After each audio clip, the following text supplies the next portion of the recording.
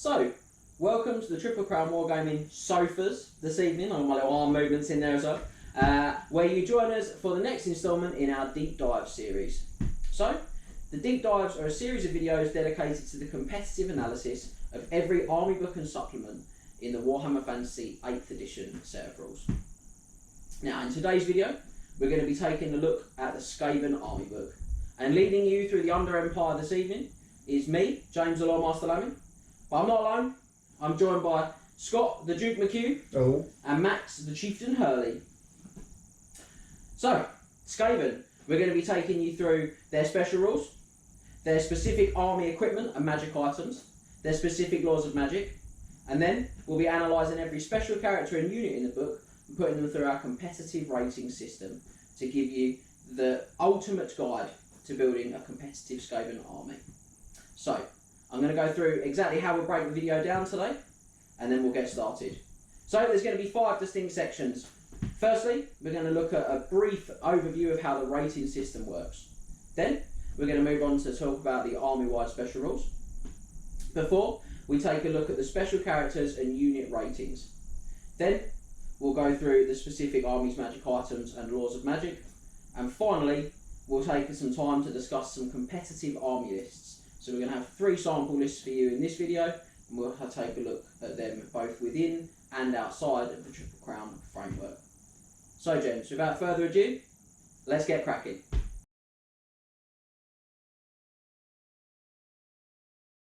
So let's look at that brief explanation of how the rating system actually works. The first thing we do is divide each of the units in the army book into their battlefield roles. This creates a system that accurately represents how competitive a unit is at its job on the tabletop. Just because a unit won't kill 50 or 100 figures doesn't mean it isn't competitive.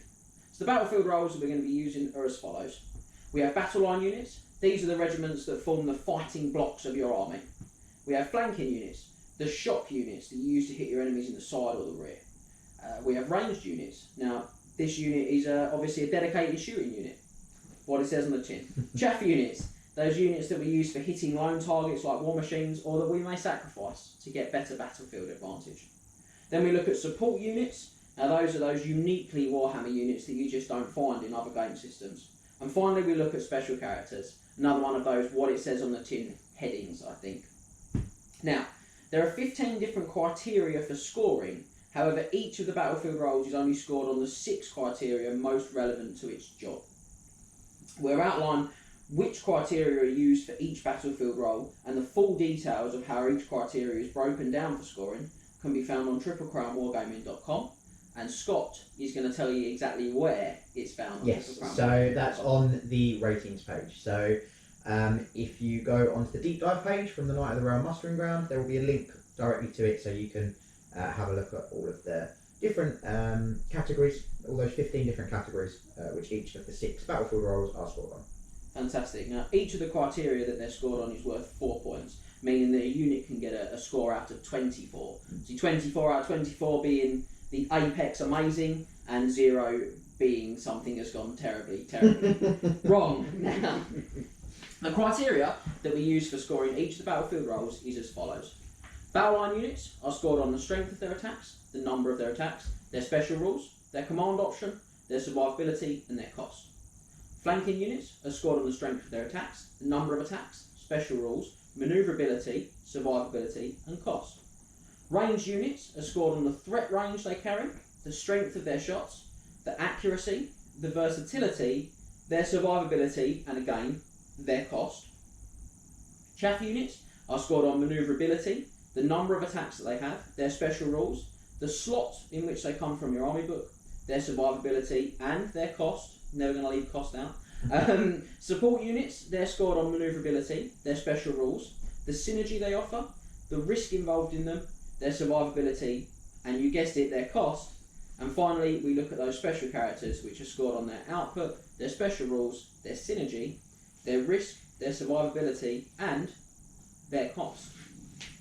So, a handy tip here is if it's sort of 16 to 18, it's usually pretty good. A stonks unit. Yeah, it's really awesome unit. So, let's get cracking with some Skaven special rules.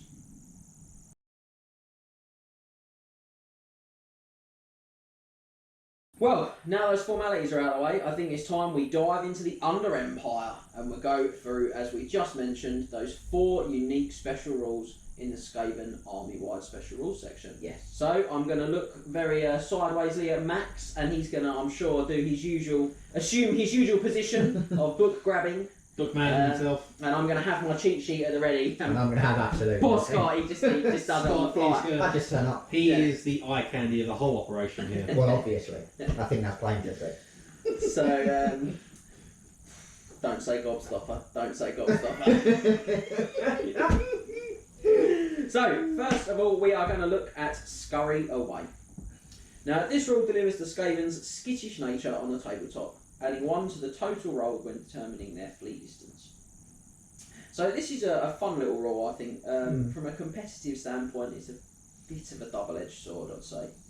Adding 1 to the flee distance is, when you're sort of breaking from combat and being pursued, that's pretty It's awesome. going to be pretty good, yeah. But, when someone shoots your unit from 24 inches away and you're 10 inches onto the table and suddenly you're panicking and adding 1 to those fleas. Makes it a little bit more dangerous for yourself. Yes. Yeah. A lot less appealing. Yeah, I completely agree. And Skaven leadership, not so grand. Not really. So those panic tests are a bit of a worry. Yes. Not a surprise for the rat men, but Yeah, but certainly I think the next rule is possibly going to slightly improve Scurry Away's potential, I think. And that next rule that we're going to take a look at is Strength in Numbers. So probably the most memorable Skaven rule, I'd say, if you've ever even glanced through the book, you'll see that pretty much any rat has this rule. So a unit with this special rule adds its current rank bonus to its leadership value. Now this does cap at 10. Now I would say this is a decent special rule. It certainly makes breaking large Skaven units much more challenging. Yes. it's the rule that forms the basis of how most units are formed in an army, to be honest. I completely agree. So I think when you look back at Scurry Away as well, that we just discussed, when you do all that kind of hard work of breaking a big deep block of something like clan rats or even the Stormvermin we've got here, and then they add one to their fleas and you're pursuing, that actually kind of, that little combination kicks both of those rules up a little bit. Yeah. I still think they're both quite situational rules. I think because Scurry Away can be as bad as it is good, and because Strength in Numbers does require me to actually have numbers, Have the models left, I think it is difficult. There are a few little pointers on my cheat sheet, as ever. If you've watched these videos before, I cheat. So on my cheat sheet that I'm just going to cover because I think they're quite important when we talk about the competitive elements of these rules. So when you receive inspiring presence with this rule, the unit receiving the presence adds their rank bonus. It's not the general giving it out that uses theirs. Yes. So if we were to look here, this guy's leadership 7 because he's Skaven Warlord. He's got a couple of ranks behind him, makes him leadership 9, but he's still only passing 7 over to the Help Abomination.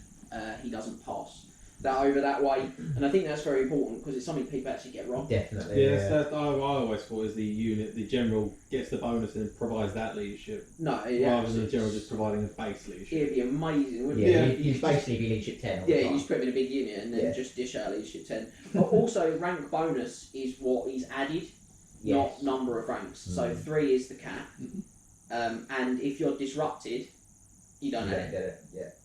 Because you don't have a rank bonus. So those are just sort of things that I think the Skaven players should be aware of, and the guys trying to kill Skaven should be thinking, disrupting them, bang, I'm hitting that big unit. Using a hammer and anvil tactic to try and get rid of it as much as we can. Getting your flanking units in there and trying to break that down. So that's I think what my cheat sheet has on it for the first 2 rules. So we've got the second, probably slightly less impactful. Impactful is the word you're looking for. That's the correct word. So just this times like this, I wish Luke Blacksil was here. He would have told me that was the correct word. But I think they're the 2 And probably scolded you in Latin. Yeah, I really hope you're watching, Luke. So next up, we're going to take a look at Verminous Valor. So all Skaven characters have this special rule. If they refuse a challenge, they are moved to the back rank as normal, but still confer their leadership value, and if they're a battle standard bearer, they still confer their hold your ground special rule to the unit. and to friendly units around as well. I really like this rule. Yeah, I really think good. it's super tidy. It's all of the positives of refusing a challenge and basically none of the No negatives. negatives, not well, yeah. Um, Apart from losing attacks, that's all you're losing. But Yeah. yeah, I mean, you just don't refuse if they're going to If try they're stuff. Do not. they? Yeah, Do you know what I exactly. mean? But so I certainly think, particularly for like your wizards and things like this. Yeah. And It's helpful in those, if you are in those protracted combats, which you are quite likely to be in with big blocks of Skaven because of the strength in Yeah. numbers. It helps in those subsequent rounds of combat when your unit champion accepts it bravely in that first round, and then your wizard goes, "No, I'm alright, thanks." Yeah, the wizard's just like, "No, I'm alright, thanks," and Yeah. he goes to the back, and he's absolutely fine. No, I agree. I think we like that one. Good roll. Very good. Yeah. Not sort of game breaking. No. the key makes Skaven characters a little bit harder to get rid To be of. honest, it just means you don't challenge Skaven. Yeah, Because you know I you're never agree. going to catch their characters. I agree. You might as well go, "Oh, I'll put like the 2 guys that are actually in base contact with him and attack him." And it's one for the Skaven players to remember as well. I think Yes. that it's a nice little angle they can exploit, particularly if people forget it or maybe haven't encountered it too often in the past. Unless you're a man of the north and you have to challenge, so you can't challenge that little rat man. No, you can't. He's just like, "See you later, Chaos Warrior. I'm going to go over here." You look like a biscuit tin. That's a scary biscuit tin. He is, mate. That's why he's getting out of there, mate. So the final of the 4 special rules in the Army special rules section for Skaven is the Warpstone Weapon special rule. So weapons with this special rule have magical attacks. Plain and simple. Not really a lot to say, is there? Awesome against vampire counts. Not so good against high elves. Not so good against one unit of high elves. Yeah, basically. I mean, they are. It's alright. It's a It's cool good to little have. rule. Skaven have got tons of this as well. They've got tons of Warpstone weapon It's a ranges, good so- special rule for them to have, because if they didn't have it, they would have basically no access to magic weapons or magical attacks outside Outside of of putting a magic magic weapon. sword on Yeah. hero or lord. Yeah. And most of the characters you don't really want to get in Cheeky combat. Warpstone spikes on my helpet on old Herbert. Yeah. But yeah, I definitely think it's cool. You're going to see plenty of it. It's just one of those. It's got to be somewhere because it's in a lot of units and it's in this section. So I think that about sums up the special rules. It does, yes. Quick recap: scurry away, okay. Strength in numbers, very good for pretty your good, blocks. Bonus valor, good for your characters. Very good, yeah. And Warpstone weapon, yeah, it's alright. It's just there. It's there. It's cool. So I think we can move on to special characters and unit ratings.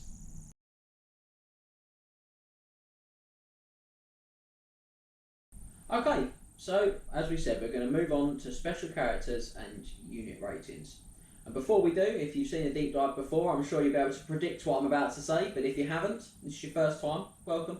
Thanks for joining us. Thanks for joining us, and get ready for this exciting short interlude, which is, you'll notice that we're not going to talk about any generic characters in this section today. And that's just because the way you build that character, the mounts you choose, the weapons you choose, the armour you choose, has an absolutely... Well, it is what makes them. As I say, it has a huge impact. It is what makes a character competitive or not competitive. And so, as a result, you can't really say, well, it's a competitive stat line. I suppose you could, but it's probably not got a lot of value for you guys at home. So we don't do generic characters in this. We do a snippet series where we talk about generic characters, which is called the Competitive Character Series, which you can check some stuff out there. Or, as we always say, there's a few options for you guys if you've got your generic character builds and you want to get them rated. The first one is to go to the ratings page on triplecrownwargaming.com that Scott talked to you about earlier on, and simply follow the character rating system we use for special characters, but put in through your character build.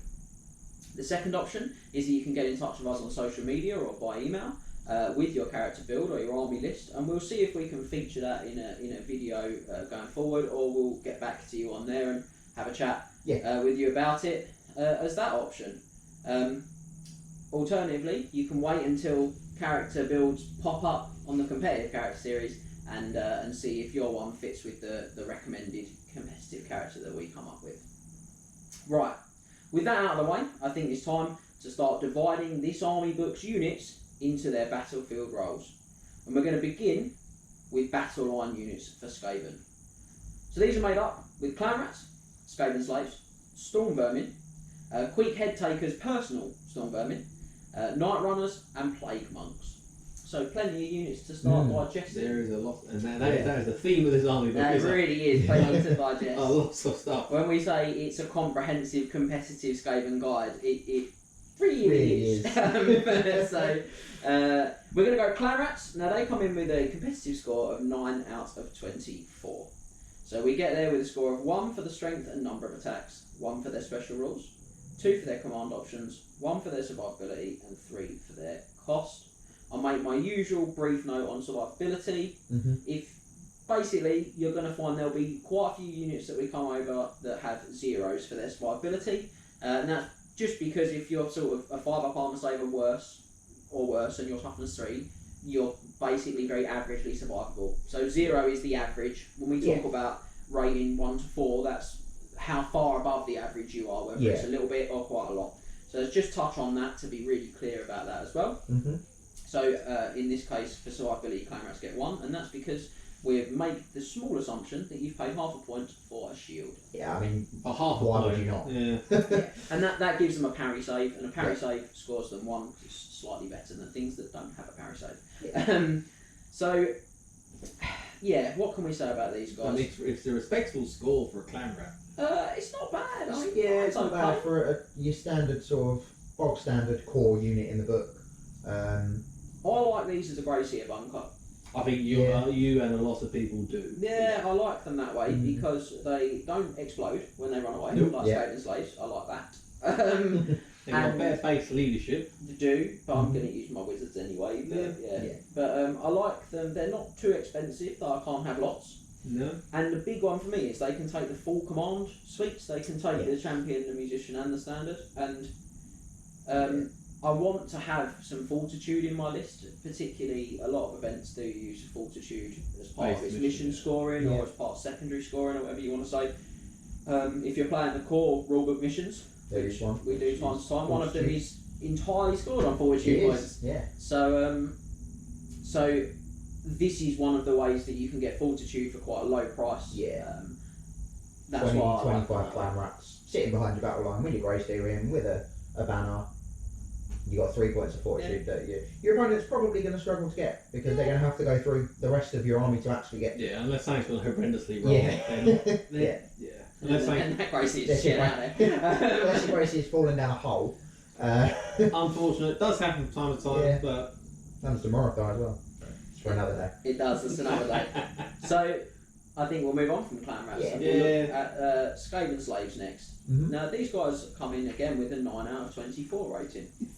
Now we get there with 1 for the strength and number of attacks again, 1 for their special rules, 1 for their command options, 1 for their survivability, but 4 for their cost because they are so cheap. Undercosted. They are just so cheap. Again, made took the small liberty of assuming you might want to make them 2.5 points and give them a shield instead of a straight 2 points. They're just your bread and butter for Skaven core. 2.5 points. 5 wide, several ranks deep, probably 7 or 8 ranks deep. Probably what I'd be looking at. Not breaking that steadfast anytime soon. No. Yeah, and I think they are the cheapest core unit in Warhammer. They're cheaper than a zombie. They're cheaper than Goblin as well. So they must 3 be. points. So they are the cheapest core unit in Warhammer. And the Nobbler's 2.5. So they're the same with a shield as a Nobbler. A base cost. They're the same with a shield as a Nobbler. That's incredible. So I mean, look, large units for minimal cost gives you fantastic access to good anvils that are very hard to break down with their strength in number special rule. Cheeky parry save. You'll probably see at least 2 sort of 35-40 rat blocks. They're the quintessential. At least. If anything, 9 feels like a hard score on them, to be honest. Because they're just... They don't kill anything. That's their problem. They don't actually kill anything. They just sit there until other stuff in the army gets round to killing the unit they're fighting. They don't kill anything. They sit there and they die. Well, everything else kills some stuff around them. Yeah. And just as a touch point on these as well, you can actually shoot into combats that involve them. So that's pretty unpleasant if you want to pin something in place and then hit it with various esoteric war machines such as Skaven. You can do that too, which is just not very nice. really good. And even when you got rid of them, they do then explode. They do, yeah. So do you want to give us a quick heads in on exactly how that works? Yeah, so when a Skaven slave unit breaks from combat, all units within D6 inches, a friend or foe, take D3 strength 3 hits. Another hit is added to the total roll for each additional rank of 5 or more slaves after the first. Okay. The broken unit, including any character who joined them, are then removed. I do sometimes stick my BSB in there. Bold. Because when he breaks, he dies anyway. Yeah, That's that's standard. Yeah. So I'm like, okay, he's gonna die anyway. I don't think you get many hits from there. It might seem like, if I've got 7, 8 ranks, I'll get loads of hits. Yeah, but it was steadfast, so they you probably won't won't break it with 7 or 8 ranks. Yeah. No, so You bring them back. maybe 2 Yeah, 3 tops, really.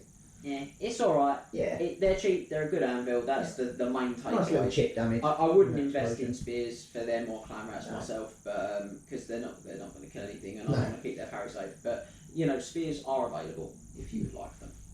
I believe slaves also still have spears available. They do. They can My have cheat sheet says that they do. for another half a point. Oh, So you make the same point as a goblin.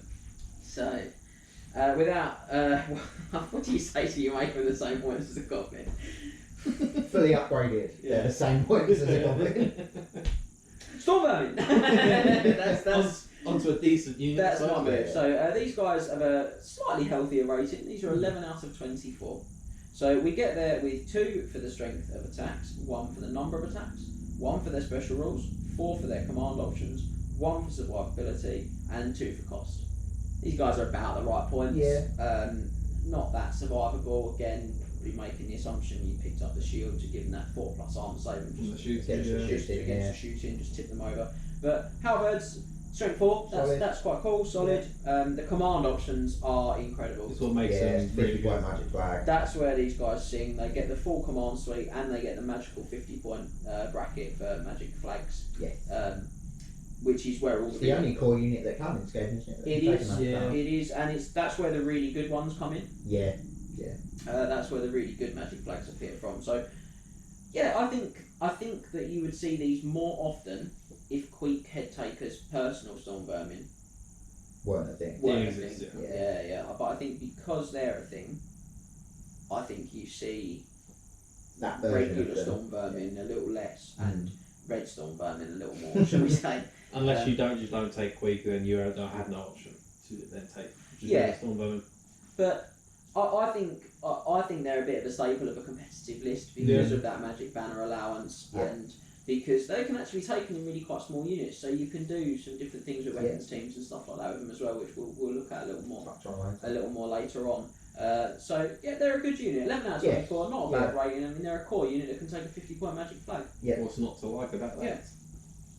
So let's look at their big brother, the Queek Storm Vermin, which come with a competitive rating of 13 out of 24. You'll love to see it. You'll love to see that. Lucky for Skaven. We get there with 3 for the strength of their attacks, because these guys are strength 5.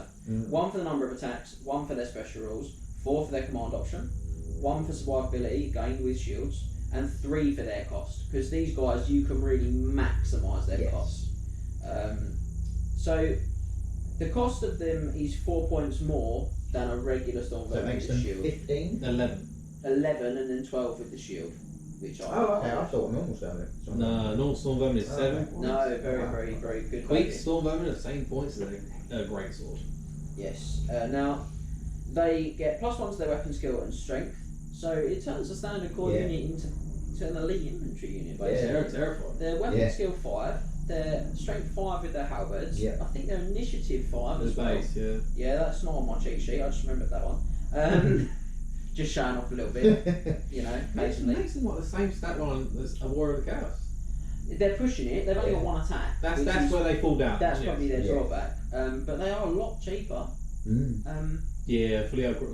upgraded. You're about 8 points cheaper. I think Gonna the work thing that's out. crucial with these guys is they match things like Grave Guard and Tomb Guard and Great Swords and other sort of armies elite type infantry, but they do it from the core slot and they do it probably cheaper than everyone else is doing it roughly.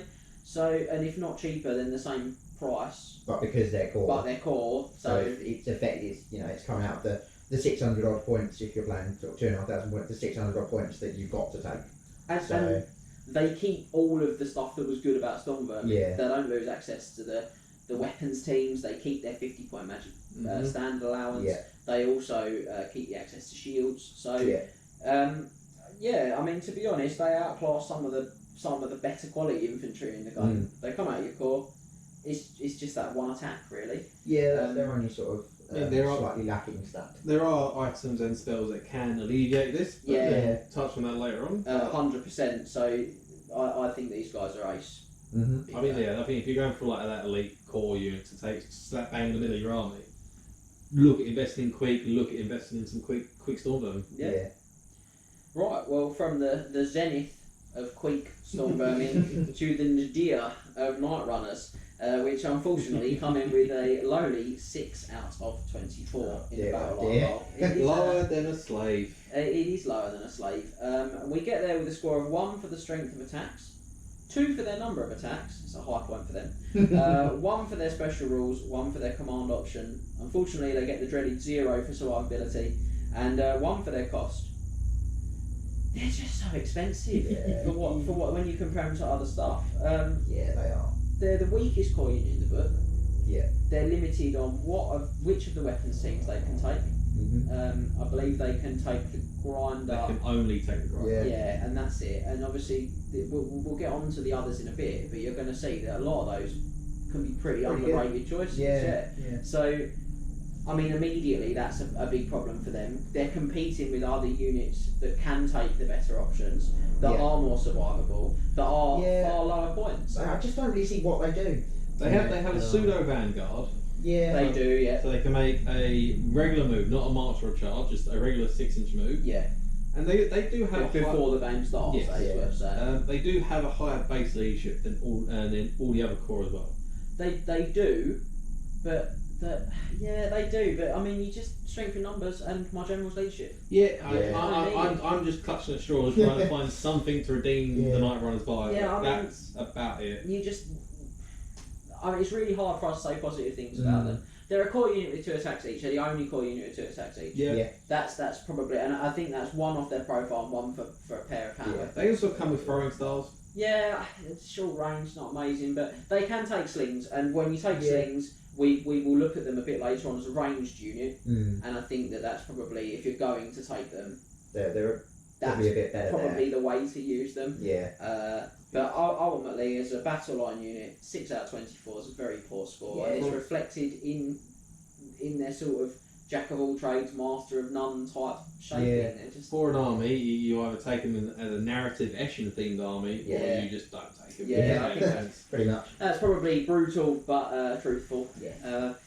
And then that brings us to our last of our battle line units, chaps, which is Plague Monks. Now, these guys also score the lofty 13 out of 24. So the Great Horned Rat smiles at these scores. They joint top of the battle line units with Quake Storm Vermin, and we get there with a score of 1 for strength of attacks, 3 for number of attacks, 1 for special rules, 4 for command options, 1 for survivability, and again 3 for their cost, because there are those things you can do to really maximise their cost. I really like these guys. One of the toughest units in the book. Yeah. Is my first cheat sheet note. Toughness 4 is not common for Skaven. No. So it's cool. 3 attacks per rat. Yeah. Because they've got 2 hand weapons and frenzy. They come with frenzy. Which again I think is not to be sniffed at. 50-point magic banner. Yeah. And that's huge as well, and that's a big part of what you can do to really maximise them, and we'll talk about that in the magic items section. Yeah. The second of both magic banner wielding units. In the book, to be honest, next to Storm Vermin. Yeah. And I think those things bring that extra level to Plague Monks. And then when you look at things like Blessed with Filth and Wither, then you start to see those really good combinations. Combine them with characters like Skrog, who we'll go over later. Yeah. 7 points a rat. 7 points a rat. Very really, points efficient. Very well priced. I will say they pay for the toughness 4 with a lower initiative of 3. Yeah. Yes. Yeah. And to be honest, that is all their survivability, is that toughness score. Yeah. They are in their pajamas. So it unfortunately, you know, that's probably their drawback. But Yeah. good score, decent unit. Yeah. You do see them, and we'll discuss them some more You later do on. see them more often than not, to be honest, than the Plague Monks. And my cheat sheet has misled the viewers and you guys exploring the Undercity with me. We've And been that- lied to. You've Our all tour, been lied we have to. paid for a tour guide that can't do his job. Oh, they have paid. Because giant rats are the last battle line unit, and they They are, weren't on my yes. initial notes at the beginning, so apologies. Blocks of giant rats are an additional battle line unit we're going to look at now, and they are actually, in fact, the last one. Promise. As he looks through his cheat sheets a It's little bit fine, more. it's fine, everything's fine. Just something keep you on your toes, on your claws, if you will. So giant rats come in with a 7 out of 24. We get there with a score of 1 for strength and number of attacks, 1 for special rules, nothing for their command options or survivability, but 4 for their cost. Yeah. I think initial feeling is that it's a little harsh on the rating, but for battle line units, I want those command options. I want to have Yes. that little bit extra survivability to target stuff down.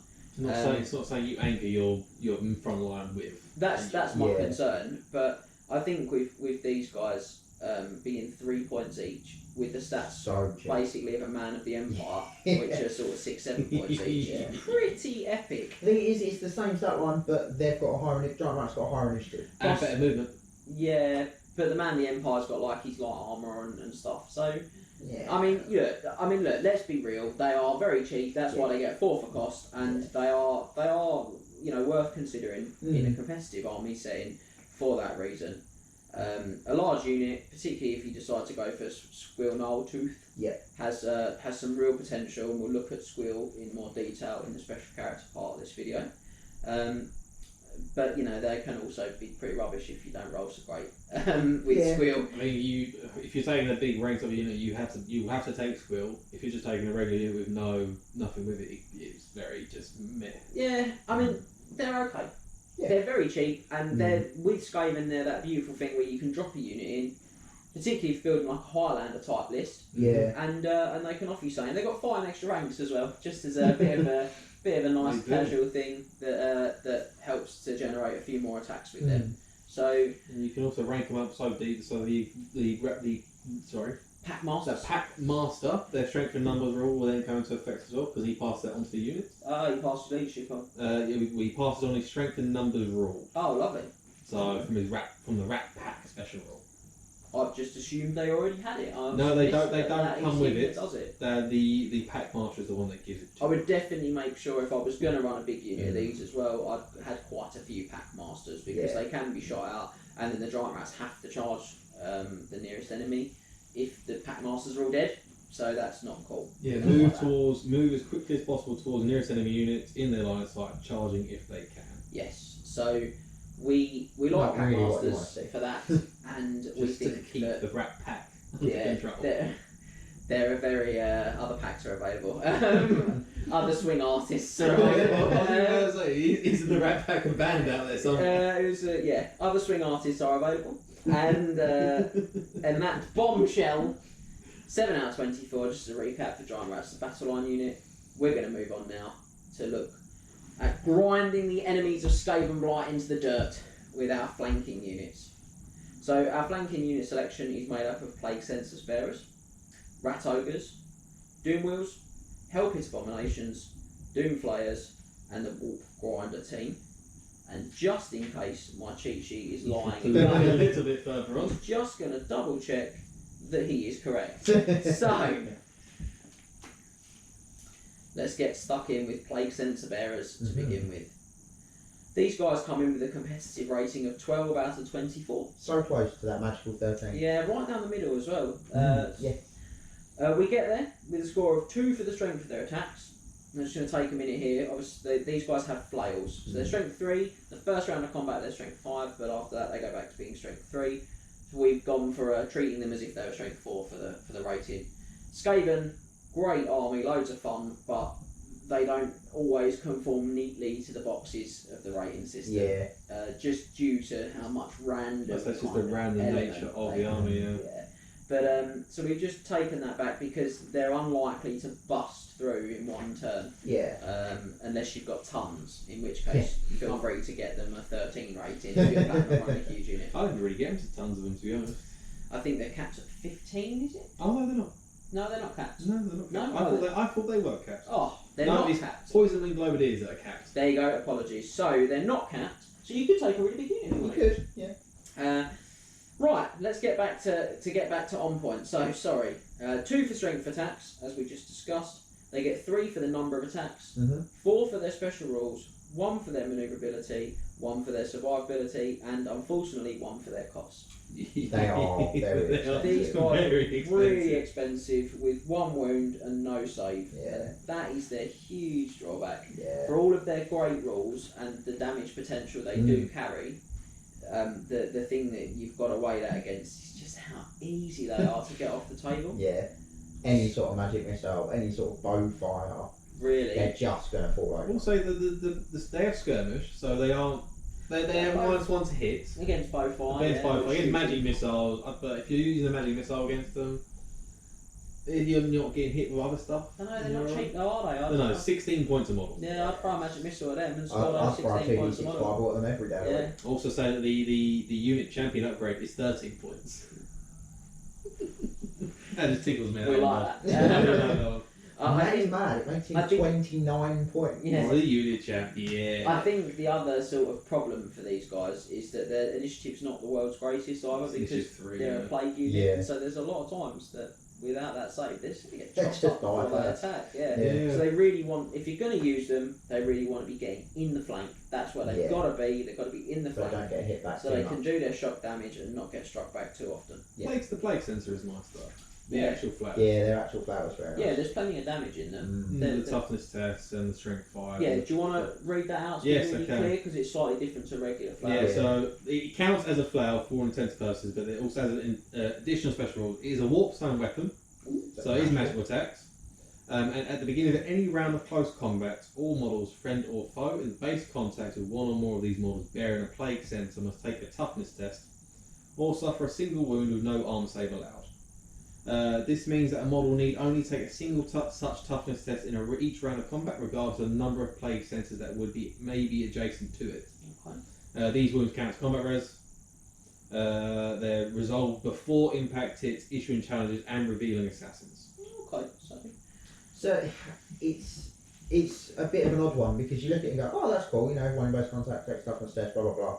You're not going to like smash units with it because you're probably only going to get 5. yeah. Oh well, 7 maybe if Maybe you're 7. But you don't want to be in the front. Yeah, Don't wanna be exactly. in the So front. you're probably actually only going to get 3, maybe 4, Yeah.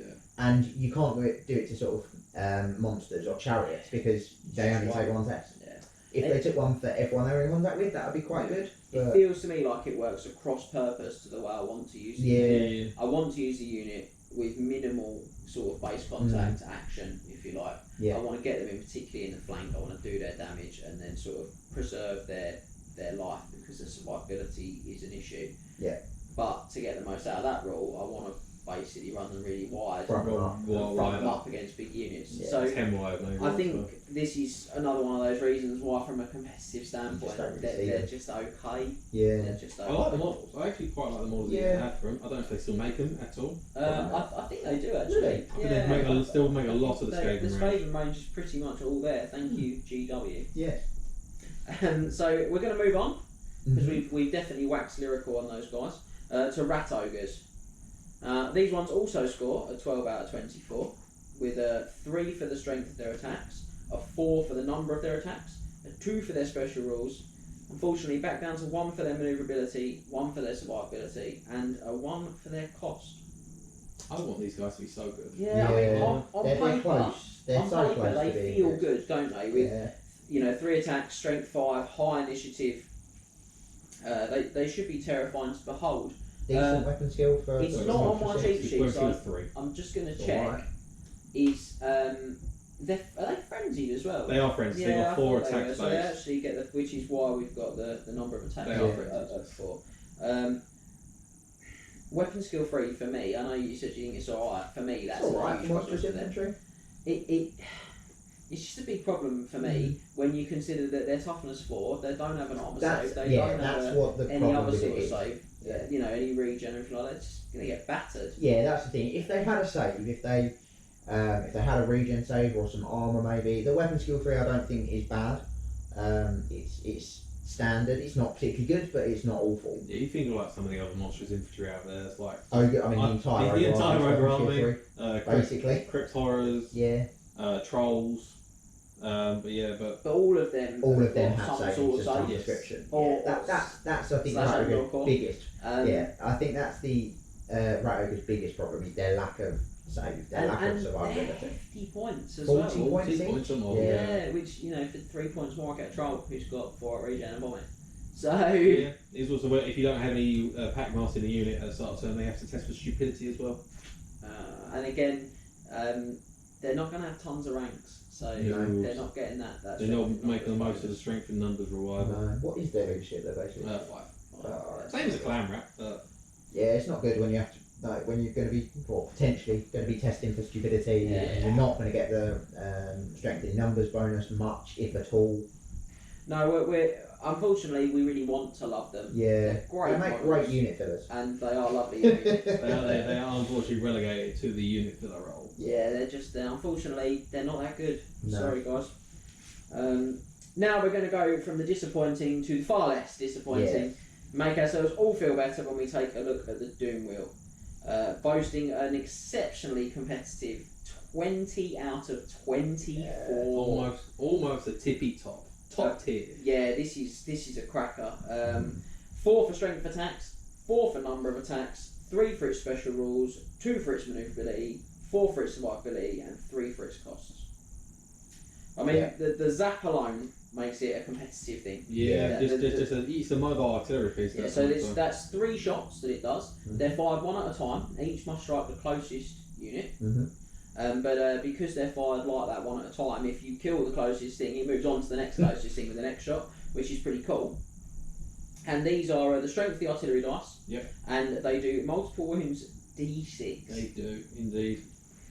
These, And they hit automatically, don't they? They do. yes, they do. Yeah, they just shred monsters, cavalry, monstrous cavalry. That's a proper Yeah. tier. That's a proper tier for them. I've seen it in my against War of My Warriors of Chaos, in which I've seen a single Doom Wheel take down 2 or 3 Chaos Chariots in a single shooting phase. I'm like, Oh dear. Oh dear, what do I do now? Yeah, and they are they're so great. Yeah. Good toughness as well. Toughness 6. 5 wounds, 4 up armor save. Yeah, it's a good armor save, you know. Yeah. not bad. Grinding down the foe, and they do impact hits. They cause The- terror as well. I They think. cause terror D6 plus 1 impact hits as if they were side. Random movement 3d6, which can be really Random Random moves. moves, It's great top tier roll. can be exploited. Yeah. Can be exploited. But the zap helps you get around. That does help get around it. Does it ever? And then just like the grinding on the foe, it's got 2d6 attacks from the warlock and rats that power said wheel. The treadmill rats. So are. the treadmill rats themselves.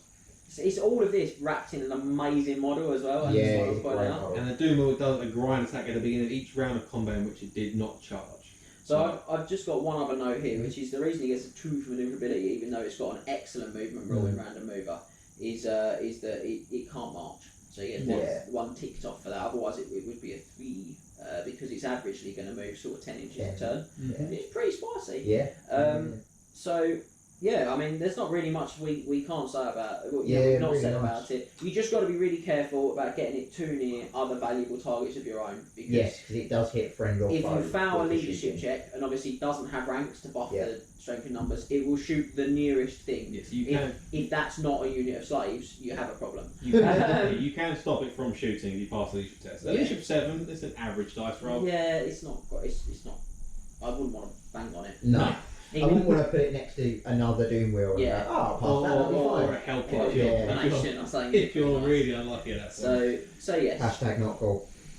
we like them. Yeah, Doom I Wheel, like the Doom Wheel. competitive choice, and that's really a feature of the rare slot for Skaven. Yeah. Is that most of the rare slots really strong. Also, 150 points is really cheap. Yeah. Yeah, really It's nice. probably not undercosted, but it's definitely costed at a place where you Very, can really very effectively. maximise its points. Yeah. You could look at 2. Oh, easily. Comfortably. Yeah, comfortably. And then the rest of your rare in anything else you want as well. Yeah. Yeah, there's some great choices in the rare slot, and that's one of the things that is challenging for Skaven players is knowing which one to take. Yeah. Because their rare slot is hot. Very Very highly populated. contested. Talking of a populated rare slot, gentlemen, I'm going to move us on to the next of our flanking units, which is the Hell Pit Abomination. And like its zappy cousin, the Doom Wheel, it also scores 20 out of 24. I'm not tier unit. surprised. The adorable kitty-faced monster. I So say adorable lightly. Herbert the Hell Pit comes in with a perfect 4 for its strength of attacks Mhm. and its number of attacks. It gets a 4/4 as well. 3 for special rules, 2 for maneuverability, 4 for survivability, and 3 for its cost. Just on that. 235 points. Yes. Yeah, Yeah. and then 20 or 25 for the 15 15 for points. the Okay. Wallstone Spike. Magic attack. Now, That's because if I'm talking about building a competitive list, I'm talking about building a list that competes against everyone, and I'm thinking like maybe going to an event weekend or a tournament. I wouldn't take the Wallstone Spikes on him, just in case I need to munch some White Lions or other high elf elite infantry available. You're more likely to see a banner of Wild Dragon White Lions rather than you are an inferior unit. And certainly the Skaven have got so much. I've got Wallstone weapons all over the shop. exactly. I've got good magic. I'm fine. I'm cool. So His special rules are incredible.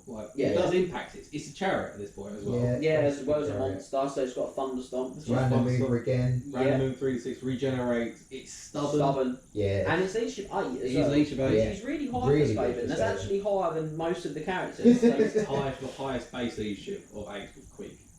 Unless I think Vermin Lords have like leadership 10 because they're a demon, maybe. I'm not sure they do actually. I thought they do. I think they might be 8 as well.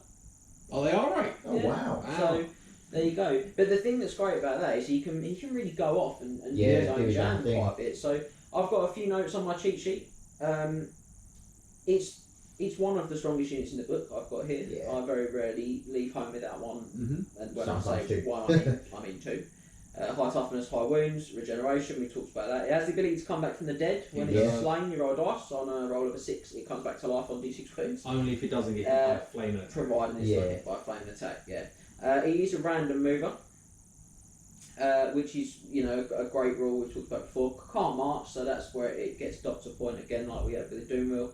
It's got 3 different types of It attacks. does, yes. So I was going to paraphrase these, but Max has got the book open, so let's get Max to read out the effects of each of those attacks. So you roll a d3 at the beginning of the combat phase to decide what you can do, yeah? Yep. On a roll of 1 or a 2, it does a feed attack, so all models and base contact suffer a single strength 6 hits with no arm saves allowed. Each unsaved wound is multiplied into d3 wounds. So against, like, say, trolls or a monstrous infantry, Chariots. chariots, Characters. there's only going to be 1 strength 6 hit against a chariot. Yeah, that is So, alright. yeah. It's good. Characters that aren't It's like- automatic. It's as well. not Yeah. a lot of the attacks are automatic. Yeah, which again is great because his weapon skill again is not amazing. I think it's 3. 3. Yeah. So that's nice. We like automatic hitting. Yep. The second of those options Yep, is so if you're on a 2, or if you're on a 2 on a d3, it's flailing fists. So you make just 3d6 attacks. Any unit that suffers 1 or more unsaved wounds from the flailing fist suffer a -1 to hit.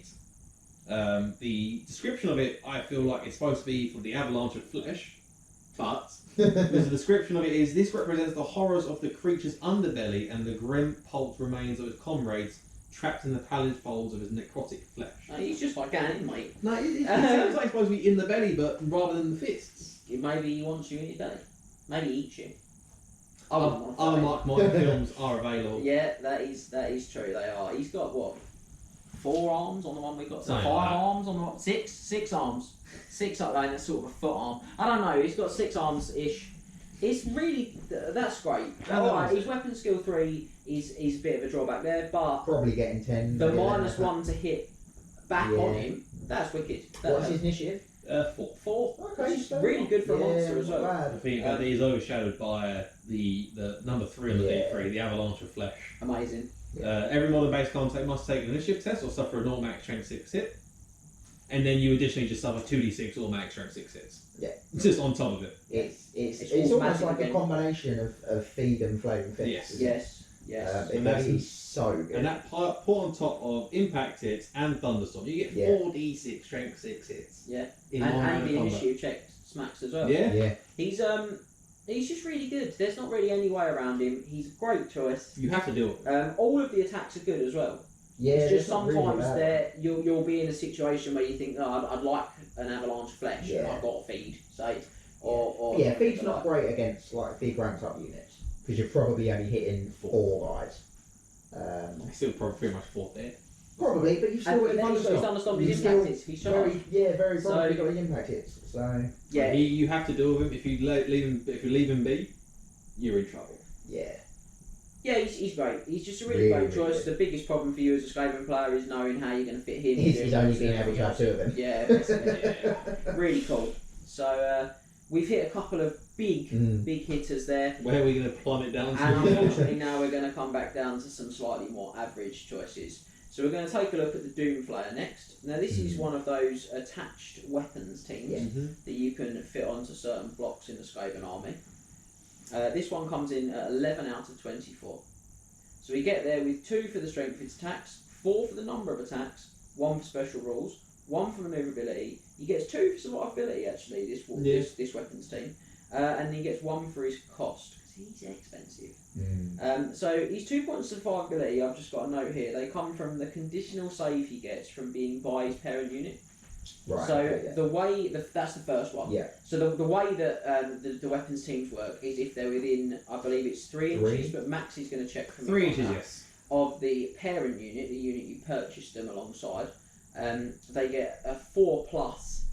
Is it a ward It's a 4+ ward save against ranged attacks. Against ranged attacks. So that's their conditional save. They get 1 from that. So that is also against spells. You also get that against spells Yes. as well. So that's one of the 2 points of his survivability, and it will be 1 for most of the others that you'll see. But this one also has a 3+ armor save in the front, which we gave him a bump of 1 for as well. So that's where he gets his 2 from, just to be really clear as to if you're looking at your Skaven army book and thinking 1 wound, toughness 3. 1 wound does really hurt them. Why is he getting that survivability score? That's where it comes from. So on that front, I'm going to move back to the cheat sheet and say the Doomflayer is just a bit underwhelming. That's really it. It doesn't do anything outside of combat, and it dies most of the time on its way to combat. That's the problem with it. It's 55 points. It's like a regiment of slaves. Yeah, it really So, it really is. so Yeah. you've really got to feel like you get something out of it for that, and You just don't. it's a lovely model. It's a lovely model. It chucks out a lot of strength for -2 attacks. Yes. It throws out. It basically you roll an artillery dice. That's the amount of attacks you get. On a misfire, you roll on the mishap chart. Yeah. So it can toss out 10 strength for -2. Yeah. So If it's not already dead. if by the time it gets it's there. not dead, it also has impact hits for E3. Yeah, that's pretty good. But yeah, as I said, you have to not be dead. Yeah, you've got to actually get Yes. So unfortunately, we think this is one for your painting collection. there. It's one for your cabinet. Competitive gaming collection. But never fear. Just when you thought it was safe to go back to the weapons team, we're going to finish this section with the Wolf Grinder team, which comes in with the poorest of our weapons team I am in ratings no way surprised. at 8 out of 24. I'm surprised it's that high. So he gets 2 for the strength of attacks, 2 for the number of attacks, 1 for his special rules, 1 for its maneuverability, 1 for its survivability, thanks to the conditional save we just discussed, and 1 for its cost. It's the worst weapons team in the book. It's just garbage. You can definitely leave this one in the cabinet. First you attach them to a unit, and the only units they can go on is Night Runners and Gutter Runners. Yeah, Can they go and get runners as well? they can. Yeah, but again, Gutter Runners don't need it. scout. They They scout. don't need it. No. And they've also got sneaky infiltrators, which is another way they can get around the table without this piece of equipment. Yeah. They also can't leave 3 inches from the parent unit. It has to stay with 3 Yeah, inches. it's just so it slows down your Gutter Runners in particular, which is not cool. The deploying from the pseudo deep strike. But We should explain what it does. Yeah, that's fair. So we will move back onto the max of the book. yeah, So during the deployment, before scouts, you place a tunnel marker anywhere on the battlefield. A coin will do. Starting from turn 2, you roll for every one of them on a 4+. Just every tunnel marker. Every tunnel marker. Sorry, my words can't come out here. Every tunnel marker you roll a dice from turn 2 onwards. On a 4+, the warp grinder arrives. If you fail to arrive during the game, you treat them as casualty with the unit it's with. The team emerges, you roll a scatter dice and an artillery dice. If you roll a hit on the scatter, the marker stays in place. If you roll an arrow, move the marker the number of inches indicated by the artillery dice. If you roll a mishap, you roll on the walk, run, and mishap chart, which can be devastating. Yeah. I think the only vaguely decent result on that mishap chart is a 6.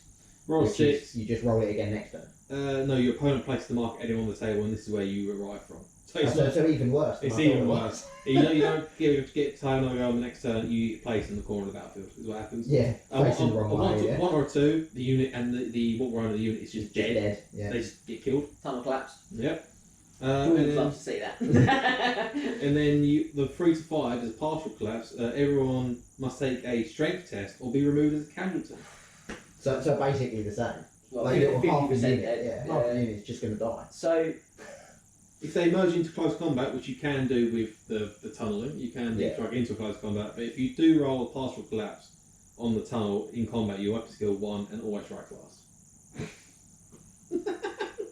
There's nothing good No, about it. there's literally nothing good.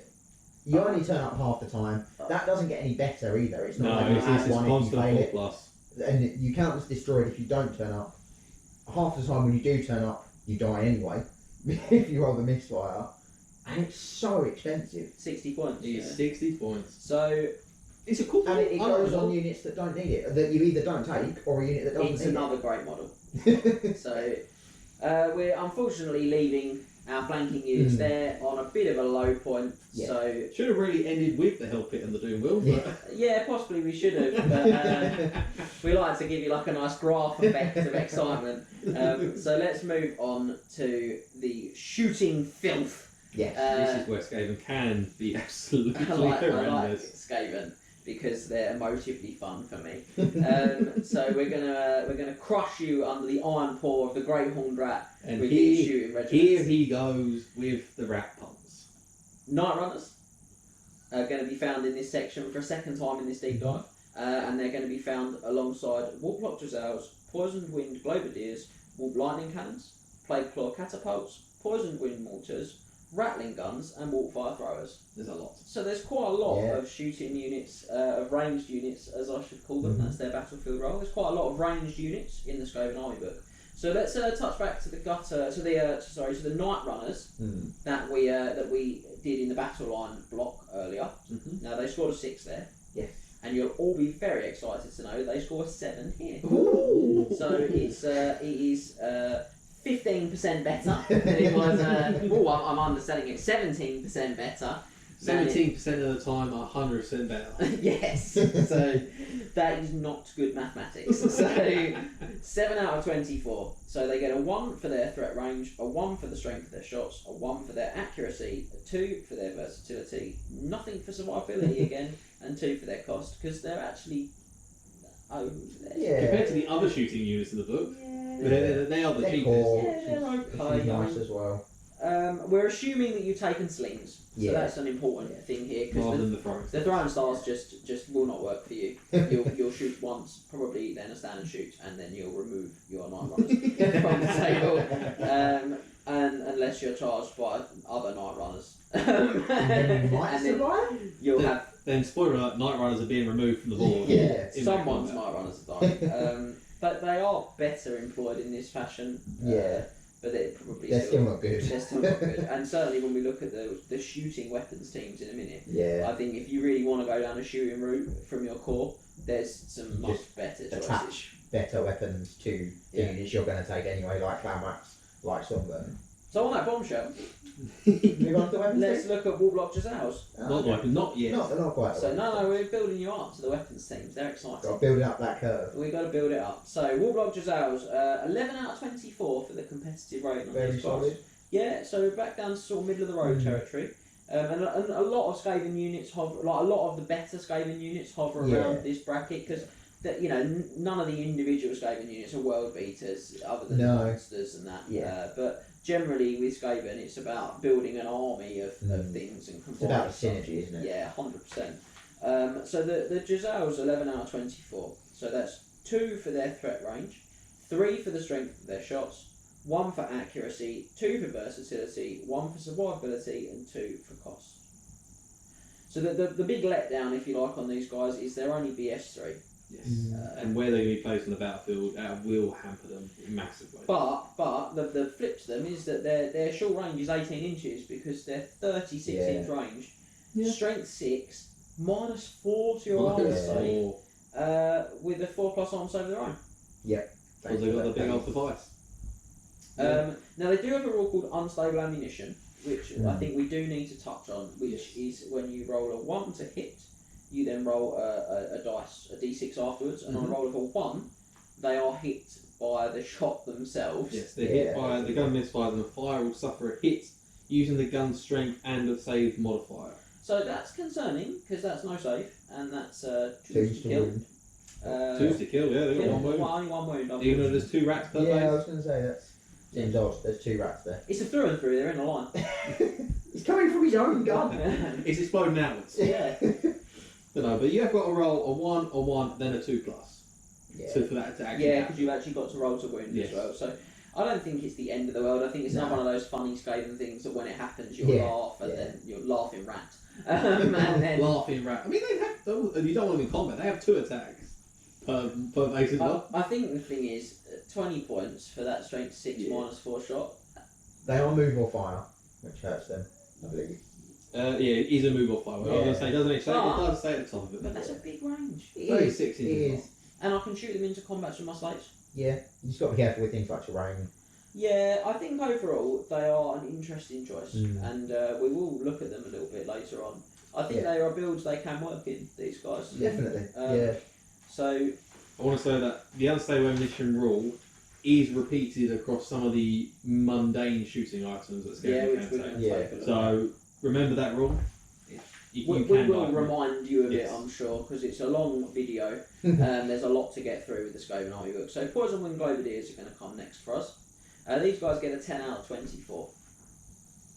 We get there with a 1 for their threat range, 2 for the strength of their shot, 1 for accuracy, 4 for versatility. They unfortunately score nothing on their survivability and 2 for their cost. Now I'm just going to check that my cheat sheet is correct and I haven't made a mistake, because there's quite a lot of army units in this army roll, There are, yes. and it's not impossible that I've missed this, but what is the toughness of these guys? Toughness 3. I am correct. So they are survivability of 0, so I should trust my cheat I mean, sheet. they have heavy armour, apparently. Yeah, but it's that. It's only 5 only plus. a- Yeah, it's that average save again. So I'm surprised they even have heavy armour. the positive here is that they wound anything on a 4+, Yeah. and it's not arm saves, which is 5 plus. really 5+. 4+. No, 4 plus, sorry. 4+. I was correct. See, he's got the book. No, I'm looking at if they hit themselves. So yeah, so they wound anything on 4+. Would Yes. you like to just shout out how their shots work for people? So they are an 8-inch range weapon. They are warpstone weapons as well, so they are magical. They're thrown weapons, so whether that makes a difference entirely, shoot. Quick Not fire, really. Yeah, they just can always quick down shoot. fire. So they can quick fire them, and then so if they hit, they win the 4+ with no arm saves allowed. On an unmodified hit roll of a 1, the Globadier has dropped it on his feet, and he hits himself. He only wounds himself on a 5+. I'm so disappointed with that description. I think it should say the Globadier catches it himself. The wind, Oh, yeah. the wind catches it mid-air, and Yeah. he lands back in his hands. But yes, so 10 points. I think they're good for 10 points. Yeah. They are, yeah. Sadly, I think it's their survivability and range that does for Yeah, them The really. 8-inch The range is just such a hindrance. Yeah. Oh, little flash on our lights there as well. That they just don't get there. They just No. don't get to where they need to do their damage. Again, if they could take the grinder team, we might actually be talking a lot more positively about the grinder Potentially. team. If I they still probably could- wouldn't, but potentially. If they could take it, maybe. It'd be an option for them, wouldn't it? Yeah. You know what I mean? But I think with their limitations from a competitive standpoint, they're probably not going to be on your team sheet. But they are a cool unit. It's worth to note they can shoot into any combat, not just slave combats as well. So they can do. They can also shoot into their own combats. I love that. So yeah, Do they shoot or do they just smash the globe? no, over no. the other guy's head? The guys in the front rank, they have to fire close combat because they're up front. The guys behind literally chuck the globes in the back of their heads. That's amazing. That's absolutely hilarious. So yes, they can shoot into like the same rules as Skaven slaves in which they can shoot into combat, but they can shoot into any combat rather than just the Skaven slaves. So I don't think it really changes much about them. It's just a nice it fun doesn't. element to them. But the volley from the back is that if they are involved in combat, models in base contact with the foe fight with their hand weapons, but unengaged models can lob missiles into their own unit's melee, as described below. They do a shot as per usual, but it's a -1 to hit. Okay. All hits are randomised as per life is cheap, which is a 1 to if you hit on a 1 to 3 you hit a friend, on a 4 to 6 you hit a foe. 50% of the time, they hit enemies every time. They do. So yeah, I think we stand by what we said. However, even with the fun and engaging Skaven rules, at a 10 out of 24, that poor range and survivability really You can have a lot of fun. That's more fun. Fun is not the name of the game in the deep dive. It isn't, unfortunately. So warp lightning cannons now. Back to that rare slot. Guess what's about to happen? So these ones are 17 out of 24, so Very right good. back up to the healthy ratings. Yeah, very good. So they get 3 for threat range, accuracy, versatility, survivability, and cost. 3 across the board. Other than their strength of shot, which they score a 2 for. It's still Now the very reason nice. is because the strength of their shot is random. So when you shoot the wall lightning cannon, you fire it as per a cannon. So you fire the overshoot dice, and then you fire the bounce. When you fire the bounce, the dice that you roll on the bounce, the number on that dice is the strength of the shot. So you want a big bounce basically to get a good strength. The pros. Sorry, apologies there. So we've gone with an average strength of 5, straight down the middle strength, which puts it into that strength of shot bracket of 2. As opposed to most cannons, which obviously get 4. You can't roll a 5. You can't actually roll a 5. No, it's the average die. We've diddled down the middle. So yes, that's how we get to that point. Now it is worth noting that even though the strength of the shot varies, the no armor saves and multiple wounds D6 of the shot does not very vary. consistent. That can be strength 2 in armor saves, multiple wounds D6, or it could be strength 10. Which I'll be honest, even strength 2. To be honest, strength 4 most of the time is enough. Yeah. Strength 6 is enough, to be honest. Yeah, strength 6 is enough for most monsters as well. Yeah. So these are pretty good most of the time. Yeah. It's fair to say. If they roll a misfire on the bounce, the shot has no strength. It's just dissipated and done with. Yes. So it's worth that as well. Just bearing that. It has its own misfire chart as well.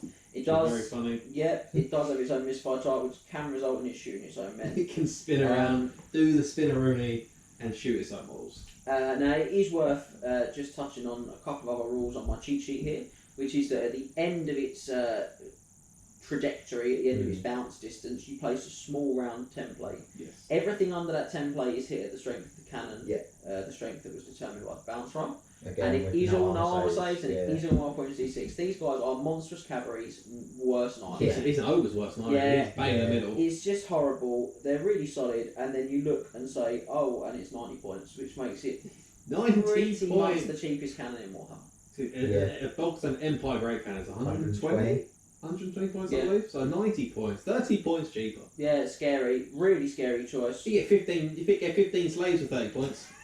Yeah, that is true. Other units are available. But yeah, very good. We like them. It is just worth bearing in mind, if you haven't got a copy of the Skaven FAQ, you're going to want to get it. It's quite extensive. And it does point out that even though these guys have 4 wounds on their profile, they have 3 crew, and in 8th edition, the crew is what so they do only have 3, but you're paying 30 point a wound. They're just awesome. We love them. You love to see them. You do. And you really do. on to our next rare choice, which is the Plague Claw Catapult. I actually prefer this over the ball line. Okay, well, it doesn't score quite as highly. It scores a respectable 15 out of 20. Still good though. Yeah, and that one is 3 for threat range, 1 for strength of the shot, 2 for accuracy, 3 for versatility, 3 for survivability, and 3 for cost. It's that strength of shot. It does fire a large blast though, not a small blast. So it's a stone thrower. That fires a large blast instead of a small blast.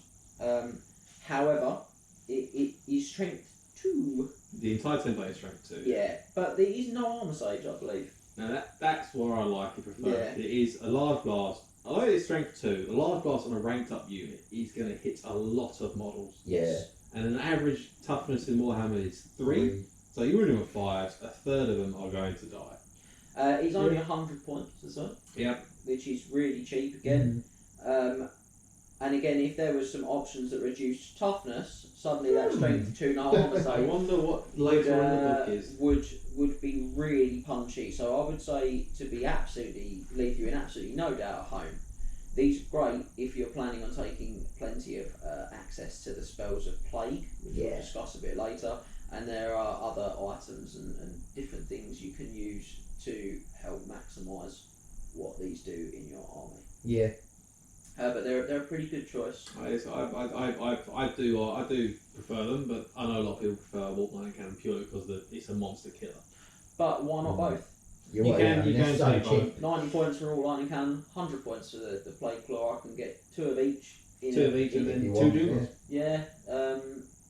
No, not quite. Is it not quite? But I could get 2 of each of them without too much trouble. Yeah. For under 400 points. That's pretty scary. That's a pretty scary. There's 2 of them and help it. 2 of each of them and help it. Yes. Yeah. So That's terrifying. yeah, very good. All good stuff happening with the rest lot. Yeah. So we're going to go on to those 3 weapons teams now, which I'm actually really excited to talk about because I think these guys get a lot bad press. You do like to talk about weapons teams. I do. I think they get a bit more bad press than they deserve. They're a bit of a risky biscuit because their sort of survivability is not the best. Yeah. But big risks, big rewards. And it definitely can be. So in this game. Poison Wind Mortars, I actually think these are possibly my favourite. Okay.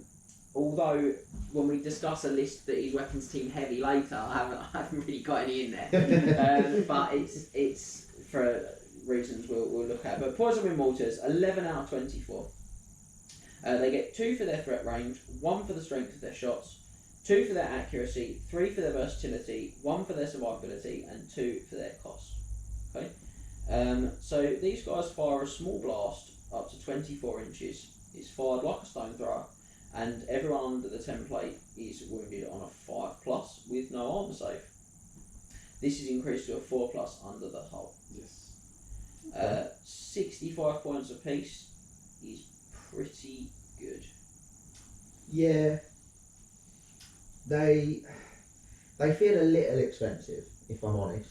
I think a lot of weapons teams Do you know why I feel think they expensive. don't feel too expensive? Because they don't need line of sight to shoot. Yeah. They don't. They can also They can move use- and fire. They can move and fire, and they can use the weapon. They can use the the parent parent, unit's yeah. line of sight to fire. So So I'll you pop, just hide them pop behind. these boys behind some impassable terrain, Yeah. like a building or something that's going to obscure them. Yeah. I let the storm vermin that they're attached to, or the clan rats they're attached to, draw a line of sight for me, and I start whooping these Yeah. over the top. So they're not as risky as a lot of the other teams. No. Do they have to be within a certain range of the parent units to use their line of sight? I think they want to remain The within. poison and three. mortar can fire at any visible target, or if the weapon team is within 3 inches of its parent Okay. unit, it can use a line of sight. Their line of sight to fire. Okay. I'm a big fan of that. Yeah. I think that is a really interesting set of combinations and a bit of an underused. My main thing is that quality. it's the only one that can move and fire. Yeah. It's the only Yeah. team that can move and fire, which I think is a big plus. So to be honest, like I say, the list I wrote has none. doesn't have any in it, but you can easily interject them Yeah. Yeah. if you wanted to, and the way we'll discuss that Yeah. because we settled on rattling gums for the simple reason that we're going to discuss now, which is that they get 12 out of 24 for their competitive rating. So because they get 1 more, and we talked about our example list with lots of weapons teams, we went for the one that got the slightly better rating.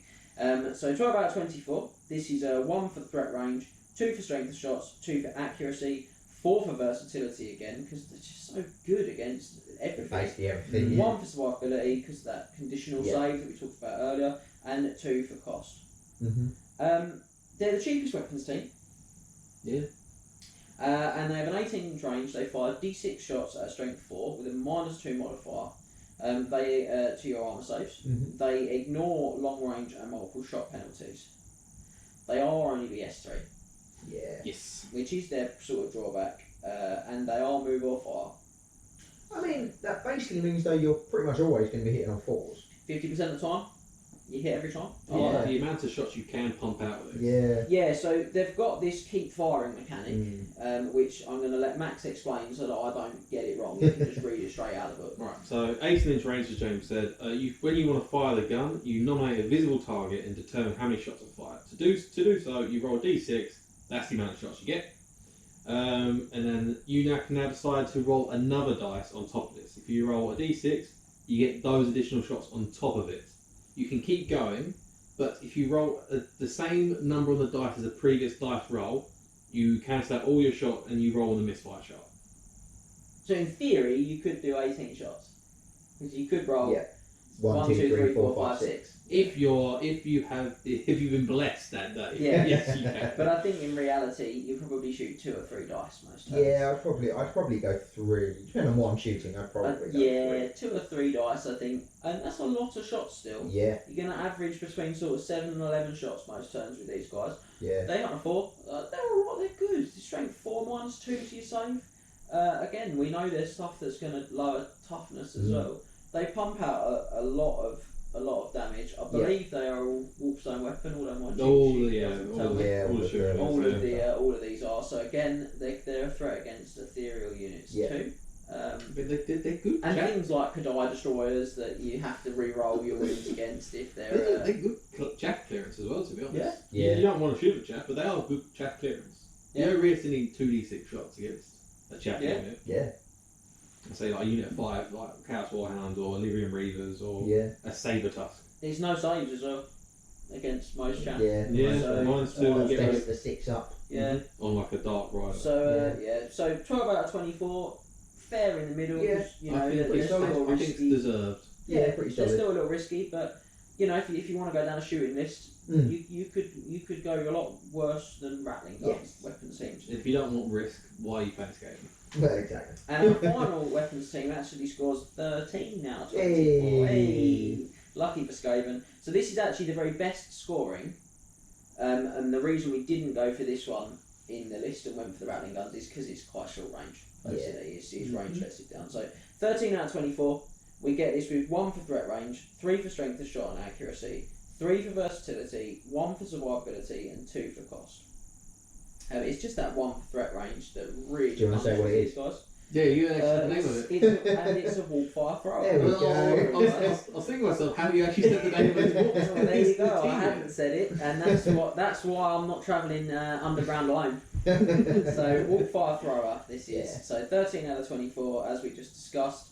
Threat range being his big letdown. 70 points. It's the most expensive weapons team, but they're essentially a flame cannon. So you place the flamer template within 12, I believe.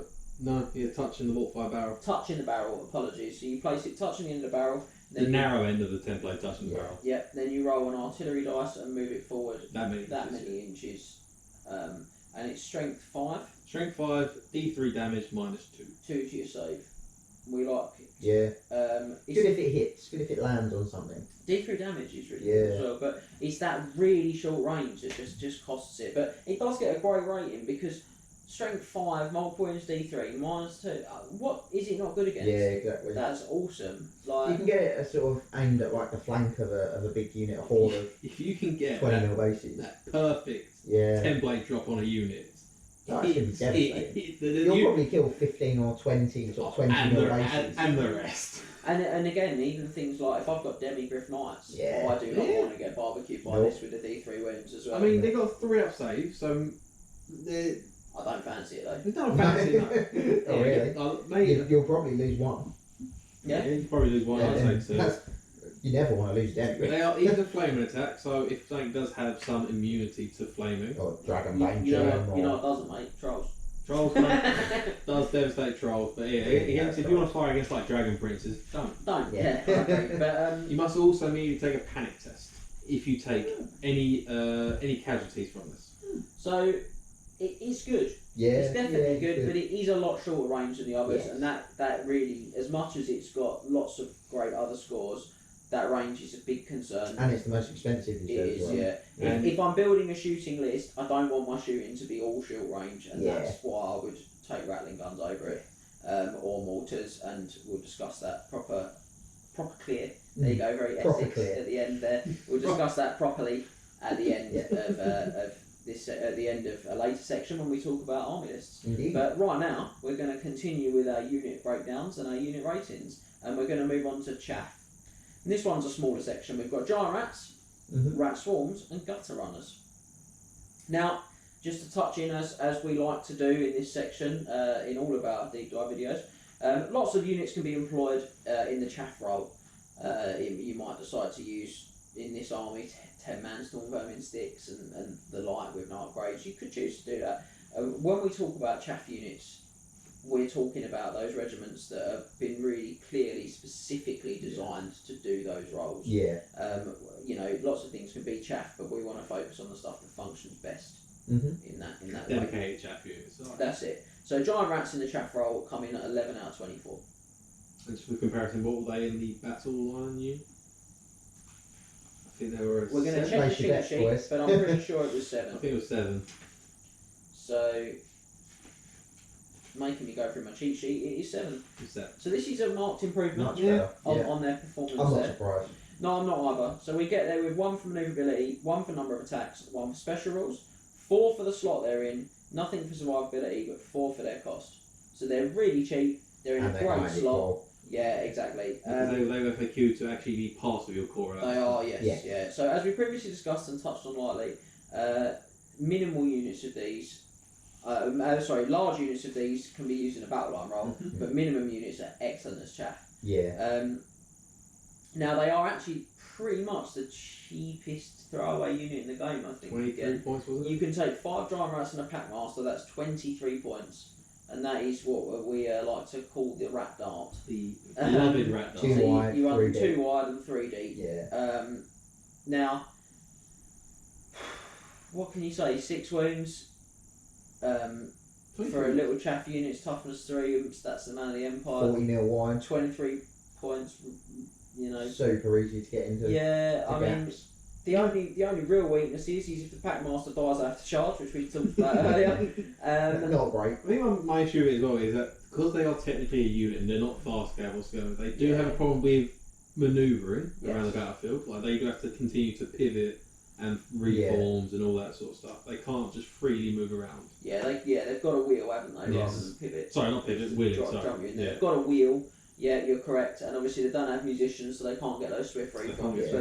But if you're running them in amongst your blocks of Skaven, Yeah, you only really need to throw them out in that last turn. and their movement, move I them think up they're and- movement 6 Movement as 6, well, yeah. which Yeah, makes good them on actually that. slightly faster than the rest of the sort of blocks in your army. So that's also good. So yeah, I mean, just awesome. Just if you're looking for a really cheap, effective little chaff unit, it's right there. Yeah, yes it is. So let's take a quick look at the rat swarms, which we mentioned second.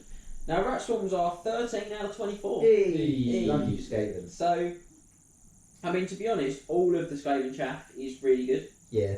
It's really good. Now we get this with a 1 for movability, 4 for number of attacks, 2 for special rules, 3 for slot, 0 for survivability, and 3 for cost. So we went with 3 for slot, not 4, because it's a core unit, but it's if there's a better unit. To get the fourth point, you need to be the best chaff unit in the core slot, and we feel that at 23 points, the rat dart, Can't be rat dart, giant rats, just can't be beat. No, in not that role. really. So that's why it only gets to 3. But if you disagree with us, you would get these up to 14, which is a pretty impressive score. And there's an argument to say we're wrong because the competitive rating for these guys is higher. Yeah. So, but let's have a little look at why that is. So 5 wounds, 25 points a base. You pay 5 points a wound, pretty good. Yeah. They're unbreakable, which is also good. But 10. it can be a bit of a double-edged sword. Because if I've got a couple of bases, that's 10 wounds you've got to get through. They are unstable, so you've only got to do 5, I suppose. But I don't know. It's a bit of a that they I just don't think you take. Are they 1+ unit size? 2+. 2+. Oh, okay. Yeah. So you've got to take 2 2 bases. to 10. Yeah. So Okay. Still not bad though, because they're not going to have any ranks. They're not going to have any static rares. no, not So really. once you get, and they're so easy to wound, like they've got no Yes. save. So once you get them in combat, Yeah. you're probably going to do the wounds to them. You know, again, another great chaff unit. Really, Yeah, I don't yeah, really yeah, much else to definitely. say. They're not quite as because they're not fast cav like we talked about Yeah. with the rat darts, with the giant rats. they are actually slightly going to take up a slightly larger They're footprint like 40 than the Rat mil, Dart. yeah. Yeah, so they're either going to be sort of 40 by 80 or 80 by 40. Mm. That's, again, I like the slightly smaller Rat Yeah. Dart. There isn't a lot in it, if I'm honest. Mm. But, you know, you would, again, you're not going wrong if you take these in that No, role. not really. They're clearly fit for it. You have got to take the model though if you're not taking a helmet in case your helmet does explode into rat swarms. That is correct. Can do. So we are going to finish up this section on chaff with gutter runners.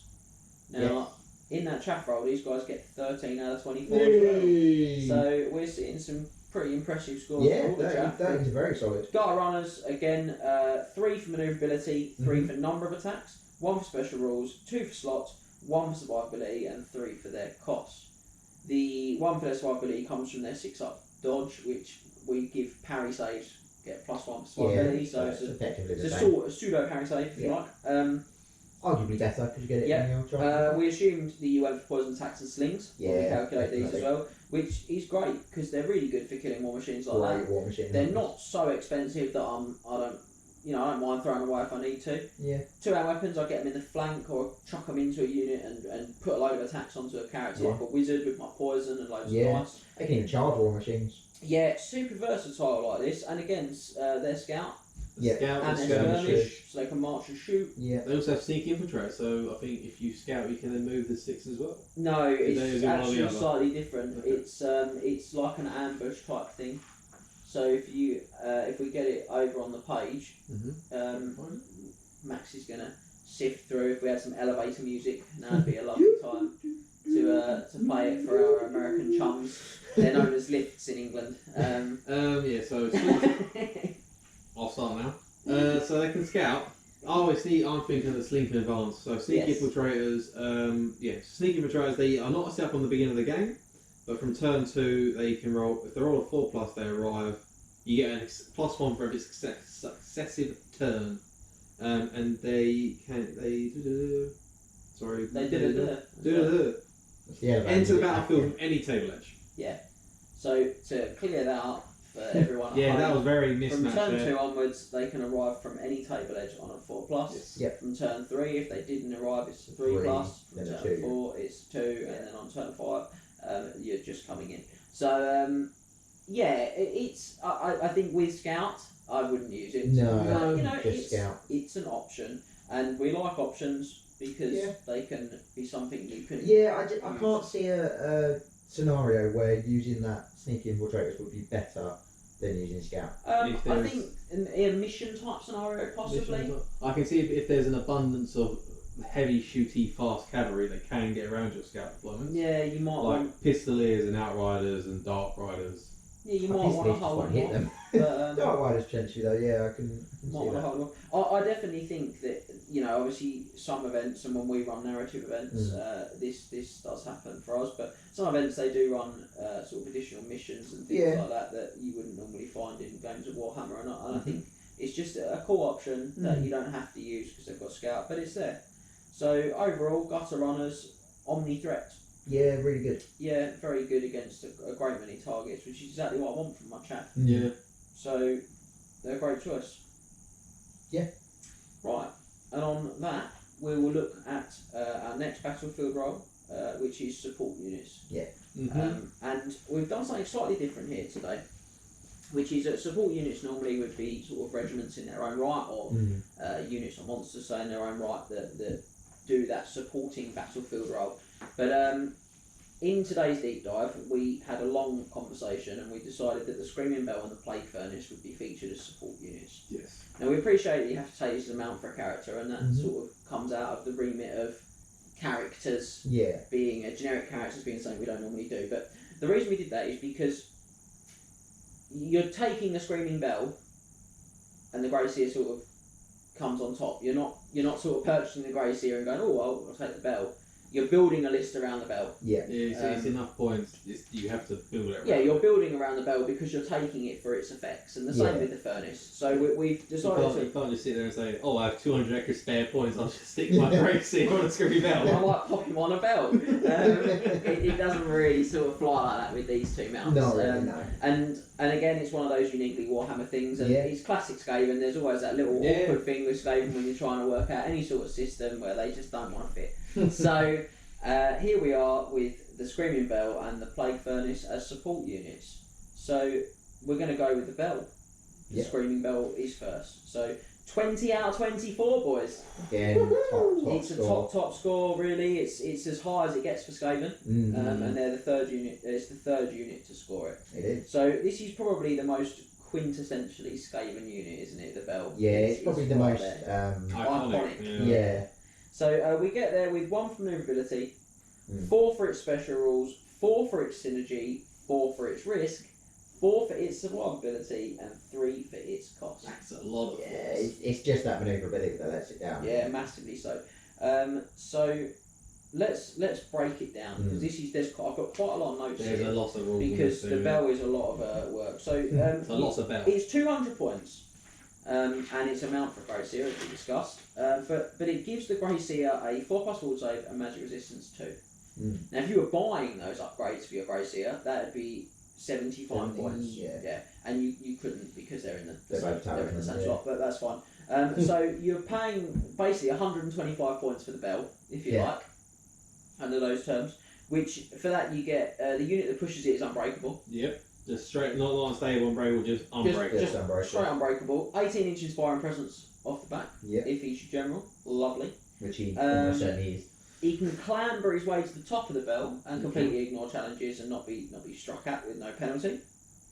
The Grey Seer on the back gets 360 arc of sight for his spells from the bell, which is pretty unpleasant. And also the size of that base adds to the range of his spells as well in terms of that really utilising that 360. 360 is such a rare thing in fantasy. Yeah, it is in fantasy battles, isn't it? Yeah. And then obviously you ring the bell. The bell itself, You have the bell itself you can ring, not to mention the bell itself has a 4+ wall save as The well. bell itself has a 4+ wall save. It's very tough. I mean it's hard really to. I suppose it's quite prescriptive. Would be my sort of if you would pick me a drawback, James. Okay, my drawback is it's quite prescriptive. Yeah. I've got to take it in a big block. I don't have space then in my Lord slot to do a lot of other cool things too. Yeah, not really. I've invested quite a chunk in one big thing, which is always a little scary to me if I'm using Skaven. But you know it can do a lot. It's got so many effects on the bell. Some of the effects of the bell are just. I think it would be probably I'm sure you've got your army book and you can read all the effects of the bell. Yes. We're just going to pick out the ones that really stand out. Yeah. So you can. I think when you roll 13, every model in the unit attacks. So if you're on 13, so basically when you ring the bell, you roll 1d6 for the first magic phase. First time you ring it. The rat ogre is just waking up from his long nap, obviously. But after that, you can then decide to roll 1d6, 2d6, or 3d6. Yes. And then, so as James said, at 13, all enemy units within 24 inches take d3 strength 4 hits. Distributed shooting, which is alright. And additionally, the unit pushing the screen bell is in combat and can attack with all its models until the end of the next close combat phase. Or in the next close combat phase, regardless of which ones are in base contact. Yeah. It's just so good. So you're really gonna have a 50-man unit. They're all treated in base contact. So if you've got Death Frenzy on them as well or something like that, it's just awesome. Frenzy. If you got their frenzy on that unit, they're all getting the frenzy benefit. Yeah, it's really strong. It's very unpleasant, that one. I mean, again, a lot of people run it in the Horde. Yeah. I've seen people run it in the Dart where they run like just one guy either side, put 2 assassins hidden in the unit, and then when they charge, they drop 2 assassins in, and all you can attack is the bell, which is really hard to do damage to. or 2 assassins, and then if they roll a 13, all they do is push an attack anyway. It's just really horrible. We got just 2 more. if not Yeah, more. yeah, go on. Yeah, so if you roll a 9 or a 10, the bell just immediately casts Scorch at bound. That's I think my favourite one. The bell itself, not the gracie, the bell Yep. casts the Scorch special at bound power level of 5. It's worth noting that with the FAQ and stuff on that, it doesn't use any power dice. No. It just counts It as just casted. casts it automatic. Now you can stop it, it's only bound power level 5. It just makes your opponent choose dice. Yeah. And a Scorch is not a bad spell. No, it's It's good. just, you place It's a small template, strength 5 flame. Strength isn't it? four. Four Like flame four But hits. you just place a template. Yeah, There's no no scarcity, you scatter, just put the template down, strength 4 hits. Yeah. Very good. That's next. So- And then the other one I want to pick out here is Avalanche of Energy, which is at 17 on the big dice. All models with 24 inches gain +1 attack, and may re-roll all failed hit and to wound rolls until the end of the player turn. Any Skaven units within 12 inches of the Screaming Bell and not in close combat can immediately move an extra d6 inches. If this puts them in contact with an enemy, it counts as a charge. Yeah, it's very good. I also would just take the. I thought you might have pointed out the one that every toughness 7 model on the Yes. table takes an automatic wound. Which one's that? Deafening Peals. Any model with toughness 7 or more on the battlefield just suffer d3 wounds. So that's very good. It's worth noting that you do get to make saves against that, thanks to Yes. the Skaven FAQ, and it's also worth noting the Skaven War Machine is toughness 6, which is really horrible. So yeah, you know, the ringing of the bell is also very good. The enemy can ring the bell if they shoot with strength 5. I think Yeah. it They is. can, yeah, by accident, which is cool. So, you know, it's random. That's something to bear in mind. But It's Skaven, isn't it? at the end of the overall, day? unbreakable units are very powerful. Yeah. The buffs it gives the Gracia for its points are great. It's a good choice. It is Really a good solid choice. choice. It's a nice model as well. I really like the It's a model. nice model, yeah. Isn't it? Yeah. Yeah. So going from that tower, if you will, the bell to the second Skaven tower, which is the Plague Furnace, and this one comes in with a 13 out of 24, Hey. which we're going to E that every time because 13 is lucky for Skaven. But I think in this case it's actually a bit unlucky for this one. Yeah. So 1 for movability, 4 for special rules, 2 for synergy, 1 for risk, 4 for survivability, and 1 for cost. It's just a bit underwhelming. It's just trying to be a screaming bell. It's just not a very good screaming Yeah. bell. Yeah, I mean the thing is, that's worth thinking about is it is unbreakable. Again, Yeah, the gives you unit, another the unbreakable unit pushes unit. it as unbreakable, and it offers you some nice magic resistance too.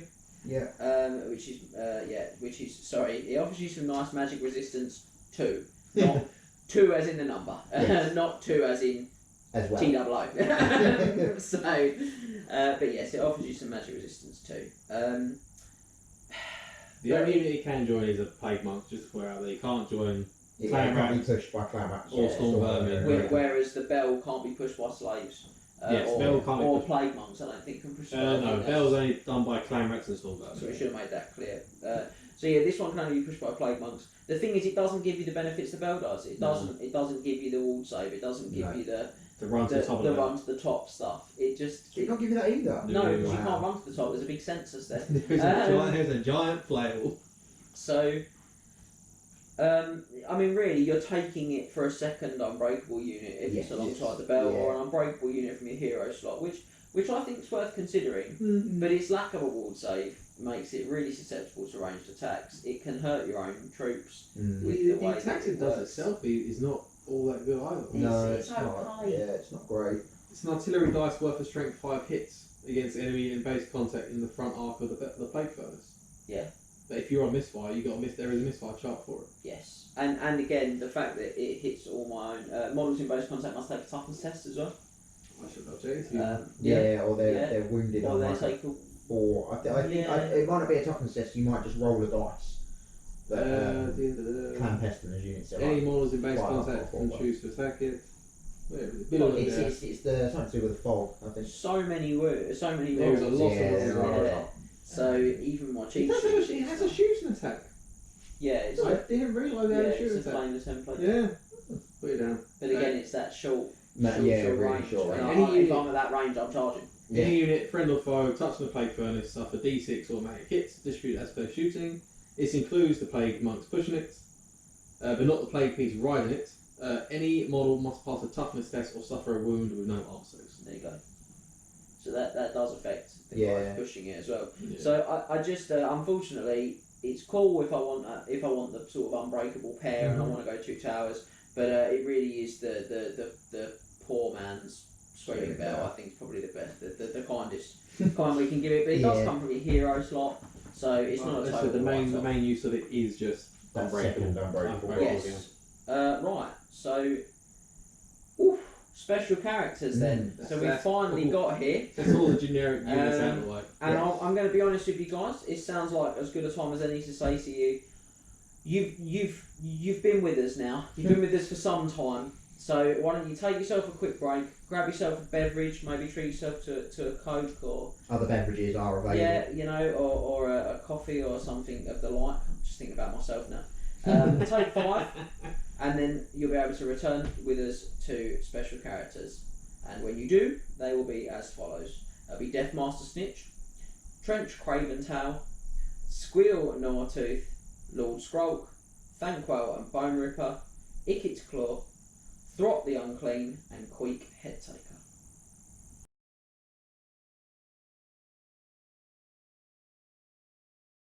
Okay, well if you took that break, then I hope it was nice. I hope you enjoyed your drink. I hope it was good for you. I'm going to recap the characters, the special characters rather, that we're going to be looking at through this section. So that's Deathmaster Snitch, Trench Craven Tail, Squeal Gnawtooth, Lord Skrulk, Thanquol and Bone Ripper, Ickit Claw, Throt the Unclean, and Queek Headtaker. If you didn't take my advice and didn't take the break, you've literally just had me read that list to you twice. So I hope you took the break. Right, so heroes. We'll go there first, and we're going to go with the Master Assassin, Deathmaster Snitch. Now he comes in with a rating of 14 out of 24. We get there with a score of 4 for his output, 4 for his special rules. Gets nothing on his synergy, I'm afraid. Yeah, he doesn't really offer anything, does he? 1 for his risk, 4 for his survivability, and 1 for his cost. He is very expensive. Yeah, now starting out, I think Snitch does have potential. I think that's worth pointing out. He does. I do love almost everything about him. He's got great weapon skill. Great model. Always strikes first. That's a nice model. Great model. Yeah. Love his model. 6 attacks. Yep. Multiple wounds, D3, armor piercing. Because they're all weeping blades. Yeah, the world of weeping blades. Weeping blades. So, yeah, I mean, all of that stuff is great. However, There is a however. 270 points. Is That what? was 290. I'm gonna I say. think he's 270. I'm gonna say 270. He's 270. In your face, Duke. Sorry, someone who's never played Skaven. Yeah, that's alright, you're named after a dog. So, and I just think if you look at a regular assassin build and you say Weeping Blade, Potion of Strength, alright, it's got 3 less attacks, it's got a little less weapon skill, but It's got 3 more strength. 120 points cheaper and it does have 3 more strength. So, he's just points prohibitive, unfortunately. Yeah. He also doesn't have that one of his items doesn't work if he's in a unit. Yeah, I don't. Cloak Shadow is a good item, Yeah, it's a really good item. but if he's in a unit, which granted he may not be because of the Cloak Shadows, it doesn't work at all. I don't know if I've got a 270 point character, I'm going to be honest, he's in a unit. Yeah, I don't probably not when he has his I own. don't want him on his own. So, No. Yeah. The Cloak Shadows means that you can't shoot him unless you roll a d6 or a 4+. yeah. Okay. So, that's good. But I don't want to risk it. But I don't really want to risk that. He does have a 4+ dodge save as well. So it's 2 4+s if you like, if you were to hit him and But move him at that once. point, he's only got toughness 4 2 wounds. Yeah. With no arm save beyond the sport save. That hefty points cost. So, It's so expensive for a if, hero. if points are no objects, Deathmaster Snitch is an excellent assassin. He Yes. will Yeah. kill enemy characters He'll without do a doubt. anything, yeah. 6 attacks, strength 4, armor piercing, always strikes first, Multiple wounds, D3. multiple wounds, They D3. give a lot of lords a run Yeah, for their he, money. yeah. 100% he will, but he's very expensive, Mhm. and that's why I think in general he's not really a sort of A top tier competitive competitive choice. choice. No, not really. So 14 out of 24 is pretty decent, Yeah. but it's not gonna set the world on fire. No. I'm afraid. Now, Trench Craven Tail. Just reminds me of the milk. Yeah. Scott's favourite way to call him is. It's Craven now. It's Listen, we Craven now. have Other viewers milks are from available. other countries where I don't know if they have Cravendale. I'll be honest. There is a type of milk in the UK. Just go on called YouTube. Cravendale. put in Cravendale. It's an amazing advert. It really is. It's not milk. So anyway, other adverts are available, other milks are available. Other dairy products are available. Yeah, but Trench Craven Tail So close to saying it there. is a Skaven character with a competitive rating of 10 out of 24. Okay. Now we get this from 1 for his output, 2 for his special rules, 2 for his synergy, 1 for his risk, 3 for his survivability, and 1 for his cost. It's again, we're back to points making him a really tough squeeze. So good things about him. He has a 4+ wall save from his Lucky skull helm. It's the skull of a rival that he killed. And that grants him, in addition to the 4+ wall save, it grants him a reroll of 1 dice per game, basically, from a sort of the list of usual suspects, if you like. I'll get that out in a minute. So you can reroll a to hit, a to wound, an armor save, a wall save, leadership test, or a stay here, I'll get help roll. Yes, he does. Which is great. So that's good. Only he can use that. Yeah. It's worth pointing out. Now, he does have a good little bonus, which is if you put him in a unit of clan rats or storm vermin, he lets them reroll fail to hit rolls in combat if they are fighting an enemy in the flank or the rear. Now, this is cool because it does help to remove that low weapon skill weakness for Skaven where they don't hit the most. Yeah.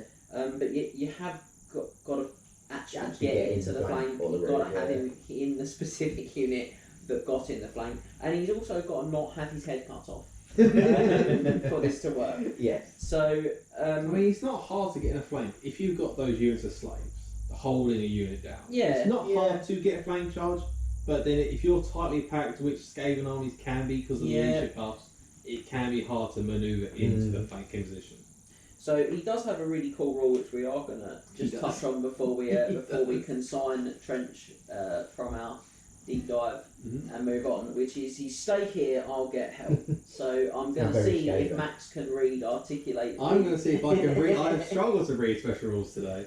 Right, so once per friendly turn, at the start of any phase, Tretch can leave a unit and reposition himself in the front rank of a friendly unit of clan rats or storm vermin within 3d6 inches. If the roll is not great enough to reach such a unit, then Tretch Craven Tail has scurried off the battlefield and is treated as a casualty. He's done a runner. He needs to run away. I love how Skaven this rule is. Yeah. I love the fact that in the late game, there's a good chance I could potentially save his points from a death situation, which is quite cool. But 145 points, very expensive. Competitive rating's only a 10, and that holds him. All of that holds him right back. So unfortunately, he's a great figure as well. If you can get him, he isn't available anymore. I know he that. doesn't exist. Yeah. But he is a lovely model. Unfortunately, he's just falls a little bit short in the competitive rating. So there's just so much other good stuff to spend points on. Yeah, I think that's the thing. So moving on, Squeal Nor 2. Now this one is a 9 out of 24, so we're going down again. We're going down. So we get there with 1 for output, 2 for special rules, 2 for synergy, 1 for risk, 1 for survivability, and 2 for cost. Now Squeal is actually a unit upgrade. For any unit that can take a Packmaster. Yes. So he's not rat ogres or giant rats. Yeah, so he's not a sort of traditional buy him, pop him in when you want. He must be that.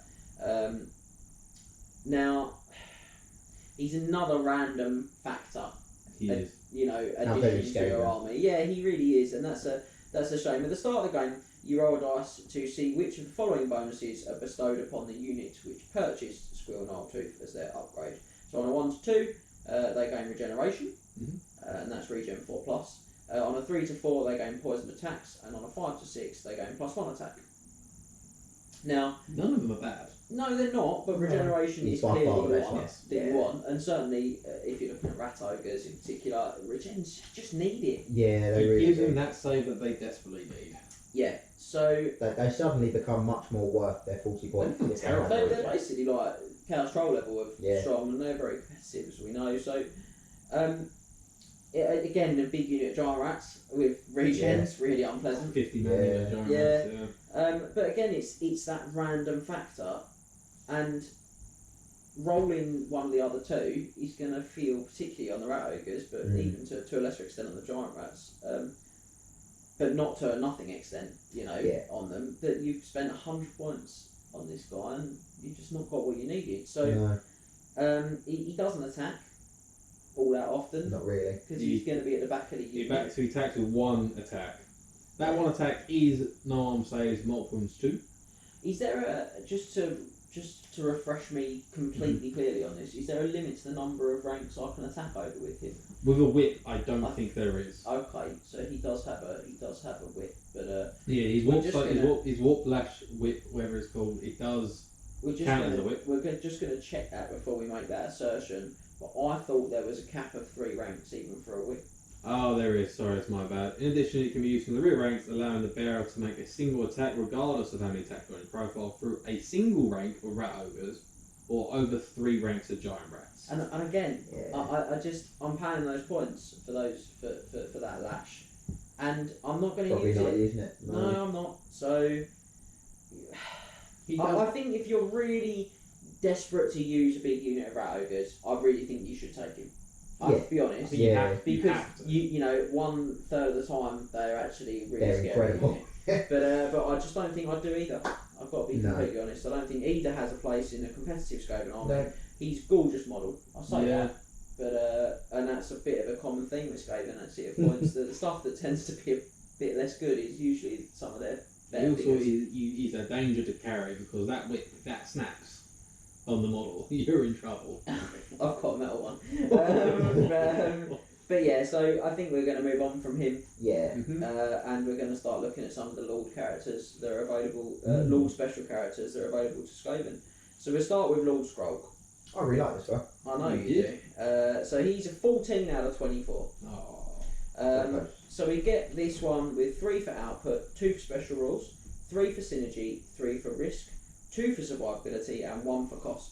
Now he makes Plague Monks a core unit. Yeah. Which is, Now that is, in my opinion, a meaningful buff for the entire game. Yeah, it's I think that's his fantastic. only meaningful buff. And he's -1 to be hit,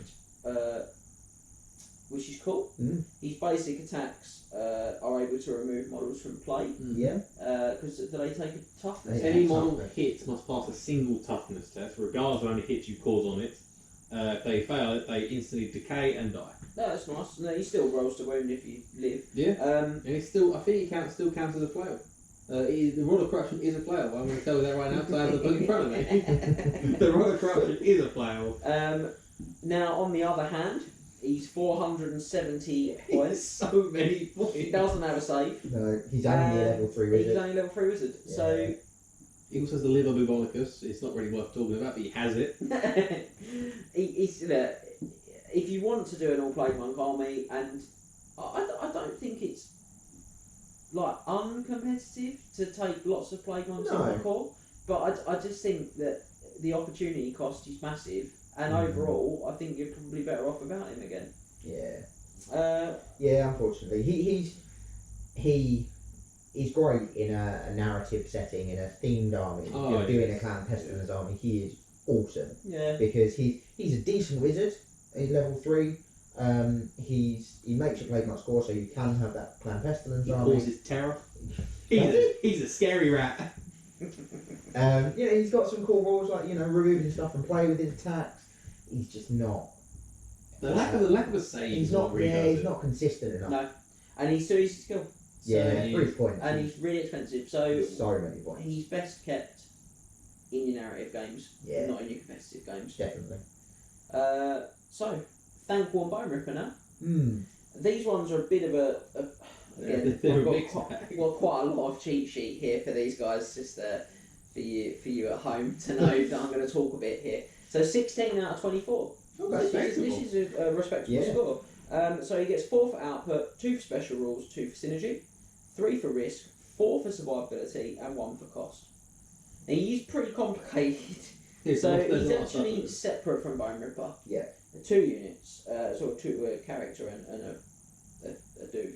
A So- rat ogre, effectively. yeah, so you've got to keep Bone Ripper within 12 of him, Mhm. or he literally just stops doing anything. Yeah. Bone Ripper turns off. Yeah. And you can't not take Bone Ripper, you have to purchase the pair. And Bone Ripper can't join any unit either. He just sort of runs around aimlessly, very upset. He's a monstrous infantry. And he's not a special character. He's not a character, yeah. So the problem I have with that is that when I skitterleap, or if I choose to skid to leave rather, I'm almost certainly just Gonna leaving end it up there. out of the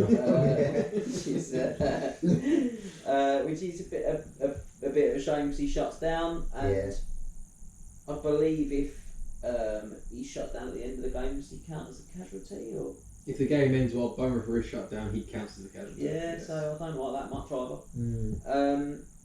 So what? Don't get the points from him because his points is included with Thankful, I believe. Yeah, but if you kill Thanquol, then you get the points of Bone Ripper. Yeah, because Bone Ripper shuts down. Bone Ripper is removed as a casualty Yeah. if Thankful is slain or flees off the table. Yeah. So Which I did do once with a spoon, which is my greatest Warhammer achievement.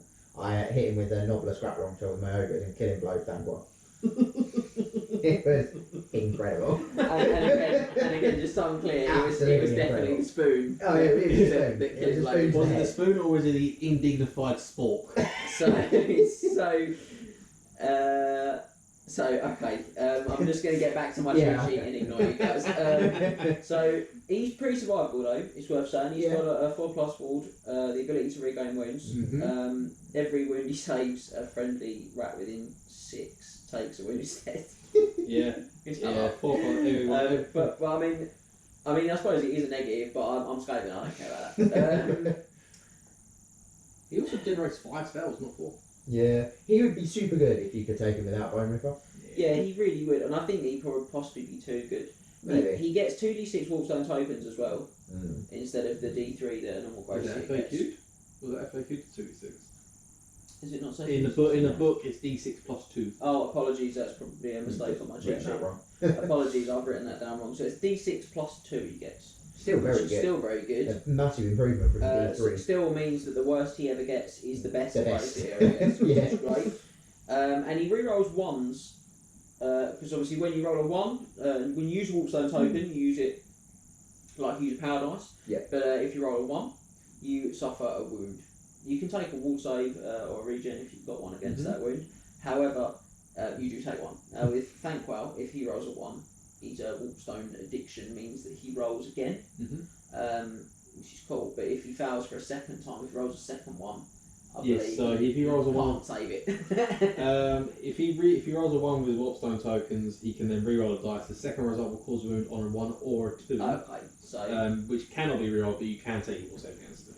so I mean, to be honest, that's Which is very funny because you take a wound from the Warpstone he's just eaten, and he passes the full war save, and the guy next to him dies because of it. very good, very good. He just punches him in frustration. Yeah, and obviously he can use law sort of plague or ruin in any combination because he's crazier. And Dread 13th, which Yeah. well, And 5 spells, as you discussed earlier. Yeah. So he's a real powerhouse. 450 points is a heavy sink, it's worth saying, and that's because you're paying for Bone Ripper. I was saying Yeah. about 100 points, I would reckon is Bone Ripper. Yeah. So I think it's just one of those. He's not a write-off. He's No. definitely a competitive character. I just think once you've had a look at your bell and maybe Generic graces. maybe Gracie and Queek, who we're going to talk about in a minute, who is also another great choice. Yeah. He possibly misses out just based on those things, but one to consider, I think, Yeah, for definitely. even for competitive. If you're working to play with the risk of Bone Ripper just not doing anything, it can be quite good. Yeah, and to be honest, that he's a real powerhouse caster, and it's well Yeah, worth I think if I was playing with Thanquol and Bone Ripper, I would assume Bone Ripper's going to do nothing. Yes. I would do my best to keep it within 12, but I wouldn't, sacrifice any sort of battlefield positioning or anything to make sure he was within 12. I'd go, you know what, I paid 400 odd points for Thanquol. I just happened to get this right over dude. possibly use him as a redirector in the late Yeah. game to save Thanquol from being charged. Yeah, exactly. I like that option too. So yes, we think he's pretty good. Basically, he's a moderate choice in a competitive army. Yeah. Possibly not going to be seen in list A, but certainly not a write-off choice. Mm. It's fair to say. So Ikit Claw comes next, who is another fantastic model. Yeah. The new one. New one is 14 out of 24 for this one. Right. Damn. So we're back to respectable. Yeah, pretty good. So 3 for output, 1 for special rules, 2 for synergy, 3 for risk, 4 for survivability, and 1 for cost. Another wizard, level 3 again though. Yeah. I think he's not even like he's a warlock engineer. So yeah, he is. His best rule is definitely his iron frame. His best item rather is his iron frame, which gives him +3 strength, a 3+ armor save, and a 5+ wall save. Yeah. Which is pretty cool. And he's got a halberd, so he's actually strength 6 when he makes attacks in combat. He ignores armor saves as well. He does, yeah. He has a warp fire thrower as well, which we talked about earlier, which is the flamethrower, strength 5 -2, mod points D3. Yeah. But it is a 1-use warp fire thrower. And allows him to reroll the artillery dice as well. Yeah, so that's pretty cool. It means he's likely to get something. from Yeah, it. much less likely to miss one. Yeah. His halberd also has a strength 5 magic missile as a bound spell within it, which does an artillery dice worth of hits. It is worth pointing out it can misfire. Yeah.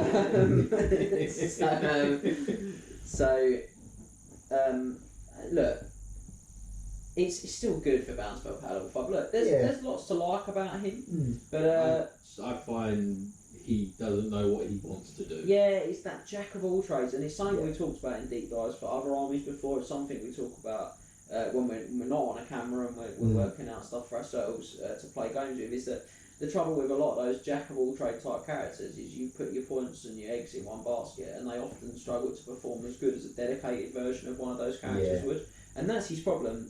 He's pretty good in combat. He's an alright wizard. Average sort of wizard. But He's got the strength and the weapon skill and the ignore. He's only got 2 attacks. 2 attacks. That's the problem. That's his issue. He's pretty good in combat, not amazing, and it's that thing of He's trying to balance out being a combat he's lord. pretty good wizard. He should probably just be a hero. He should have his stats reduced, and his wizard level maybe reduced to 2, and just make him a hero. Yeah, I could see that as an option too. But 395 points, which is something we haven't talked about. He's Grace here on Bell territory is what he is there. So And you're paying for almost 2 characters in him. You're paying for a level 3 wizard, and you're paying for a combat hero effectively. and the thing is, as much as he is survivable, he's not as survivable as a level 4 wizard, like a Gracier and another character that when you split them into 2. So he just falls short of being the jack of all trades and the master of none. Yeah. So, Throt the Unclean. Ooh, we're powering through here. Nearly Really are. 8 out of 24. It's so low. This one's So low. this one's not good, I'm afraid. So 1 for output, 1 for special rules, 1 for synergy, 1 for risk, Just 1. 3 for survivability, and 1 for cost. It's all ones apart from survivability. Yeah. Yeah, look, if you're running lots of rat ogres or giant rats, you might Don't be take tempted it. to Just don't take him. Just don't. Look, you might be tempted to give him a go in that list because he confers his leadership 7 to them, even if he's not the general. Yes, everyone within 12 inches. Yeah. Everyone that's a rat ogre or a giant rat, which is pretty cool. But I'm not sure why you're doing that. I'm not sure why you're taking loads of giant rats from rat ogres. Not really. But if you are, then there's an argument for this. But at 225 points, he's 110 more than Squeal, who we have established is, also not amazing. That's the one you want to be leading your rat ogres or giant rats. Yeah, and he's And probably still better. Squirrel who could come out of your core You can. Yeah, if you buy him for your giant rats. yeah, and I think that the other thing here is that he can go in the front rank of a unit. This guy, even though he's a sort of pack master type character. So there's that question, but if you choose to go and use him as the pack master, which you can, well, you're only getting that 1 attack over the top, like we talked about with Squirrel. So he's just got some issues, really. He's just got some issues. I'm sorry, I can't really say that a just lot. sums it up. Yeah, I mean, he isn't that survivable in the front of your unit. If you don't put him at the back, he's got regen.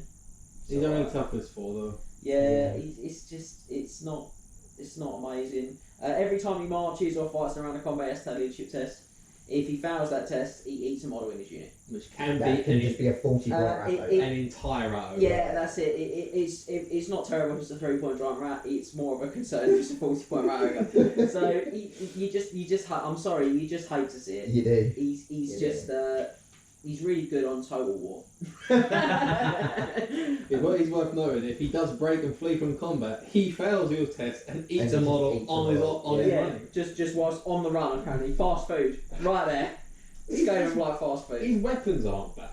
No, they're not. He has the creature killer, which is a He's included profile. He has 4 attacks. All attacks made, apart from the one made by his whip, which we'll talk about in a minute, have killing blow against larger than man-sized creatures such as ogres, hydras, anything monstrous infantry or above. Becomes D3 wounds. I mean, it's okay. It's not awful. Then he has whip of domination. Alongside his 4 attacks, Frot makes a single additional attack with a whip of domination. The weapon counts as a normal whip, but any enemy that takes an unsaved wound from the whip of domination suffers -2 penalty to its leadership for the remainder of the player turn.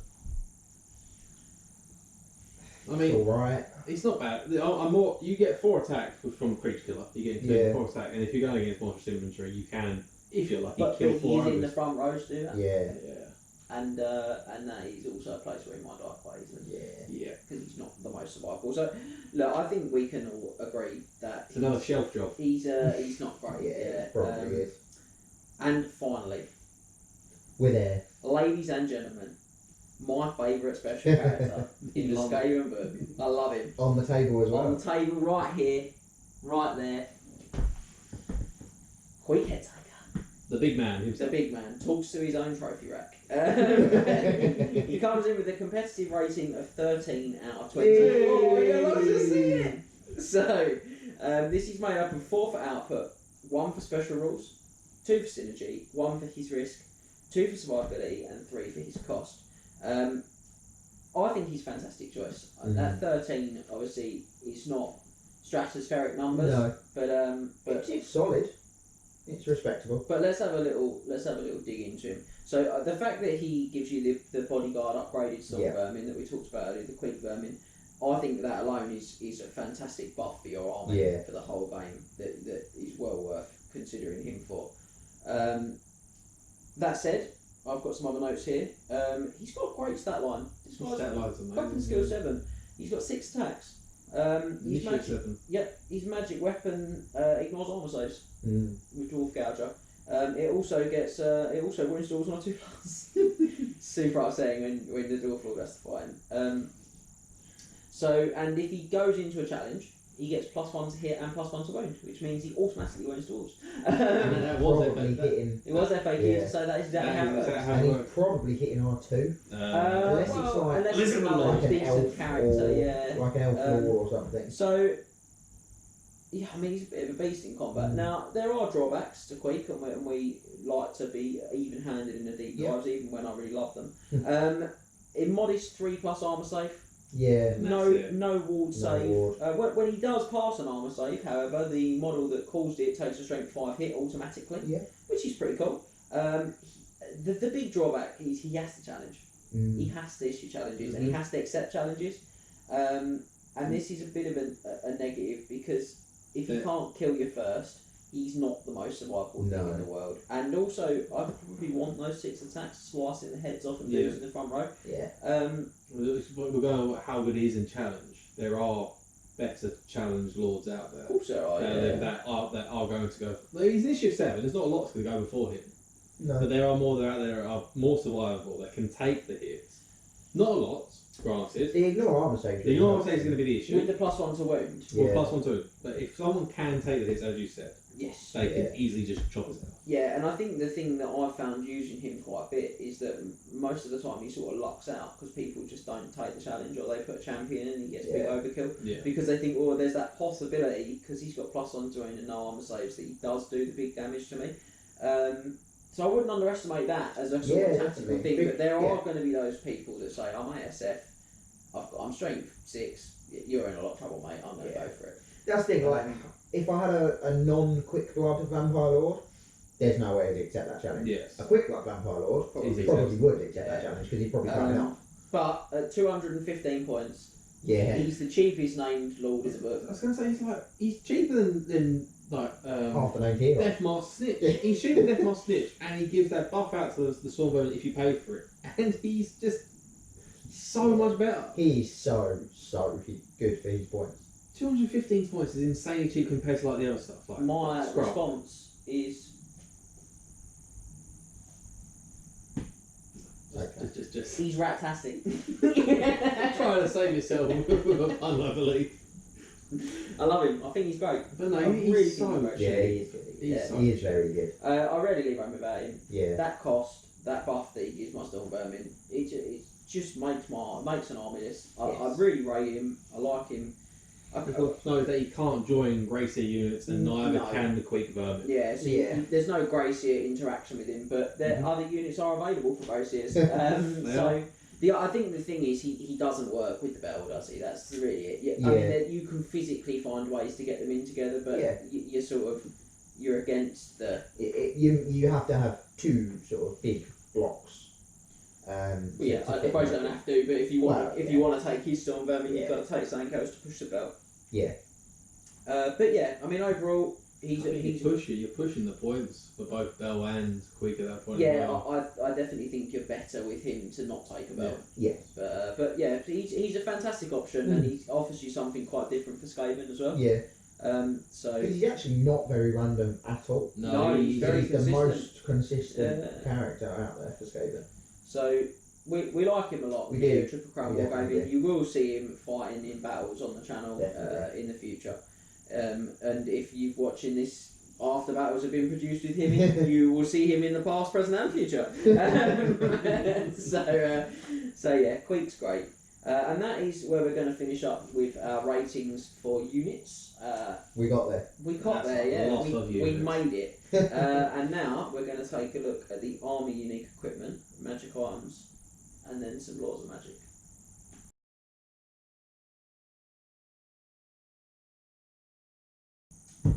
Well, we've finished our analysis of the Skaven units, but amazing units alone don't make an army. And to get the full picture of how to play each army competitively, we also need to take a look at their unique equipment and magic items, and also the laws of magic they have access to. So, we're going to begin this next section by looking at the Skaven unique equipment. And this takes the form of the scavenge pile. Yes. So, these pieces of equipment are available to characters and some unit champions. So it's worth taking a brief look at each one on the pile. I know Max has got the pile open. I have the pile open. We're ready to go. First up, we're going to take a look at the Warp Musket. Now this is a move or fire weapon similar to the Warp Lock Jazar. It has a range of 24 with a strength of 5 and armour piercing and unstable ammunition special rules. So as we discussed earlier with the unstable ammunition, if you roll a 1 to hit, you then roll another d6. On a roll of a 1, you take a hit from the weapon and strength 5. It's also a wolf-style weapon. So magical again. Magical again. So 15 points. It's not bad. The move of fire is a bit of a drawback. Yeah. Rank 24 is really is a bit of a hindrance as well, to be honest. I don't think it's too bad. It's not, but with the move or fire, it's. Yeah, to be honest, I probably wouldn't take it on a character. Maybe a unit champion. I'm not maybe. lie to you, I rarely see the pile being touched. Yeah, most of this, I don't really see the piles being fair. touched here. Yeah, I think again it's just it's okay. Yeah. It's an okayer, isn't it? So we're going to go on to poisoned attacks. Now these are pretty much again we're back to what it says on the tin type upgrade. 15 points to give the user poisoned attacks, following all the standard rules presented in your Warhammer rulebook for that. It doesn't interact with magic weapons. No. Which I definitely want on my characters. Yeah. And at 15 points is probably doubling the cost of most of my unit champions, which I don't want to do either. Not really.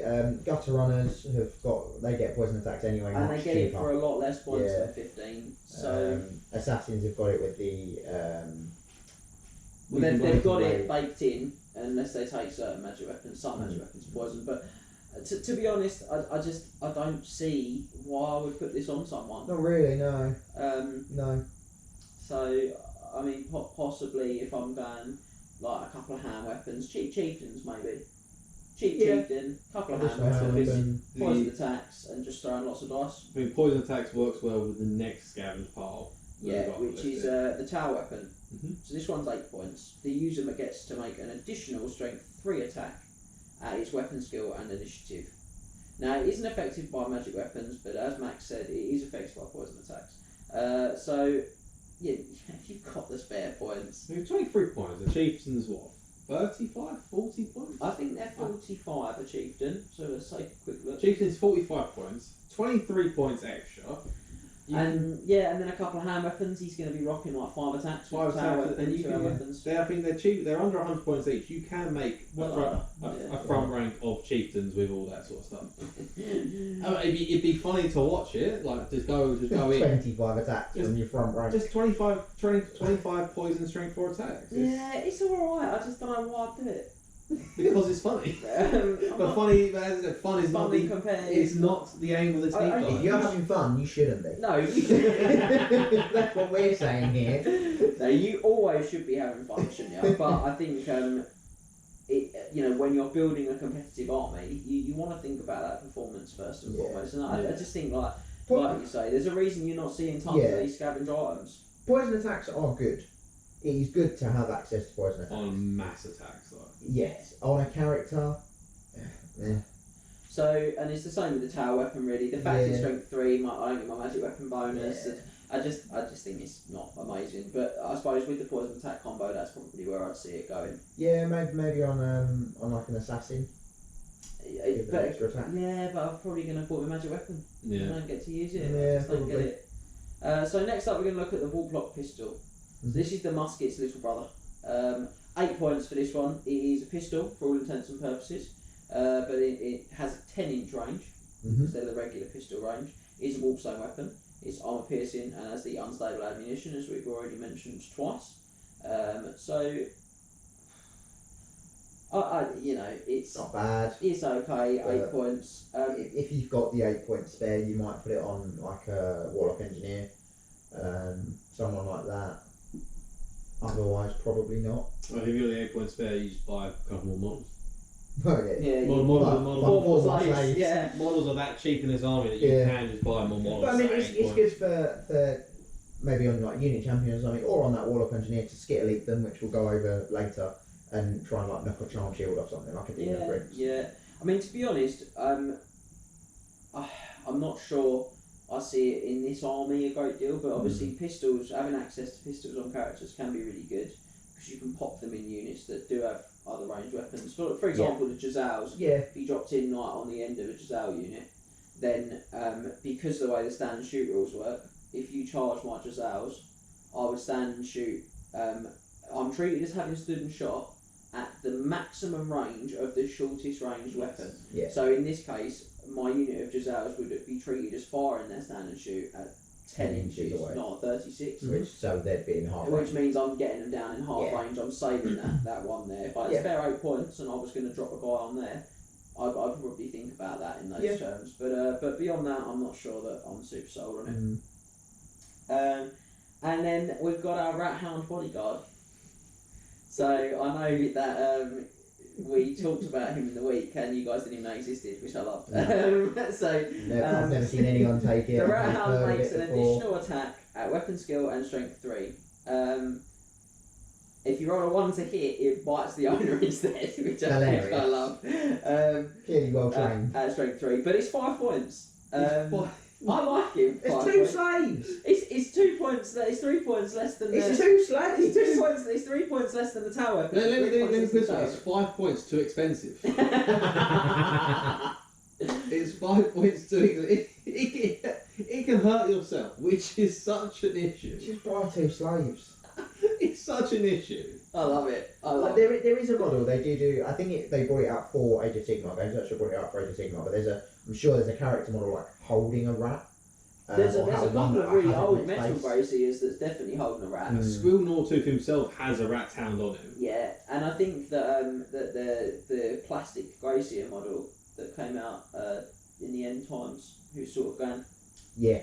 That's for the viewers at home. They're a great impression of that model. I hope that someone takes that, stills it, and then puts the model next to it. That is a lot of effort, but if someone wanted to do that, we would laugh hard. Mr. Editor, if you could do that. I think there's like a little rat holding a piece of wallstone, maybe gnawing on it on that model, which is quite cool. So I mean, look, I'd probably give it a throw. You guys would. Buy 2 slaves. Buy 2 slaves is the opinion of my companions. Buy a charm shield. So just play 5 points under. So I mean, we've chewed through the Skaven pile pretty quickly because there isn't really a lot to kind of talk about with it. It's a pretty uncompetitive place to go. Yeah. Bar maybe the odd unit champion. That's probably the best we can give you for that in honest truth. But you know, I think it's worth a consideration occasionally, and if you've got something specific in mind, again, hit us up on social media if you've seen something really good in that Skaven pile. Yeah, that definitely. we've missed. In the scavenge pile, apologies. In the Skaven pile, that just sounds like something on my painting desk. But the scavenge pile. So we're going to move on from there onto the next part of the unique Skaven items, and these are unique Skaven magic items. And I hope you are sitting comfortably because there are 39 to choose from. In fact, I may stand corrected, but I think that this is the single largest volume of magic items in any of the 8th edition army books. The only ones that can compare with the Beastmen. They have less. They have less. We've already counted that. Bretonians, they have less. I think they have less. I don't know. They're definitely up there.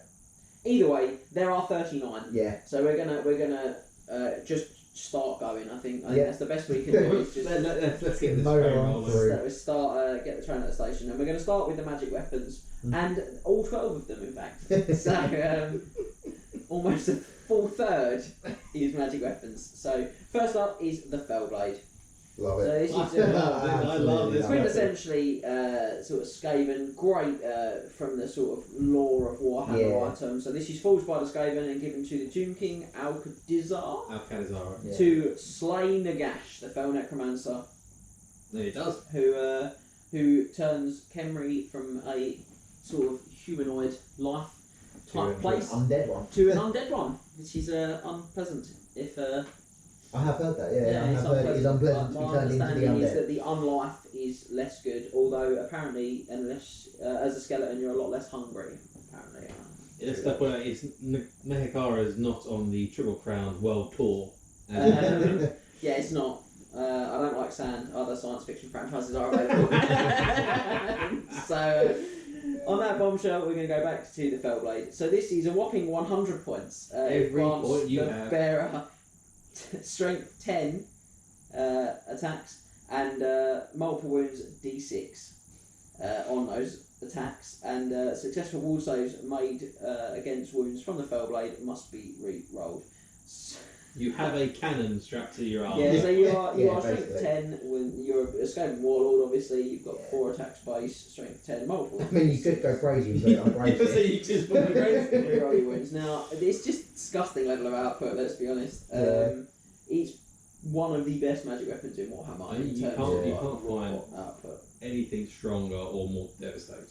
However, is it at the start or at the end? At the end of each of the It Wilder's is at the turns. end. Yeah, I have got that written. I thought it was at the start. No, So I end should of have each trusted my Wielder's cheat turns. sheet. At the end of each of the wielder's turns, you roll a dice on a 1 or a 2. They take a wound with no arm saves allowed. And this is the big downside for it. It's a Yeah. huge problem, and the reason I think it's such a bad problem is not that I can't take a wall save or I can't take. Anything. I haven't got a save because obviously I've spent all my points on the Yeah. sword. It's not that. It's that I've got to roll this on turn 1. Your opponent Yes. knows My what you've opponent got. knows immediately I've got the Fellblade, and they're like, "Oh, you've got the Fellblade. I'm just going to turn Stay away from him." Right, yeah, until he kills himself. And obviously, even on an average game, he should take 2 wounds a game from this. The warlord carrying this. That is a big problem. Yeah. So, it's just not takeable competitively. No, unfortunately. Unfortunately, rule of cool, 100% in. Rule of competitive, 100% out. I think, as this has been discussed, I think if you start rolling once you've attacked with it, as you've unsheathed Yeah. the weapon, Yeah. It'd be much more likely to see it. Or just be like, at the end of the game, he suffers a wound with no save any kind of luck. I think if you roll Yeah. 1 at the end of the game, it dies. Yeah, or that, Yeah. run, he dies, or any of those things. I think there's ways that would have just been made it more workable, but fundamentally, I can see it being kept in that. I would still love to see it on a grey seer on the bell. He's got a 4 at wall save, he's got MR2, he's on the bell. He's got 1 attack. Yeah, but he's going to hurt he something. climbs down. It's gonna really hurt something. It's- He just cannonballs you in combat. I think I I can see it speak. I think I speak for everyone when I say no. I can see it being 15 points cheaper as well, to be honest. Yeah. Well, it's got the other tricks of the shard built in, isn't it? Yes. which is it's 15 points for me. That's why it's more than a Rune Fang. Yeah. Because a Rune Fang does a very different job, but it's an equally or almost equally powerful magic item. Rune Fangs used to be 100 as well. They used to, Yeah, but I think the Rune Raiders doesn't have the multiple as D6. No. It also automatically. It just It automatically works. Yeah. Right, look, we're not Rune Fanging today. We are Fell Skaven. blading. So Fellblade, as we said, leave it at home. Yeah. Next one is the Walkforge Blade. 50 points, armor save may not be taken against attacks made by the Walkforge Blade. So it's a carbon copy of this unit blade, and this is something we're going to see a few times when we go through the Skaven items. So there's quite a few that are kind of carbon copies in the main rulebook. Just because the book's so old. He's a 7th edition book. So, yeah. But you know, that's not a bad thing. No, definitely not. Because it means, you know, if you want to have no armor save characters, you can have 2. Everyone else can have 1. Yeah. That's awesome. So You have 3 if you got the Fellblade. You are not wrong. but yeah, so I think it's alright. Yeah. I think it's okay. Skaven strength 4 is alright. They struggle to get through armour in combat, to be honest. They do, and strength 4 is okay. It's probably not my first choice sword, but it's definitely not my last choice either. So I think it's reasonably good item. Yeah. So we'll move on to the Warlock Augmented Weapon. I've got to really be careful how I say some of these. They twist my mouth right up. 45 points for this one. It confers +1 attack and strength. So if you had the sword of +1 attack, it's 20 points. If you had the sword of +1 strength, it's 20 points. So you basically pay 5 points to have 2 magic swords. Yeah. Which seems pretty good. It's not much more to say about it. It's just a solid weapon. I think it's the right points. I think it's a good choice. I've seen this used by quite a few Skaven warlords. Pop them up on a war litter, give them this bad boy.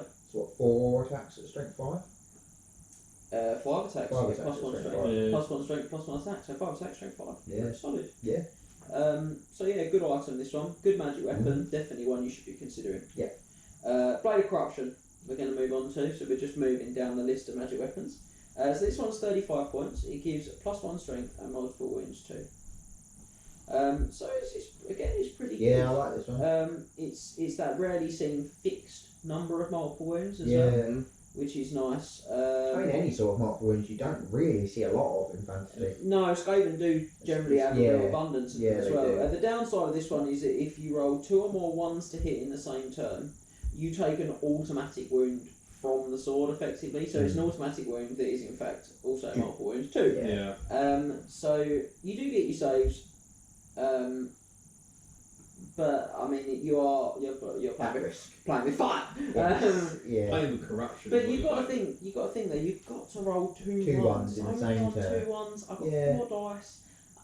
It's not a huge chance of me doing that. Not really, no. I don't know what the exact chances are off the top of my head, but No, neither do I. I like this. I'll tell you what I like this on. I like this a lot on a chieftain again. Yeah. 3 attacks on the chieftain. That could be your 6th chieftain if you've got a rank of 5. One day I'll see. Okay, I'm just gonna I've got enough problems with one chieftain. One chieftain is causing me enough issues. I want to see 10. I want to see the front rank of a horde of just chieftains. The horde of chieftain. Okay. Impromptu unit of chieftains. 850 points of chieftain. Yes, you're right. Okay, so now we're going to move on to the Weeping Blade. So this one's 30 points. It grants you armor piercing and multiple wounds D3. Yeah, super good. It's so good. this is really Perfect points value. Get it on an assassin, mate. Yeah. You can combine it with a potion of strength, even on an assassin. Awesome. He pops out. He's like, "Oh, how you doing? I'm an assassin. I'm strength 7. I'm multiple wounds D3. I'm piercing. Oh, you had armor? No. That yeah, was character, not so much. No.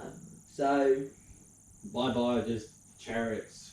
Bye war machines. Bye characters. Anything. Bye steam tanks. a friend of mine did 9 wounds on the steam tank. Did you see this once? Leapt out. Guy's got the steam tank in. You thought it was great. Leapt out.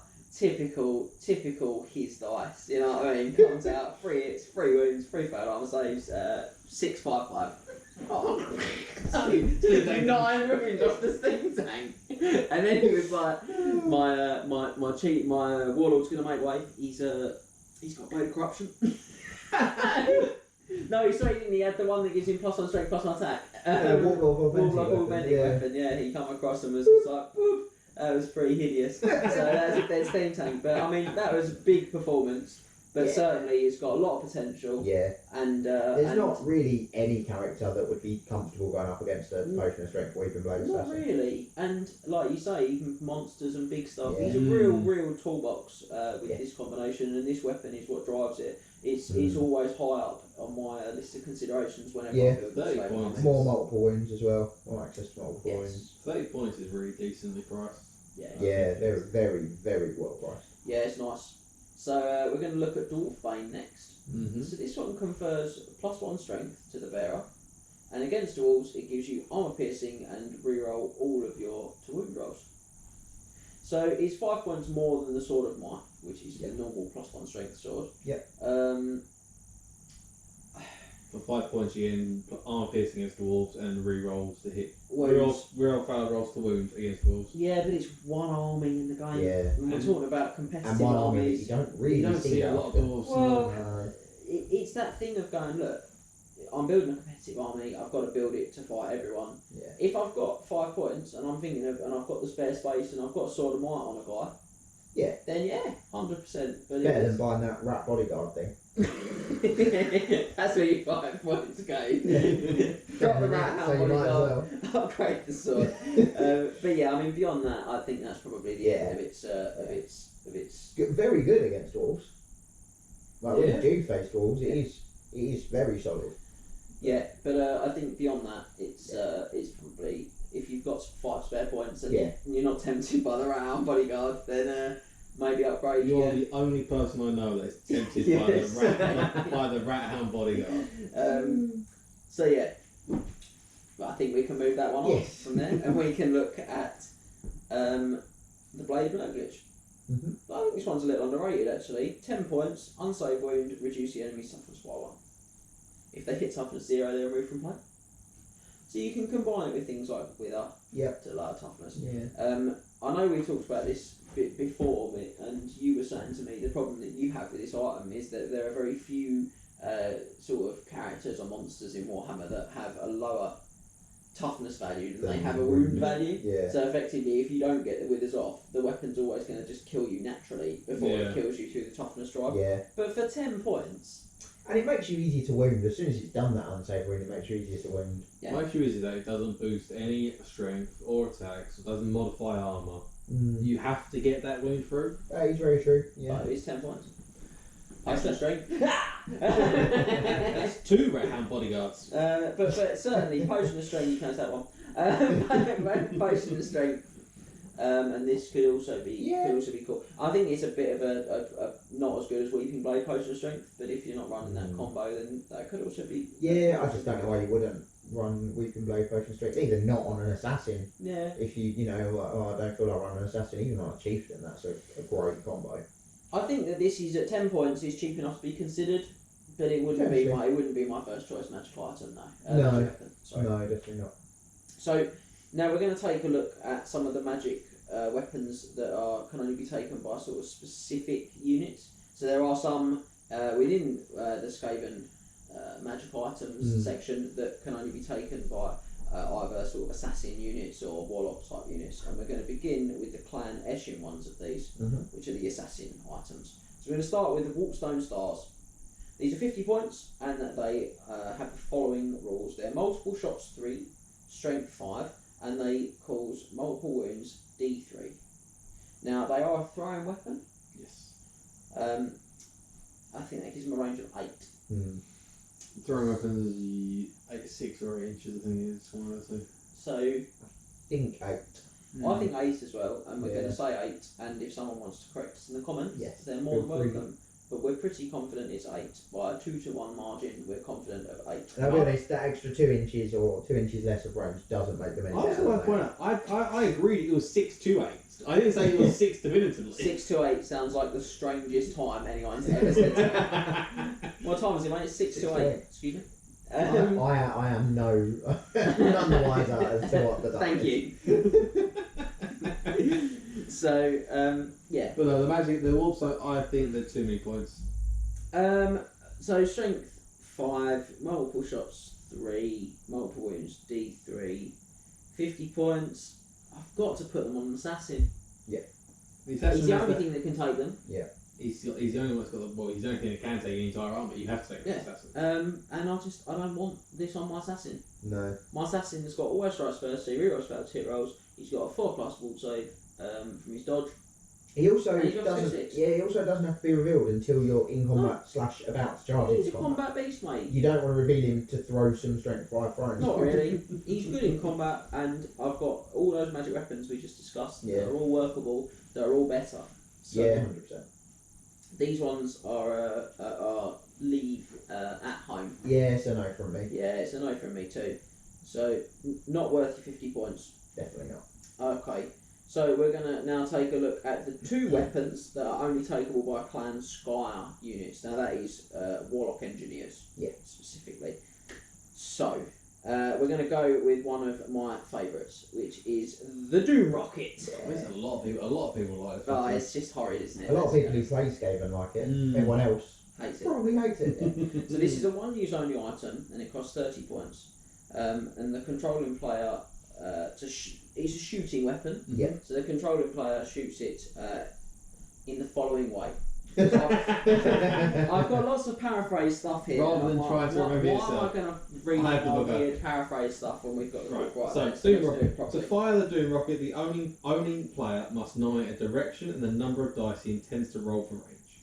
You can choose between 4 and 10 dice. The rocket will travel a number of inches equal to the total of the dice rolled, and this determines where the large round template is placed. Any model touched by the template suffers a strength 5 hit from the resulting explosion. If 3 or more ones are rolled when you determine the range, the rocket has gone off course and you roll on the misfire charts below for the Doom Rockets. So, now, I believe it's also armor piercing. That's just a strength 5. Just strength 5. It may, I don't know if there's an effect. No, I think it probably is just strength 5. It's just strength 5. So, if it's not piercing, that'd be equally even worse. It probably is just strength 5. Mhm. So I think I might have just invented that last time. So many high elf knights have died to this item. I'm just assuming it must be even more good than it is. But let's be real, it's a large template. Yes. There are places at the end. You determine the range yourself, basically. You determine it on dice, and you can play the averages here really well. And it just hits a lot of stuff and does a lot of damage. It's crazy good for 30 points. And the Warlock that carries it's 15. If I don't want to upgrade him or do anything, I can literally take a 45 point throwaway with this. And if it does the mustard, great. And if it doesn't, he's a re-rector. So even if you're off course by 3 inches, the large blast, if you've got a rect in the centre of the large blast will still clip a lot of models. Yeah. Also, it's worth pointing out that on the misfire element, where if you roll 3 ones, even if you roll the full 10d6, statistically you're still averagely going to roll less than 2 ones. Yeah. Mm-hmm. So you've got to double the average basically to hit 3, and it's just it just doesn't happen at all very often. I don't think I've ever seen a Doom Rocket this one. I can think of one occasion where I've seen it, and it was a guy using 10 dice again. But to be honest, it doesn't happen remotely often. No. And even if it did, like we just said, the guy carrying his 15 point. What does it matter? Yeah. And to be honest, the chart is not dreadful. I mean, a 1 is you just place the template over the model that fired it. Yeah, so he just goes boom, which is quite funny. It's not multiple wounds, is it? So he only takes a wound. It's the unit that he's in. He's in a unit. On a 2 to 5, it goes off target. You roll a scatter dice to determine a new direction, and result it from there. Mm-hmm. Which is possibly more scary. See, I'm re-evaluating my earlier statement that it's not that bad. It's not great, and then on a 6, it's a dud. So 6 he's not a dud, to be honest. The 6 is, I don't know if you got it written down there. What I've got here is it lands like a cannonball, striking whoever is under the spot with a strength 5 hit, and then at the beginning of each subsequent Skaven shooting phase, you roll a dice on a 4+, it explodes. So the guy under the hole suffers a strength 5 as he gets bonked on the noggin by the rocket, the strength 5, and then he can then just blow up anywhere. But I mean, people will probably run away from it a bit like the comments. So, Yeah. but still, That's ball controller. yeah, Yeah, it's right. ball control and that's powerful. It's a great item, the Doom Rocket. I don't think anyone can look past it. No. It's a great choice for your army. Yeah, it's too cheap for me. I like to see it. It should And be that's at not Wild least Night. should be at least 10 points more. Yeah, it's a really good choice. So we're going to move on to the second one of the Clan Sky ones, And which final is magic weapon, eh? No. Oh no, no. I don't think so. The Death Globe. So this is one use, 25 points. So you can elect to throw it in any of your shooting phases. In any of your shooting phases. Regional accents. Place the template anywhere within 8 inches of the character, and scatter it like a stone thrower. All models touched suffer a wound on a 4+ with no armour save. Now, could you tell me the size of the template? Because I don't have it on my cheat sheet. Doesn't actually say. It just says touched by the template. So I think it's a small template. I think it would be a which small fires box, like a stone thrower. Yeah. So it's a small template. Yeah. 25 points isn't too bad for it. Look, the 4+ is cool, but it's Yeah. not sort of multiple wounds. And the thing is, I've lost access to another good item on that guy. Yeah. Well, as you said, Warlock engines are cheap enough that you can take multiple. Yeah, I do agree with that. So I think the jury's out on this one. It's reasonably good. I wouldn't say it's the first choice. I wouldn't say it's the second choice. But if you're looking just for a third choice, maybe It's not a nothing choice. So I No. think it's fair to say. But I think Doom Rocket top tier, Yeah. and we're going to have a chat about an item in a little while called Brass Orb, and I think that one also leapfrogs this one in a similar role. that takes the mustard, which for whatever reason isn't a magic weapon. No. But we'll move on. We'll get on to that. We'll get on to that in a bit. So we're almost there on the magic weapon. So we're going to finish up with the Clan Moulder specific ones, and that's Pack Masters only. Right, So there's a couple of these as well, just in case you wanted more magic weapons. In case you wanted your pack masters to be expensive. Yes. So Shock Rod is the first one, 25 points, two-handed weapon that ignores armor saves. Now half the price of the Obsidian Blade, that feels really cheap. Yeah, but it's not It's that on much. a pack But it's master. not a pack master who's very easy to kill, and he's got one attack basically, and because he's I in mean, the you back of could put his you could put on a master molder, which is like the upgraded pack master. But you are spending more points with the master molder. And again, he's not any more survivable No, particularly. he's not. He's got more attacks to utilise his shock. But then Fantastic, you've got but to he put only him in the made front one at the row. back, so he's still only made one. So Yeah, it's just. I think the Sound of Silence is definitely don't take this item. No, Don't take on. don't take Pack Masters. Well, you have to take them. Yeah, well, do, you but- don't. You don't. You just don't take the units that they're Yes, in. that is what my 23-point rat dot needs is an extra 25 points. More than double the points cost. to my rat dot. He's had 25 points added on top. So our advice on the Shock Rod is to leave it at home. Yeah. And unfortunately, we're about to give you very similar advice in the final magic item tonight, which is the Electro Whip. So 15 points, counts the whip, grants the bearer D3 additional attacks, which are rolled for at the start of each combat. So it can be sort of used further back because it's a whip. Yeah. So you can sort of hit it over 3 units giant rats, 3 ranks of giant rats rather, or over 2 It's single rank. of ogres. But I mean, there's an argument to say that it is points cost. The D3 attacks over the ranks like that is alright, but They're only from a pack master. yeah, the stats aren't great, No. and you're doubling the cost on more of the pack master. I think they're about 8 points each, so you're actually sort of tripling their cost. Yeah. No thanks. Not the one. We just leave it out. They're not gonna. It's not gonna improve your game No. enough to make it worth. No, definitely not. Which is upsetting because that's all of Clan Moulder's magic items, which is. You would have thought they'd have something like boost their But monsters. they don't really have a lot of units, do they? It's They not like don't. they've got heroes and characters that you can kind of hit these things up on. So, yeah, I mean that's the end of the Magic weapons. magic weapons section. So it's time for us to take a look at the Skaven magic armor. And from 12, we're going to plummet to just 3 choices this time. A little bit quicker then. So the first one up is the Warpstone armor. So it's the only clan specific armor. Mhm. This one's only wearable by Clan Sky Warlock Engineers again. Yeah. It's 30 points. It grants the bearer a 4+ armor save. Additionally, any successful saved wounds cause a strength 4 hit to be reflected back at the model that caused the wound. So this is only in combat. It does a strength 4 hit back against someone that wounded you. That you saved. It can be combined with other equipment. However, on a warlock, that isn't really an option because You can't take shields, can they? no. Can't take mounts either. So It can be combined with other equipment that they don't have access to. if they did have it, it could, but they don't. Apologies. It just puts your walk engineer in a situation they don't want to be in, which is combat. Yeah, I mean it does count for combat resolution. But A 4+ save is good, but it's a good place to start at. If you could combine it with a shield, if you could put him on a war litter, if you could do those other things, then a 4+ would be a great save to start with. this item would be on so many guys if it wasn't.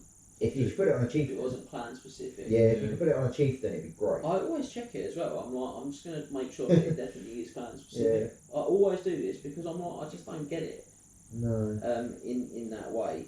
But yeah, it is, and as a result, you just don't see it. No. So the second piece is the World's Edge armor, wearable by anyone coming in at 25 points. So again, it grants 4+ arm save.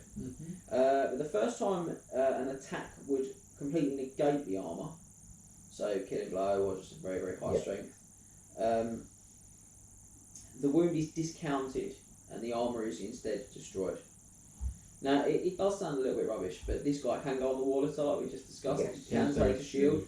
So all of a sudden, he can get up to quite a reasonable armor save. 2+ armor. He gets like a 2+ armor save. You're talking about really high strength attack. What, 8? Before that's completely negated. Or alternatively, like a killing blow or something like that. Yeah, I don't think I read it wrong, but I think I sort of got it wrong in my head the first time I sort of read this. I was thinking, okay, it's the first time you fail an armor save, but it's not. It's actually got to completely ignore it. Even if it's, you're rolling on 6s and you fail the armor save, which you'll probably do, you still keep. Yeah, exactly. You still keep the armor. It's 25 points. This is Yeah. a great little choice. You Yeah. get lots of good items on there with this guy. I can still get a good wall save and a magic weapon.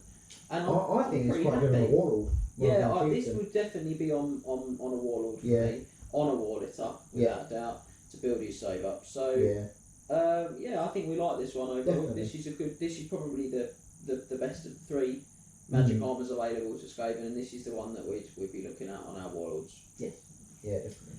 So the final piece of magic armor is a shield of distraction. So this one is 15 points. It's a shield that reduces the attacks of an enemy wishing to attack the bearer by 1 to a minimum of 1. That was a good sentence. So it's very cheap. It's nice little extra bit of survivability. But it's 15 points. Yeah, that's a lot for a I shield. think that's a lot for a shield. I'm going to assume that it does count as a shield. Doesn't say in the book it does. On my notes it says so I imagine that's in the FAQ. Okay, someone say in effect, because on the page it says any models in base contact wishing to strike the bearer of this shield. Doesn't say it counts as a shield though. So if it's not mentioned in FAQ, that is a shield. Yeah, I think ultimately Max has found a little pod there. Something that I haven't got a definitive answer for. On my cheat sheet it says shield, which makes me I'd like to assume that it is a shield. It would be done that I way. think common sense would suggest that it is a shield. It counts as a shield. Charm shield that on a 2+, that discounts enemy attack as well. You know what I mean? Yeah. And the enchanted shield gives me +2 to my armor save, and it's 5 points. Yeah. So I know that in the Skaven book, just touching quickly, that there are common magic items that might be differently pointed as they to what they are in the main rulebook. But we are assuming you're using Triple Crown FAQ, and in the Triple Crown events, you pay the points in the main rulebook for those items, not the points presented in their army book. Even if you did, it would still be cheaper to take the enchanted shield. Yeah, which I think comes out of 10 points. 10 points, I believe. Yeah, so it's just not very good. Not really, no. Not a great item. Probably not worth it. And certainly out of a really good slot as well, where you've got all the great generic magic armors and the World's Edge armor. So generic magic armor is awesome. So good. Really good, yeah. You can learn more in a Magic on a Monday. Indeed. So I definitely think that it's a leave at home job. Yes. So with that bombshell, we're going to move on to talismans. And there are 3 in total, and none are clan specific. Exciting. That time. So the first one is the Foul Pendant. So this one's 30 points and grants the bearer a 5+ ward save. Another one that's carbon Another copy. one that's a carbon copy, Yeah. Talisman of Endurance. Same points, isn't it, as well? Yeah, Same points, it's literally a exactly the carbon same. copy. So again, Good, really solid. 5+ ward save, 30 points. I honestly think that's a sweet spot ward save, particularly for heroes, Yeah. and for just topping stuff up. And the ability to have 2, and then the armour of, the armour of Fortune for 5+ ward save. Great. Yeah. That's a good advantage. Super good. Big fan. If you're looking for a 5+ ward save, this is a good one. No, this works. So good item. Not really a lot you can say about ward saves. Yeah, not really. They're a great choice. Yeah. They can be used on any type of character. The more access to them you have, the better. The better, yeah. Absolutely. Next one is a Shadow Magnet Trinket. It's another absolute gem for me. 30 points, the bearer and his unit are -1 to hit, on top of, in addition to other modifiers from shooting attacks. Yeah. So consistently strong. Grey Seer on a bell or Priest on a Plague Furnace, both are good. I think it's particularly good with the Grey Seer on the bell because he's got his ward save from the bell And magic res. and his magic res. So Yeah, all of a Need sudden, a talisman and stuff. then he's Yeah. -1 off his talisman, and then he can start going, and I'll get a bit of Howler Walk Gale going on. Yeah. Maybe I'll get a little bit of Storm Banner off the unit as well. I'll tell you what, there's no one shooting. I love it. Yeah. I mean, because shooting is one of those. It's one of the phases in which it has the most amount of negative modifiers Yeah. on a hit roll. The additional -1, it stacks. If it Yeah. was just a one-off, just -1 to it, it's Might be still, less good. it's still good. But the fact it stacks like the long range, multiple shots, Yeah. cover, soft cover, hard cover, all that sort of stuff. You aren't shooting the unit, is it? The fact that Yeah. 30 points as well, I can get this on a unit and it affects my unit. I Yeah. can get this on a character on a belt and have like 50 or 60 guys pushing him. They're all getting a bonus. Yeah, it's a That's shame amazing. it doesn't affect cannons and things that fire like cannons. Yeah. Otherwise, it would be then at that point. Yeah, it would probably need to be more points. But Yeah, something like fast protection, like how that works, where on a 4+ they can shoot. Yeah, it's a good item. It could It be is. more powerful, Yeah. which I think is what you're saying. But I think it's very good for Oh, it everyone. is, yeah, And, absolutely. and Grey Seer on Bell, it should be right at the top of your list of things to consider. Yep. And the last one is the Rival Hide Talisman. This one comes in at 15 points. Right, now, this one makes an enemy model in base contact with the bearer reroll all their successful hit rolls. However, it is one use only. Laughable. I mean, I've got. Sorry, what about depending on what it doesn't feel that good. Is what I've got nicely in there. I'm not sure what I was going for there. I'm just you're not not sure wrong. It it's doesn't all feel that good at all. No. It doesn't. It's just. It's not very good. It's just meh. If it was every round of combat, Yeah. then yeah. I mean, Yeah, it probably needs to it's be more that- than 15 points. It's that one use, isn't it? To be honest, I'm not sure it would though, because it's a talisman.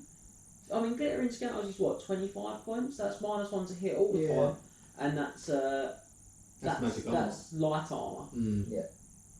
This one's talisman is coming out of that really competitive slot. I don't get the Yeah. light armor with it. 15, 20 points every turn would probably be great. One use, rubbish. Absolutely, yeah. So yeah, we It don't was like 5 this. points at one use. Yeah, maybe, but we just think leave it at home. Yeah, There's definitely.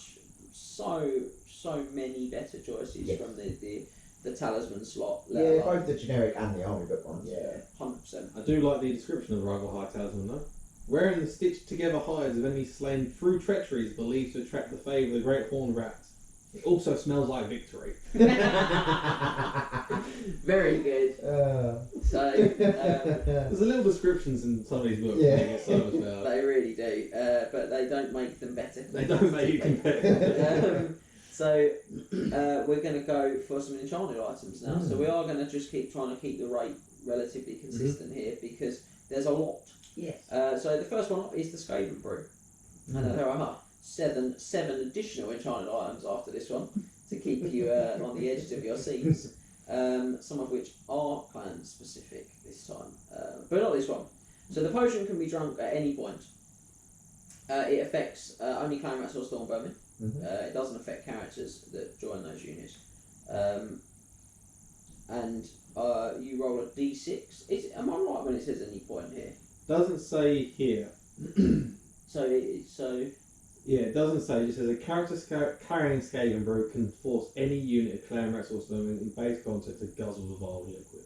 okay. Well, there you go. You heard it here first. Guzzle Which the- actually makes it better than I thought it was. Yeah. So on a roll of a 1, the unit suffers d6 strength 3 hits with an armor saves. Yep. And the brew is lost. On a 2 to 3, they gain hatred. On a 4 or 5, they gain frenzy. And on a 6, they gain frenzy, but they have 2 additional attacks instead of 1. However, at the start of each round, you take d6 automatic wounds. So it's basically the effects of the death frenzy spell that you get on that one. So at 50 points, hatred, very good. Yeah. Frenzy, decent. Death frenzy, but you know, I don't have to sort of. But I think what makes it, I think what's now changed my mind about it is the fact you don't have to do it at the beginning of the game. So those if you roll a 6, those d6 automatic wounds aren't going to be from the start of the game. You can do it at some point. I'm going to be honest here. I feel like it might have been FAQ. I'm going to check the FAQ on this one, and I'm going to just if it is different, we'll post it in the description. Yeah. I think that's fair to say because there's a lot of items, and obviously in going through all of these, I have missed this one, so I can only just checking this. But I think it's at any point from the way it reads there. I didn't see that different in the FAQ, but we will check it. Yes, It's the best way to check. go. But yeah, I mean, I think this is pretty good. 50 points is a wedge. Yeah. But I would probably put it on a warlock, not on Yeah. Raven anyway, and just let him go in and do his jam. Yeah. But yeah, it's alright. I think, Yeah, it helps it's out, okay. I think it helps out units. Yes. So next one up is going to be Scalm. Now this one is 30 points and is used at the start of any phase, friend or foe, and this is absolutely correct about when it is. The bearer can drink the Scalm instantly and regain any wounds they've already lost during the game. So Insanely. all of those wounds. So it's effectively like saying I've got a 3 wound character who for 30 points is a 5 wound character. most of the time. Because you've got to kill him outright in one phase, one sort of attempt. The only get the only this. time you might sort of get a bit unlucky if you're using the Scalm is if your character takes a single wound in one phase, And and then you're you- like, do do I use you it, use it? or But do I assume he's going to take another single wound? Even then, even if you use it, you've paid 30 points to give him a full wound. yeah, Okay. amazing. Yeah, it's really good. Yeah. There's no Cheaper than the point. healing potion, I think, as well. And the healing potion only does D6 wounds, Yeah. so you could roll a You could one. roll a 1. Yeah, I mean it's just anything that is a guarantee is Yeah. awesome.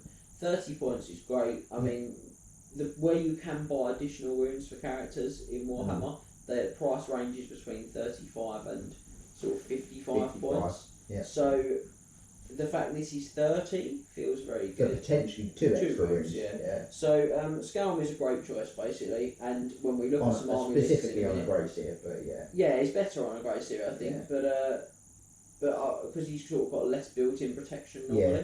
But certainly, you'll see it's going to feature in the lists that we discuss when we discuss sample army lists in a little while.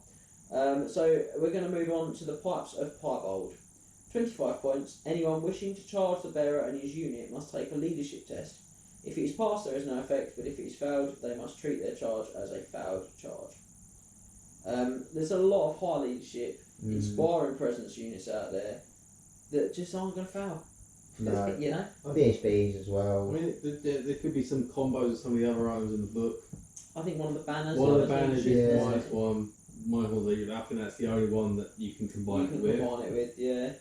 I think Because there's no spells that the Skaven have access No, to. I just don't think it's very good. No. 25 points as well, which is it's a chunk of points. Yeah.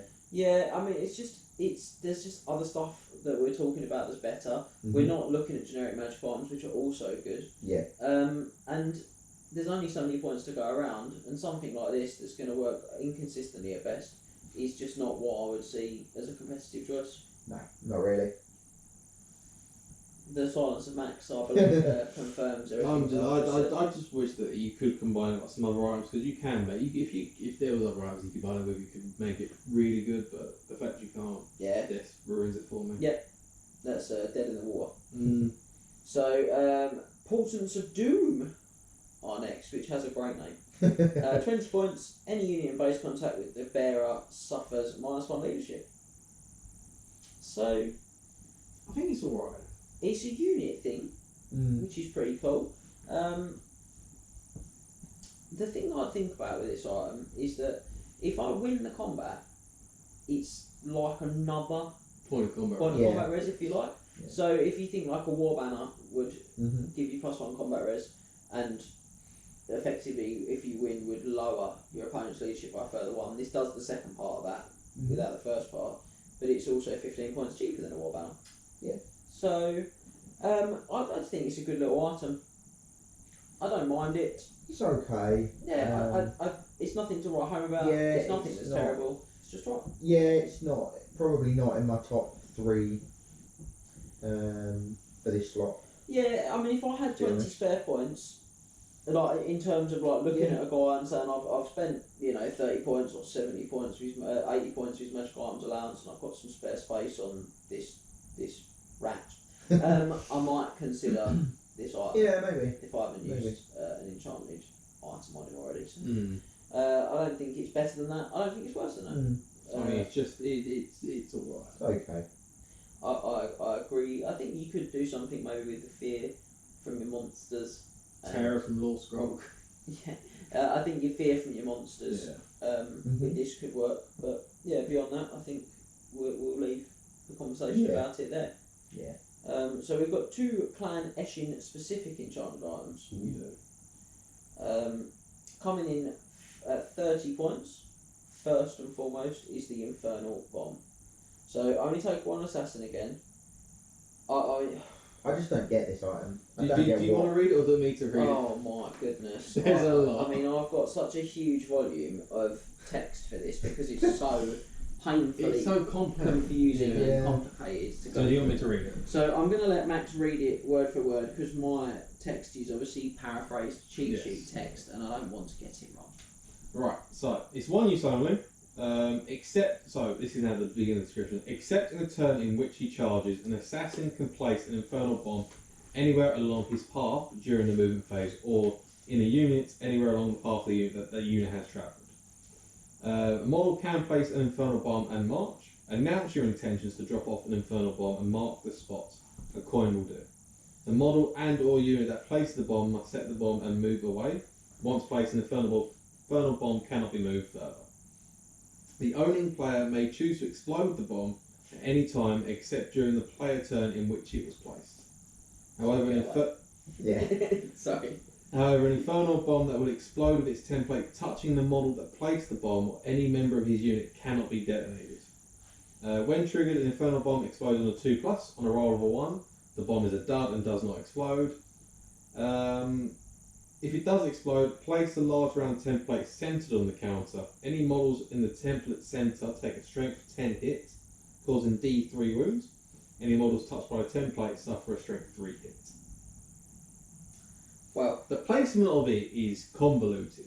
yes, The actual damage itself is self-explanatory. pretty moderate. Yeah, Yeah. it's moderate, but it's just the fiddly bits about actually getting it being usable. So where do I see it working? So I do think there's some thoughts to be had about this in things like Capture the Hill type missions, which obviously we use it for Triple Crown GT, where you score extra victory points if you've got Fortitude on hill. fortitude on the hill at the end of the game, your opponent doesn't. So blowing up his fortitude could be cool and could save you those points. Similarly, you could possibly do something with the Watchtower scenario in the main rulebook and this to try and deter enemies away from the Watchtower. But I think the best thing about this item is that I could make an Infernal Bomb counter, which is well known. I love to make a good counter or a good little thing like that. So it's just like you say, I don't get it. I'm using up the precious points on my assassins, which are great combat characters, to play something that I can't detonate if I'm too close to it myself with the guys. Yeah, that placed again, it's something you can't. You need to reveal the assassin before you're about to charge with him, like a whole turn before, to then place the bomb, to then charge with him potentially next turn. It just doesn't fit for me. I just don't get it. Pretty useless is my final bullet point on there. So, pretty useless, I'm afraid. Leave that one at home. Next one are smoke bombs. So smoke bombs are the second of our Clan Eshin specific enchanted items. So these ones I might explain myself. 10 points. So it's worth noting they can be taken on a gutter run champion as well if you want to, which is quite nice, as well as the assassin. So that does make them a different consideration. So when a unit flees, they may smash a smoke bomb. The effect of this is that the pursuing unit subtracts 1d6 from their pursue rolls. So this is obviously when you flee from combat. Yeah. You can drop a smoke bomb behind you, and your opponent only pursues you 1d6, not 2. Now, when you combine that with Scurry Away, it means in essence for 10 points you're probably going to get away. Yeah, almost certainly. So yeah, it's pretty good. Gutter runners are quite squishy. They often do in the late game get a little charge put on them, particularly if they've got bogged down with like a war machine or something. Yeah. They've had a little bit of poor dice rolling. It's okay. Yeah. 10 10 points. points. 10 points isn't too bad. Yeah. I mean, ultimately, it's not the first thing on your team sheet, but it might be something you slip on a unit of. To be honest, I probably wouldn't take it on gutter runners. I'd probably be more likely to take it on an assassin.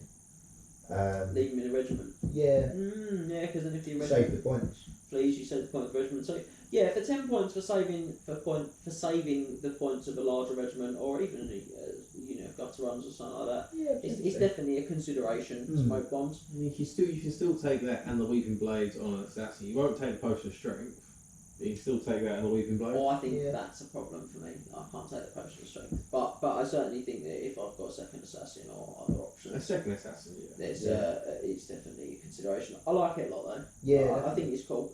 So yeah, they're good. They wouldn't be first on my team sheet, but if they're an available option to you, then as Scott pointed out, you could find yourself in the late game saving some real valuable points that are the difference between winning and losing. Right, so just 2 enchanted items remain. Both of these are Clan Skyr items, meaning they're only available to Warlock Engineers again. And first up we have the Brass Orb, which I mentioned very briefly earlier. Yes. It's a rare day that you don't see this in the Skaven army. It is. So this one's a hefty 50 pointer, but and it's worth every penny. it's a great item. The bearer can choose to place a small round template anywhere within 8 and scatter it as if it were a stone thrower. Anyone touched by the orb must take an initiative must pass an initiative test or be removed from play. Obviously, lookouts are allowed because it is a template weapon. It's basically a one-use small purple sun. Yeah. Now, I want to point out that it's really frustrating, but also hilarious when he throws it and catches it. Yeah. Which he has done to me. Yeah. When he rolls their misfire, you place the template on his own box. I think it's arguably funnier when it scatters directly back Back to 8 onto inches. 8 inches, yeah, I've had that before. It's just whee. I've also been known to skittle even between like a couple of threats. Like, So in case the wind where he's picks in up. the air and I'm just like, I'm just going to lob this up in the air and hope for the best, to be honest. See where it goes. But there are certain armies, I think, that really fear this item as well. Ogres, Troll, Demons. Heavy, Chaos, Nurgle Demons, Dwarves, Tomb Kings, Lizard Men. Undead generally. Yeah. Lizardmen. So and because of the power of Skittily, which we will discuss shortly, Yeah. this item has so much threat and so much choice. Yeah, for you. definitely. And again, on that 15-point Warlock that I've not upgraded, I don't really care if the 15-point guy dies after he's logged his brass Yeah, as well. exactly. So this is cool. This is a really good item. It's really competitive, and you should consider including it in your Yeah, armies. 100%. So the final enchanted item are the Warlock Optics. So these are 20 points, and they grant the bearer +1 ballistic skill and the ability to ignore cover penalties. Warlocks are cheap. You give them a little musket off the scavenge pile and give them this one. Warlock in a unit of Jazals, maybe. It's all of that's under 50 points, including the man, the musket, Yeah. the man, the rat, the man, the musket, the optics. But the rat, the musket, and the optics all come in if you go with the Warlock Engineer. One man is musket. Under 50 points. So Yeah. it's Nice alright. and cheap. It's an option, but it's probably not. I mean, if you're building a shooting army, it's definitely something you should consider a lot more than if you're not building a shooting heavy army. But if you're building a shooting heavy army, it's definitely worth a look. Yeah, 100%.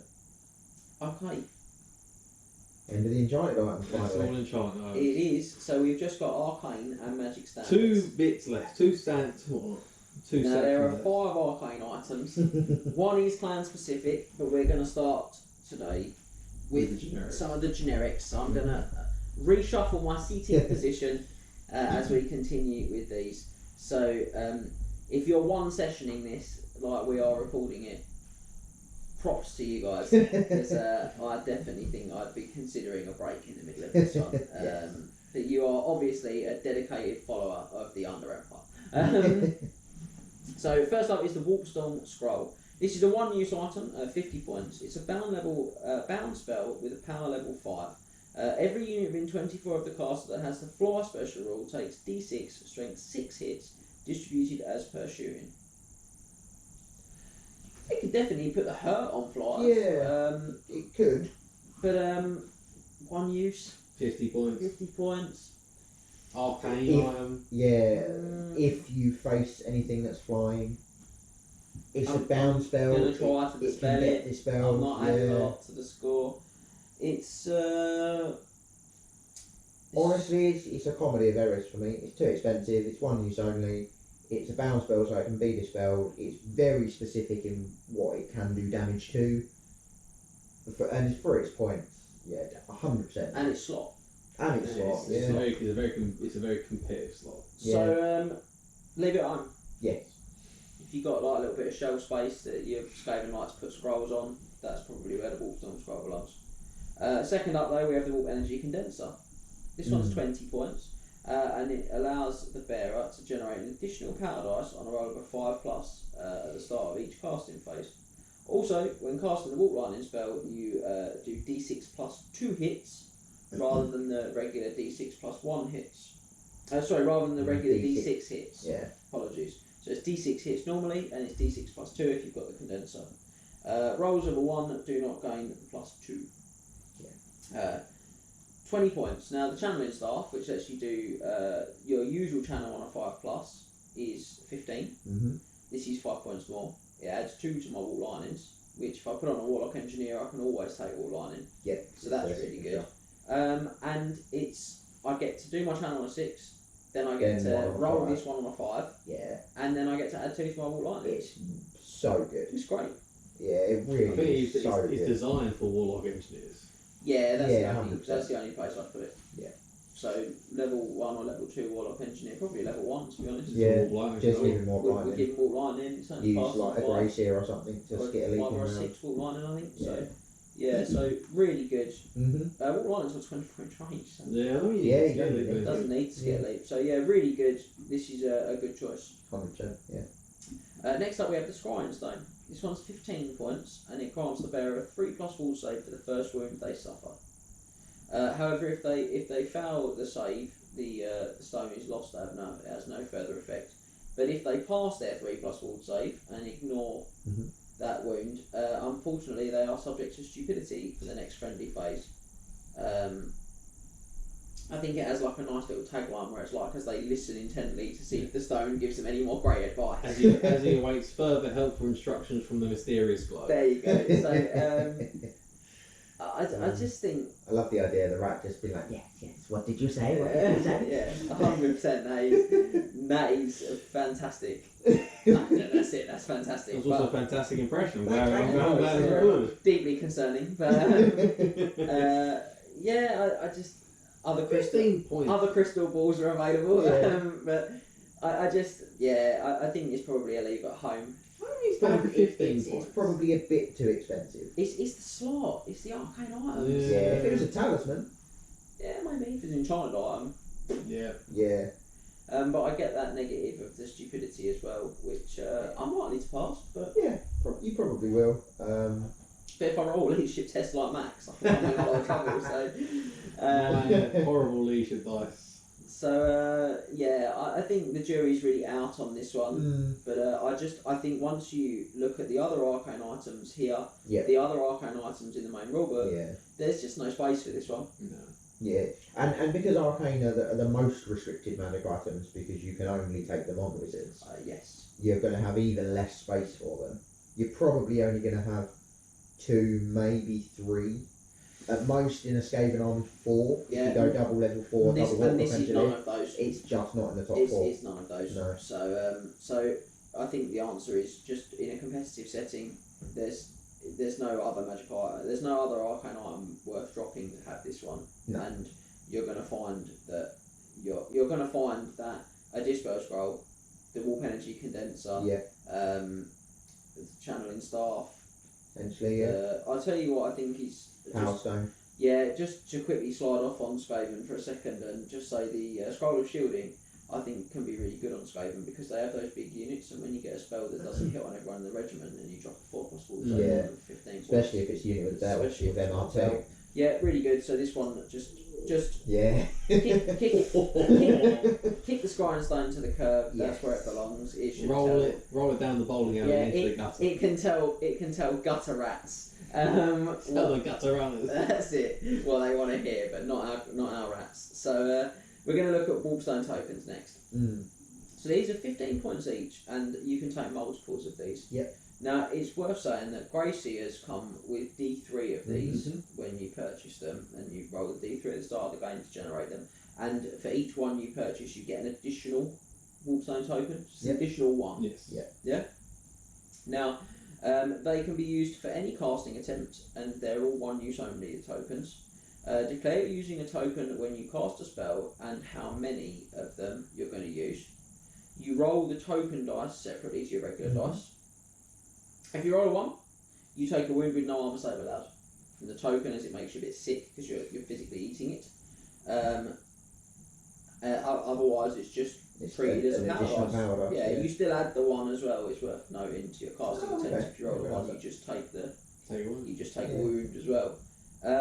You still have to roll at least 1 power dice as well. You can't just roll Warpstone tokens. That is correct. Yeah. So, but yeah, I mean they're good. They're good. Yeah. I don't know if I'd buy additional ones because your Graces already come with D3. Yes. Maybe, but again, like we've said, there are so many good arcane items that you're probably not going to want to drop any of them off of your Graces for a Warpstone token. It is also worth noting that only the guy that purchased them can use them. Yeah. You can't sort of go, oh, I'll tell you what, mate. I'll take have a biscuit and cast this spell. It doesn't work like that. Yeah. They get very jealous over their Warpstone. Yeah, they're a bit protective. So I think that these they have a place. They can be used, but again, I think that they're gonna fall foul of the arcane item slot a little bit. Yeah. Well, you can have multiples. So yeah. The final arcane item is Clan Pestilence specific. This one is the Warp Scroll. It's 35 points and it can only be taken by a Plague Priest. It's a 1-use bound spell, power level 5 with a range of 24. If successfully cast, pick a unit and every model in that unit takes a strength 2 hit with no armor saves. So it can be good against holds. It can be, if you've got Wither going on, it can be really potent, but we're back to that bound spell, 1 use only. Yeah. And there's a price. I don't get that. I don't get the fact it's a bound spell, but it's 1 use only. It's not very good. That's what there is to get about it. being a bound spell and 1 use is a bad combination. Yeah, because the 1 use only, you're not going to do. You just throw 6 dice. You've got to throw 6. Yeah. You've always got to throw max dice at it because you want to miscast. You want to miscast. You want to disintegrate because it's only going to be 1 use only. I think the strength 2 hit on everyone. I mean, it's quite nice. 35 points is cheaper than 50. I mean, that is factually correct. That's factually. It's cheaper than 50 points. It could be. What great analysis there, Max. 35 points. It's cheaper than 50 points. I bring nothing but the best mathematical statistics. Yeah, I mean, it is definitely less of a waste of points than the 50 point one, but it's still, in my opinion, a waste of points. I just couldn't in good conscience recommend taking it. Even if someone said to me, I've got this great combination, I'd be like, well, what if it's dispelled? And you spend 35 points on it, and it's 1 use. It's just not. It'd be alright if it wasn't 1 use. No, I think it'd be really good. Yeah, I'd be all over it. Like a dog on hot chips. But I'm afraid no. Just leave it at home. It is a no from us. It goes on the shelf next to the other scrolls as we discussed earlier. So we're going to look at Magic Standards now. The final section of Magic items. Yeah. So obviously there's 8. So just to keep the numbers, pump the numbers up again. I mean, you only ever really see 2. But... hold on to your hats. We're going to try and hit them a bit sort of with a bit of punch Too sweet to get you through. So most expensive banner in the book first. 70 points. This is the Sacred Banner of the Horned Rat. Immediately, I love this banner's name. So the banner causes all enemy units within 12 to suffer -1 leadership, which is the pipe bomb. This is the combination of right. Additionally, any unit in base contact with the bearer can be forced to reroll successful leadership tests. 70 points, it can only go on a VSB. Which is the main issue. The issue with all those big high, banners. like expensive banners, isn't And it? it's just again 70 points for the -1 leadership bubble. It's alright, but it's It's not really, fantastic. It's really expensive. It can. I've got it on a guy that, you know, he's very easy to kill now. Yeah, it's got a 4-up save, 3-up if he's on a wallet or a Can't flex. go Can't go on a wallet or as a It's a hero. cheap Fill it up. Only Okay. So yeah, so he's got a 4-up with heavy armor and shield. So not good. No. Not good. Not a good enough effect to risk all that loss of No. survivability for. No. That's the way we would say that one. So next up is the Storm Banner. So this is from super good. Nadirs to Zeniths again, right up the top. So it can be taken on a unit of Storm Vermin because of its 50 point Yeah. price tag. Thank you. Those are the words. The banner can be JHL. activated at the beginning of any player turn for the duration of the banner's activated time. No flying movement is allowed across the entire battlefield. Now, all shooting suffers a -2 penalty to hit, and non-magical artillery must roll a 4+ to be able to shoot. Is that correct? Yes. Go gadget cheat sheet. It's It's really good. It's just really good. Yeah. So the way it works is at the beginning of each subsequent player turn, that's friend and foe, you roll a dice, and on a 4+, the banner ends. On a 1 to 3, it continues. Yeah, which is the odd way round. Yeah. But I mean, look, most flying units have rubbish movement on foot. Yeah. It basically Like slows 2 or down some of 4. the biggest threats in the game. Mhm. You know, here's looking at Terrorgeists, Frostheart, Phoenixes, Yeah. Chimeras, Demon Princes. Demon Princes. These are big, scary things that you're slowing right down. Also, you know, if you're trying to cut distance against your opponent because you are running a more sort of combat-heavy Skaven, which is probably the more common build, this is really good because it effectively means that you're not getting blown to pieces on the way. Yeah. Helps to protect your Help Abominations and your Doom Wheels. We know how good they are. 'Cause we discussed that earlier in the video. But there's not a lot to say about it. This is a really good item. The only negative is that it's random. In its length of duration, but you can guarantee at least one turn. Yeah. So it's all about when you use When it. you pop that. Yeah. So very good. Next along is the Grand Banner of Clan Superiority. This one is 30 points, and while the unit carrying the banner has more ranks than the opponent it is in combat with, the banner counts for an additional D3 combat resolution instead of 1. It's not bad. The way it does. I don't like it. You can still roll the 1 and have wasted 30 points on its D3. You have to have more ranks than your opponent. And if I'd just spend 5 points more to have a war banner and have 2 And have that guarantee too all the time. And I'm not having one of the other great banners. Oh, little shudder there. Yeah. I'm not having one of the other great banners that we've discussed. Yeah, exactly. So, The issue is that you only have one unit that can, or 2 units that can take magic banners. yeah. So, you know, probably just take the war banner. Yeah. So, Shroud of Dripping Death next. 30 points for this one. All enemy models in base contact with bearer take a strength 3, no armor save hit in every round of combat. Additionally, if the bearer breaks from combat, any unit that chases down the banner bearer takes D6 plus 2, strength 3 hits with no armor saves.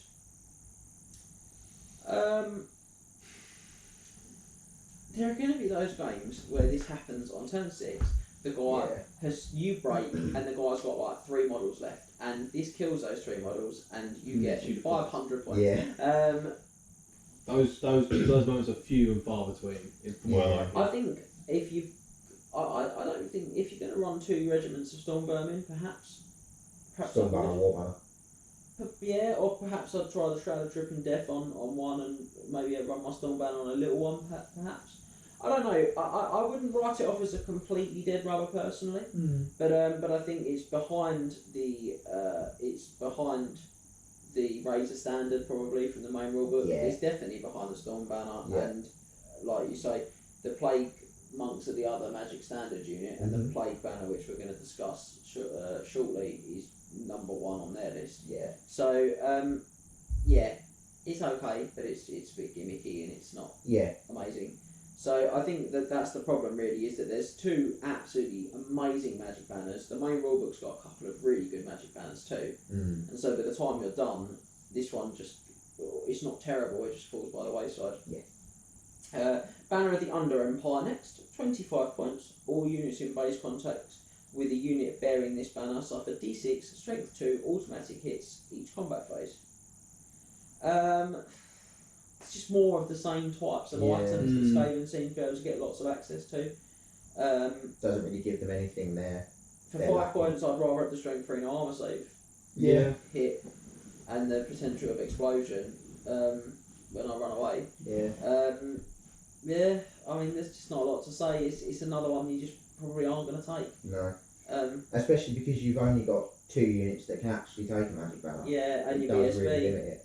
And I think with your BSB, you just want to make him survivable and use your magic items on him rather than your magic banners on him. So we're going to leave that one at home.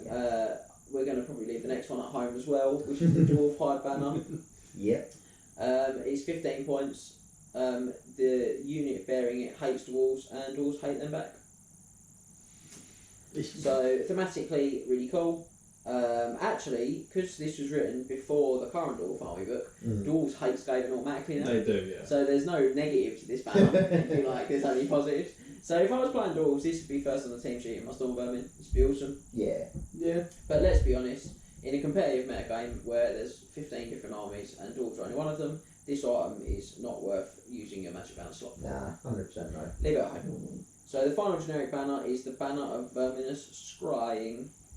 It's 10 points and 1 use. It allows the bearer's unit to march at triple, not double speed. So they're going to move to 15 for the average Skaven unit. But when they do so, they take 2d6 strength 3 hits with no arm saves. Is the triple march speed really worth the 2d6 strength 3 hits? Not for me.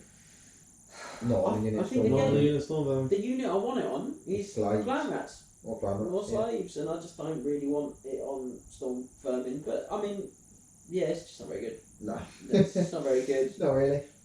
So last up, we're going to go with the final banner. This one is clan specific and it's Clan Pestilence only, and it is the Plague banner. This is the banner you see a lot. This is the other one, isn't it? This is the Storm banner. 30 points, 1 use only banner. All Plague monks in the unit reroll fail to hit and to win rolls. So you use this at the start of a phase, combat phase, and for that turn you roll your failed hits and only failed to wins. If you're taking Plague Monks, this is the banner. This is 1 plus on them. If you could take it on every unit of Plague Monks, you absolutely would. but you can't. so you take it on the 1 unit that you have, and if you have a second unit, you don't have this. Unfortunately, sad times. But it's probably, if it's the best or second best banner, depending on how you rate the Storm banner. It's a really fantastic choice. 30 points is just really well costed. It is 1 use only. It's 1 plus. I think it's 1 plus with a unit. Oh, sorry. I think it's Oh no, it's 1 use only. I'd already covered that, but I just wanted No. I just need to chill. But no, I think it's 1. If we take him the unit Plague Monks, it's 1 plus. Yeah, I think we all agree. Mm-hmm. I think we all agree on this one. It's really good, and you're going to see why when we discuss lists. But well, goodness me, Are we there? Are we finally we there? are there. 39 out of 39. Of all magic items. Again, it's possibly a good opportunity to take another short pause if you're at home and you've chewed through that. But we are going to be looking now at the 2 laws of Skaven magic. So let's take that quick pause and do that.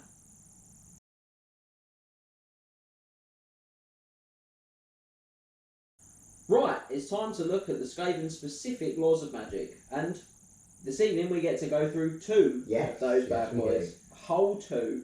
Now, that's the Skaven spells of ruin and the Skaven spells of plague. And the way we're going to do this is with our magic law rating system, which, as with our other rating systems, can be found on Triple Crown Wargaming. Head over to the Night of the Realm Mustering Ground, check out the Deep Dives page, and from there you'll be able to find all of the rating system details. Now, with the laws of magic, they're scored out of 24, the same as our unit rating system. However, they're scored obviously on quite different criteria. Yes. So we look at the power and frequency of the lore attribute, the average spell range, the spell flexibility, the variety of spells, the average casting value, and the quality of the signature spell. And before we begin, we've got a couple of elephants in the room with the Skaven laws of magic. The first one is that both of these laws are going to fall a little bit short on the rating system. Yeah. And that's because they don't have lore attributes. No. So the power and frequency of lore attributes is going to be a big fat 0.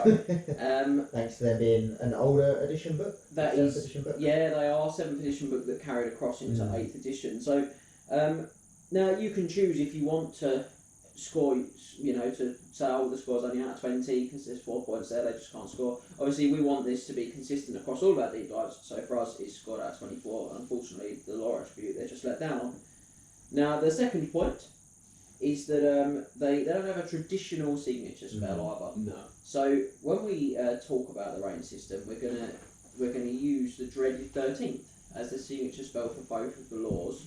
But we will make the point of saying, obviously warlocks can use Walk Lightning, so we'll just make a couple of quick points at the end about that on Ruin. Yep. And obviously Plague Priests get Pestilent Breath as their signature spell, so again, we'll just make that point at the end there. But if we look at Dreaded 13th as a signature for working it out across that, because that's how it would certainly be for Gracious. Yes. And the only way you can get access to the Dreaded 13th is by swapping a spell in the sort of traditional way you would Yes, for a signature. For a signature, that is So- correct. So, with all of that in mind, we are ready to get started. So we're going to begin with the Skaven Lore of Ruin, and we're going to start with the signature spell, the Dreaded 13th. So this is a pretty horrifying spell to Yes. get hold of, it's fair to say. Nightmares have been made of this Yeah. spell. It's one of the most hated spells in Warhammer. Country File. So this one has a range of 24 and casts on infantry only. You roll 4d6, and that is the number of models from that regiment that are dead. They have been turned into clan rats. No save of any kind is permitted. You simply roll 4d6 and take off that many figures. No characters are tests, nothing low. No. Initiative, toughness, strength, just dead. No, if you destroy the entire unit and you've got enough clan rats in your collection, you can replace that unit with a number of clan rats equal to what was killed. Yeah, I mean, you just have to spell it. Just Yeah, have to you spell really it. do. It has a hefty price. It has a hefty cast value. It does. Oh, It's, yeah. 25. it's 25, yeah. So it is a huge cast value, and it's worth pointing out that we do make some small FAQs to Skaven Magic in the Triple Crown GT pack, and that carries over to our narrative events as well, which is that we allow one character in a unit to take a look at Sir against the 13th, and we also sort of, unless the spell specifically says it can target regiments in combat, we don't let it target regiments in combat. Because obviously they don't have types, do they? Like No, the traditional 8th edition They spells. don't, and there's a lot of ambiguity. So what we've done is said, well, look, these ones don't say you can specifically target combats, so you can't. Yeah. These ones do, so you can. Lovely. So with this one, you can't target spells. Yeah. You can't target it into combat if you're playing by our sort of FAQ. Yeah.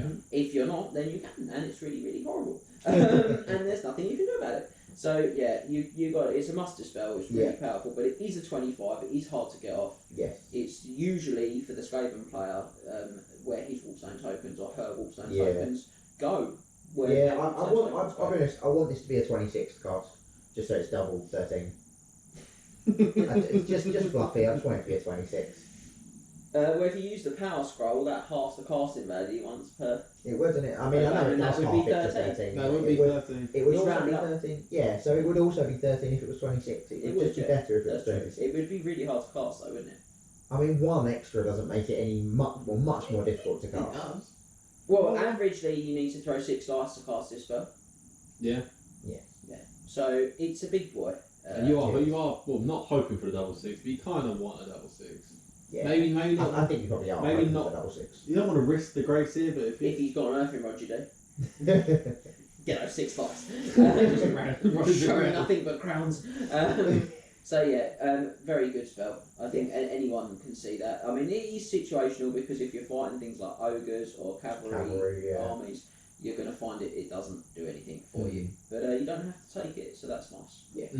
So we're going to look now at the core spells in the Law of Ruin. There's 6 of them, and we're going to start with number 1, which is Skittily.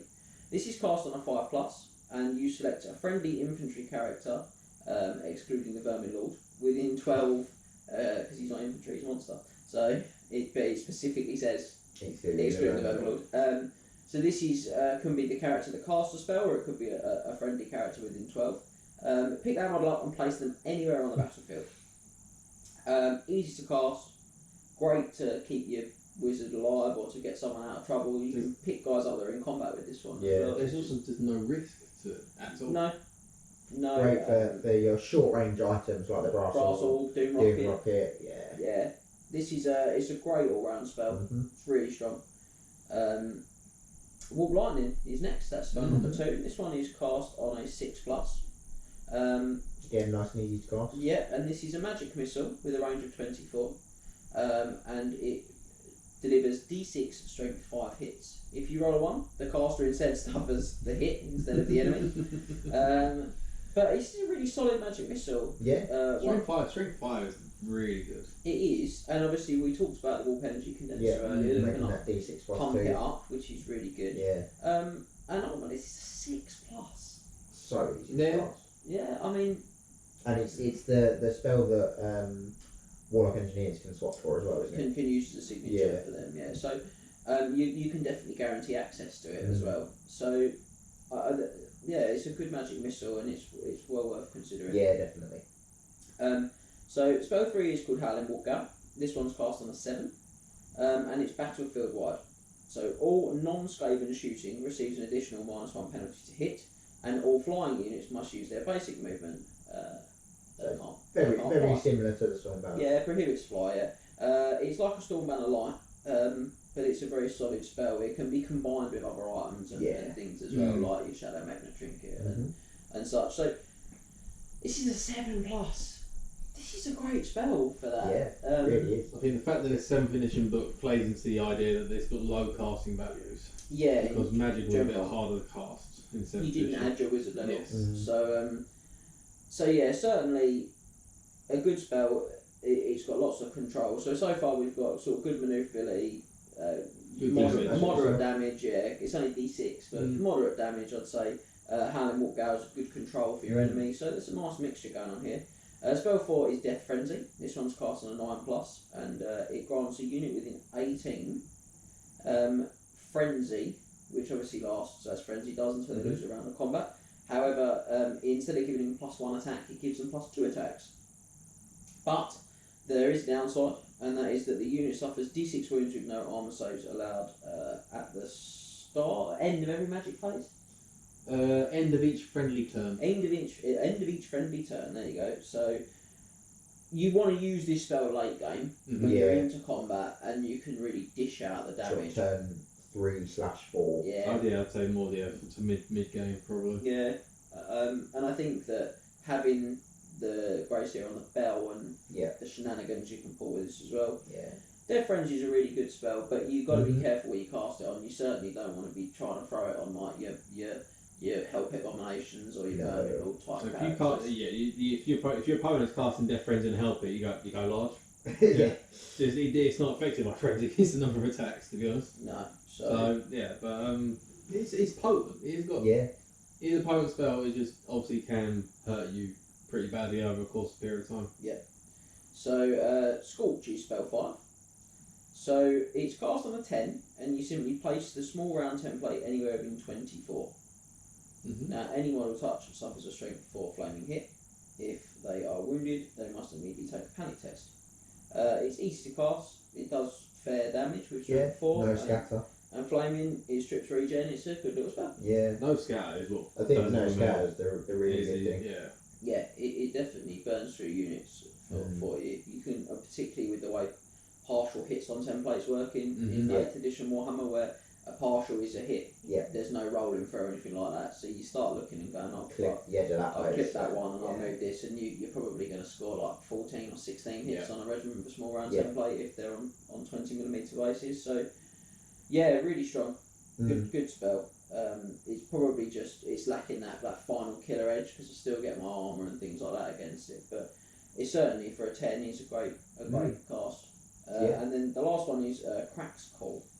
This one's cast on 11, and you roll 4d6, and that's a line that's extended from the caster's base. Yeah. It's out of the front arc, but obviously in the direction of your choosing within that front arc. You extend the 4d6 line, and anything touched must pass an initiative test or be removed from play. If it hits a chariot or a war machine, they do not take an initiative test, but instead roll a dice on a 5+, they're removed from play. If it hits a building, then roll a dice on a 5+, the building is destroyed and replaced with difficult terrain. If the building is destroyed, anyone garrisoning the building must take an initiative test, or you guessed it, be removed from play. You obviously can take a look at Sir against it, because the line is treated as a template, and it can be a bit random with how you roll. But getting that skittily, dropping something like an inch away from something really potent, and chucking that line through it, it's really, really strong. It's a good spell. Yeah, I like it. It's a light unit killer, if you like. Yeah, it's like Conundrum Pendulum, isn't it? From Shadow. Yeah. Similar to that. Yeah, it's probably a little better, to be honest, because it's initiative or get Just die or just get dropped down the hole. So I mean that's the effects of the law. Mm-hmm. It's probably really lacking one killer damage spell. Yeah. Although if you're infantry, that is what the Dread 13 does. Yeah. Your signature is the unit killer. And I do think that what it does really lack is sort of some consistent buff. The Death Frenzy is basically the only thing it's got there, which is certainly good, but it's that risk reward buff all the time where I'm taking damage. It's not got like a Hand of Glory or a Speed of Light type spell, which would be lovely, but you can't have it all. But let's take a look at how it rates out. Yeah. So it gets a 4 for variety of spell types because it actually has got a really big mixture of things that you can do. Unfortunately, it gets a nothing for the power and frequency of the law attribute. It also only scores 2 for average spell range because it's really... It's all sort of 18s and... Well, it's a bit of a funny one because you've got a couple that are battlefield wide and then a couple of them that are sort of 18s and 12s. And then things like 4d6 is like 14 on average, so you sort of... It's pulled down quite a bit. 1 for spell flexibility, I'm afraid, because... that's treating Death Frenzy as if it remains in play, which it sort of is. You can't dispel it. So, but yeah, I mean, there's not a lot of great deal of flexibility. You can't boost the values or change up the effects. 3 for average cast value because it is not quite at the very bottom, but it's certainly high. It's certainly a low value successfully cast, and that's really because Dreaded 13th drags it up. If it wasn't on there, it'd score a 4. And unfortunately, 1 for the quality of the signature spell, because Dreaded 13th as a signature spell doesn't actually do what we look for in terms of a high quality signature spell, which is sort of be easy to cast and be very accessible. So that gives the Law of Ruin 11 out of 24. But when you think it's got no attribute, so that's not super shabby. Yeah, actually, it'd probably be the 13. To be honest. Now I have put here that if you were looking at this from the point of view of the Warlock Engineer and saying, well, I'm just considering Ruin on Warlock Engineers, then actually the law does score 13 instead of 24. It gets that +2 because it gets 1 for cast value, 1 for range, and 1 for consistency. Those are 3 of the points underneath signature spells, which obviously range is the only one the Dreaded 13 scores on. Yeah. So it's sort of slightly better that way. But overall, it's middle of the road law, which I think is probably a fair estimation of what it does in game terms, as much as everyone hates Dreaded 13. So we're going to move on to look at the law of play. So we're not going to discuss Dreaded 13th again, because we know that we've talked about the filth. So we're going to move on to Pestilent Breath. This is spell number 1 in the law of plague. So it's cast on a 5+ and uses the Flamer template. It's effectively a breath weapon. You start with a narrow end of the template on the base of the caster. Anyone touched suffers a strength 2 hit with no armor save. It can be cast into combat, with the unit in base contact taking d6 strength 2 hits with no armor saves. I just think this is not very good. No. It's really short range. I mean, it is a low cast, but it's really short range. It's really low strength. And the worst part is I can cast it into combat, but it does half the hits of a normal breath weapon. That's the main bit about it. It's very frustrating. Yeah, I just think that's all I can say about it. Yeah, It's- I mean, if you skit elite a say plague brace to passion breath down the side of a unit, possibly. I've got then a ruin wizard as well, or I've Yeah. got to have a grey seer that's rolled the right combinations on the one guy. I just I just find with plague, I always feel like I'm playing a little bit of a gamble with it, in that there's a lot of spells like this one in this lore, which is a little bit sort of hard to get maximum out of. There's a couple of really amazing spells, Yes. and I'm sort of gambling to get the really amazing ones a bit, but this is not one of them. No. This one also functions as a signature for the Plague Priest, just worth pointing Yes. out. So spell 2 is Blessed with Filth. This is a good one. It has a range of 12 and is cast on a 7, and it gives a friendly unit in or out of combat poison attacks. If they already have poison attacks, they score their poison attacks on a 5+ instead of 6+. It lasts until your next magic phase. So it's basically a solid augment. Yeah. Really good on plague monks. Yeah, really good on. Really good on play once we've got the volume of attacks. Yeah. It's good on most. It's Poison's not. good It's on. not really bad on anything. They don't have to be any honest. really have any killing blow in the Skaven book, so Yeah. it's good on basically all of your units. Yeah. But certainly, yeah, plague monks are the obvious standout, and things like gutter runners, you can up the poison hits from them that way. But I like this spell. I just wish it had like 18 range instead of 12. I think that the short range is really punishing on it. Yeah. If we go back to my unit of 10 chieftains with poison attacks, Yeah, I mean, that would be devastating. could you imagine? that would be quite scary, though, wouldn't it? It all stacks. It stacks on stacks on But stacks. he'd have to be like right next to him. He just sits in the second row. So, spell 3 is Wither. I'm just going to look at the camera and move on. So, arguably one of the best spells in the game. Certainly one of the best spells in the Skaven book. Range of 12 and a cast on 8+. You I target can't believe it casts on so low. you target an enemy unit within range, in or out of combat. The unit's toughness is reduced by 1, and this is forever. Yeah. The rest of the It's game. reduced by 1 for the rest of the game, and it's cumulative, so if you cast it again, it's reduced again. Yeah, so it's not remains in play. It's not you just cast it and it's there. It's a bit like Plague of Rust from Metal. You cast it. If they don't dispel it at that point, It's a then permanent it's reduction. affected for the rest of Yes, and obviously if they reach 0 toughness, they are removed from play. Yes. So you can have whole regiments that just sort of disappeared like this. Obviously for a low cast lady, that's great. But again, it really suffers from range. 12 inch range. 12 inch range is very Can't low. boost the range. So even like a low toughness unit, I've got to get it off without getting it dispelled 3 times. Yeah. And it's only got 12 inch range. So why are they not killing me? Yeah. Like what am I doing Yeah. to sort of keep him alive and stuff? So it's definitely challenging, but I think I think people get fixated with the idea of withering it to death, and I think they're much better to just say, well, I'll wither that one, and now I'll maybe have a little wither on that one, and spread it out, and sort of actually Just combine it out with other things, wither something and then charge it with something like Storm Vermin, or 100%. or then plague them, or which we're going to go on to in a minute. I completely agree with you. I think that's the best use for it. It just works well because there are a lot of toughness test calls and things in the Skaven book. Yes. It just works well with just all of them. It's really good with those catapults we talked about earlier Yeah. as well, because and things like your rattling guns and your flamers as well. So walk fire throwers. Apologies. So yeah, a good spell, excellent spell. Just again, the story of Plague's life, its range, its drawback. On to spell 4 is Vermintide. It's cast on an 8+. The caster places a large template in front of his face and then rolls 4d6. The template travels the distance of the dice rolled, and any unit touched takes 3d6 strength 2 hits. If you're in combat, the unit in base contact takes hits distributed as per shooting. I think it has like a thing that I don't have noted down here, but I seem to recall where it can't cross like water features or something else. Cannot cross impassable terrain or water features. Yeah, and that's because it's literally meant to be like a big pack of rats. Yeah. That goes, like, As running the off rats from it. drown or get stumped by a wall. So no, it doesn't modify armor saves. It's low strength. You've got to kind of get with her. Decent amount of attacks. Like, amount of hits.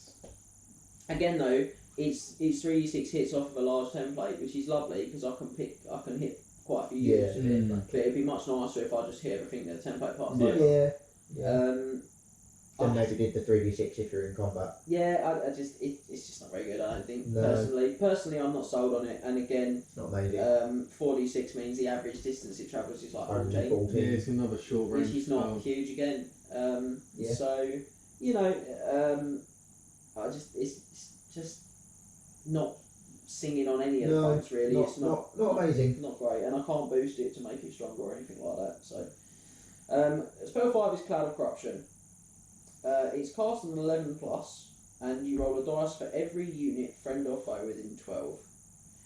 Enemy units are affected on a 2 plus, and friendly units are affected on a 4 plus. This is increased for friendly units to a 5 plus if they're clan pestilence. Yeah. So if you've got plague monks or the like. Every affected unit takes d6 strength 5 hits with no armor saves allowed. Now this is that scary damage, right? Yeah. But it decks your own men. Yeah. Don't want to cast this anywhere near my Help Abominations or my Doom Wheels. I don't like that. No. And so it's also an incredibly short range again.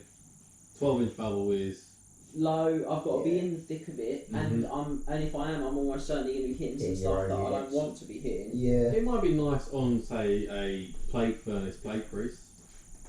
Yeah, potentially, but then I'll be more likely to hit my own men as well. Yeah. So it's. I mean, it also is that plague furnace not hitting enough of my own troops.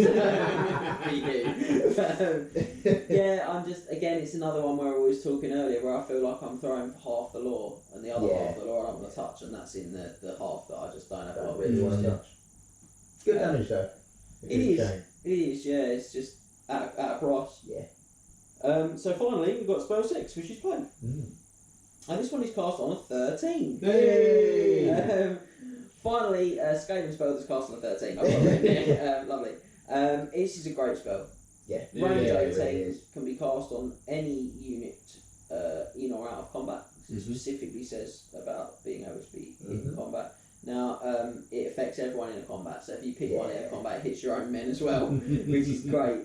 Both of those units get smashed up, the enemies and yours. But models affected take a toughness test. If they fail, they suffer a single wound with no armor saves allowed.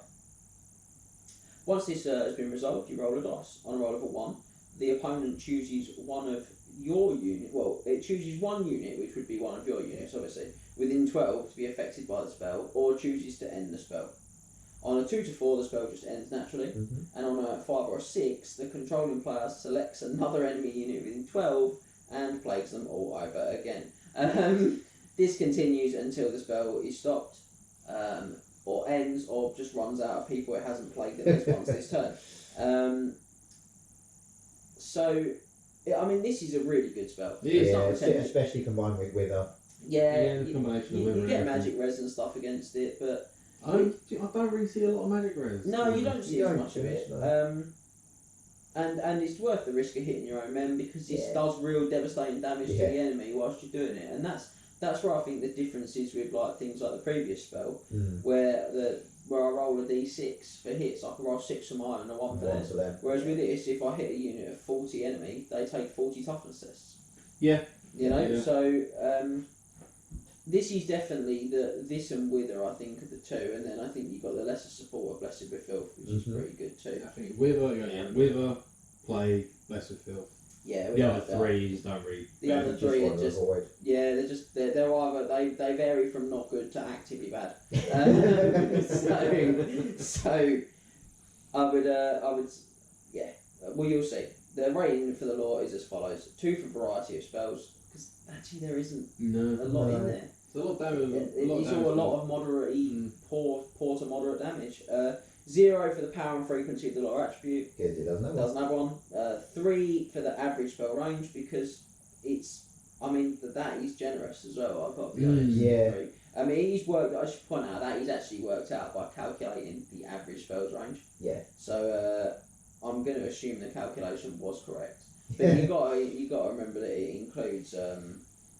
It does include It's on Dreaded 13th as well. It's on the maximum ranges of spells, isn't it? Yeah. So with 4d6. yeah, Vermintide, isn't it? The Yeah. one that you roll 4d6. That's calculated as it being 24. Yeah. So yeah, that pushes it up a bit. Yeah. One for spell flexibility. And that's again treating Wither in that remains in play type position. Yeah. And then 2 for average casting value and 1 for the quality of the signature spell, which is Dreaded 13. I should point out that gives it a 9 out of 24, which is Very pretty low. underwhelming. Yeah. It's solidly sort of, it's because it's 50-50. 50% Yeah. of it's amazing and 50% of it's not so good. Yeah. If you use Pestilent Breath as the SIG for the calculations For instead the of Plague the Priest. Dreaded 13th, the Plague Priest version is 10 instead of a 9. It's Is one better? marginally better, Yeah. but and I that's, think that's fair though, because I that's think due to cast value alone. I think Rooney is the better of the two Oh yeah. Yeah, I Laws of think Skaven magic. it certainly Comes out bears that way. out that way as Yeah. well. So on those bombshells, if you will, which on those infernal bombshells, let's not roll a dud. We come to the end of our section on the 2 laws of Skaven magic, and now we can have a look at some sample army lists.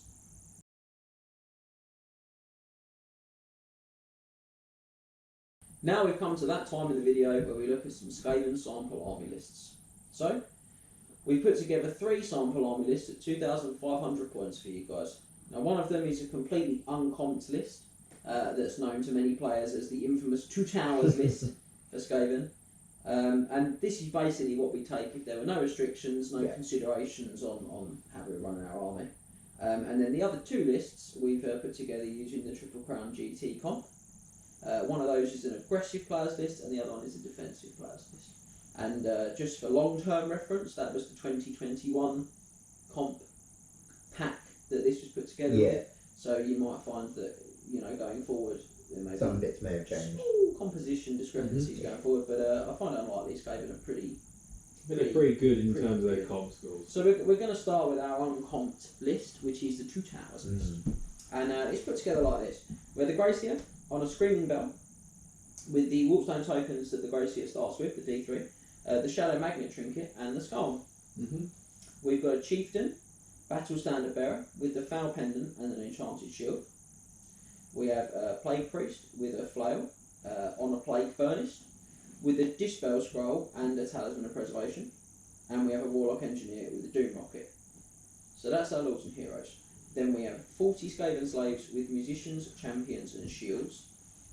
40 Skaven Slaves with Musician, Champion and Shields. Trying to say that. And 40 Skaven Slaves with Musicians and Champions, but we just didn't have the 20 points for Shields. Then we've got 40 Storm Vermin with full command, shields and the Storm Banner, and this is where our Screaming Bell's going to live. And we've got 40 Plague Monks with full command and the Plague Banner, and that's where our Plague Furnace is going to live. And then finally, we've got 2 Hell Pit Abominations. Whew. So, absolute cheese. two unbreakable units of 40 rats that have got real output, and then they're flanked by 120 slaves, which just go in, tie enemy regiments up, let the big unbreakable blocks finish the damage job. The Hell Pits do what they need to do. You got the Hell Pits there.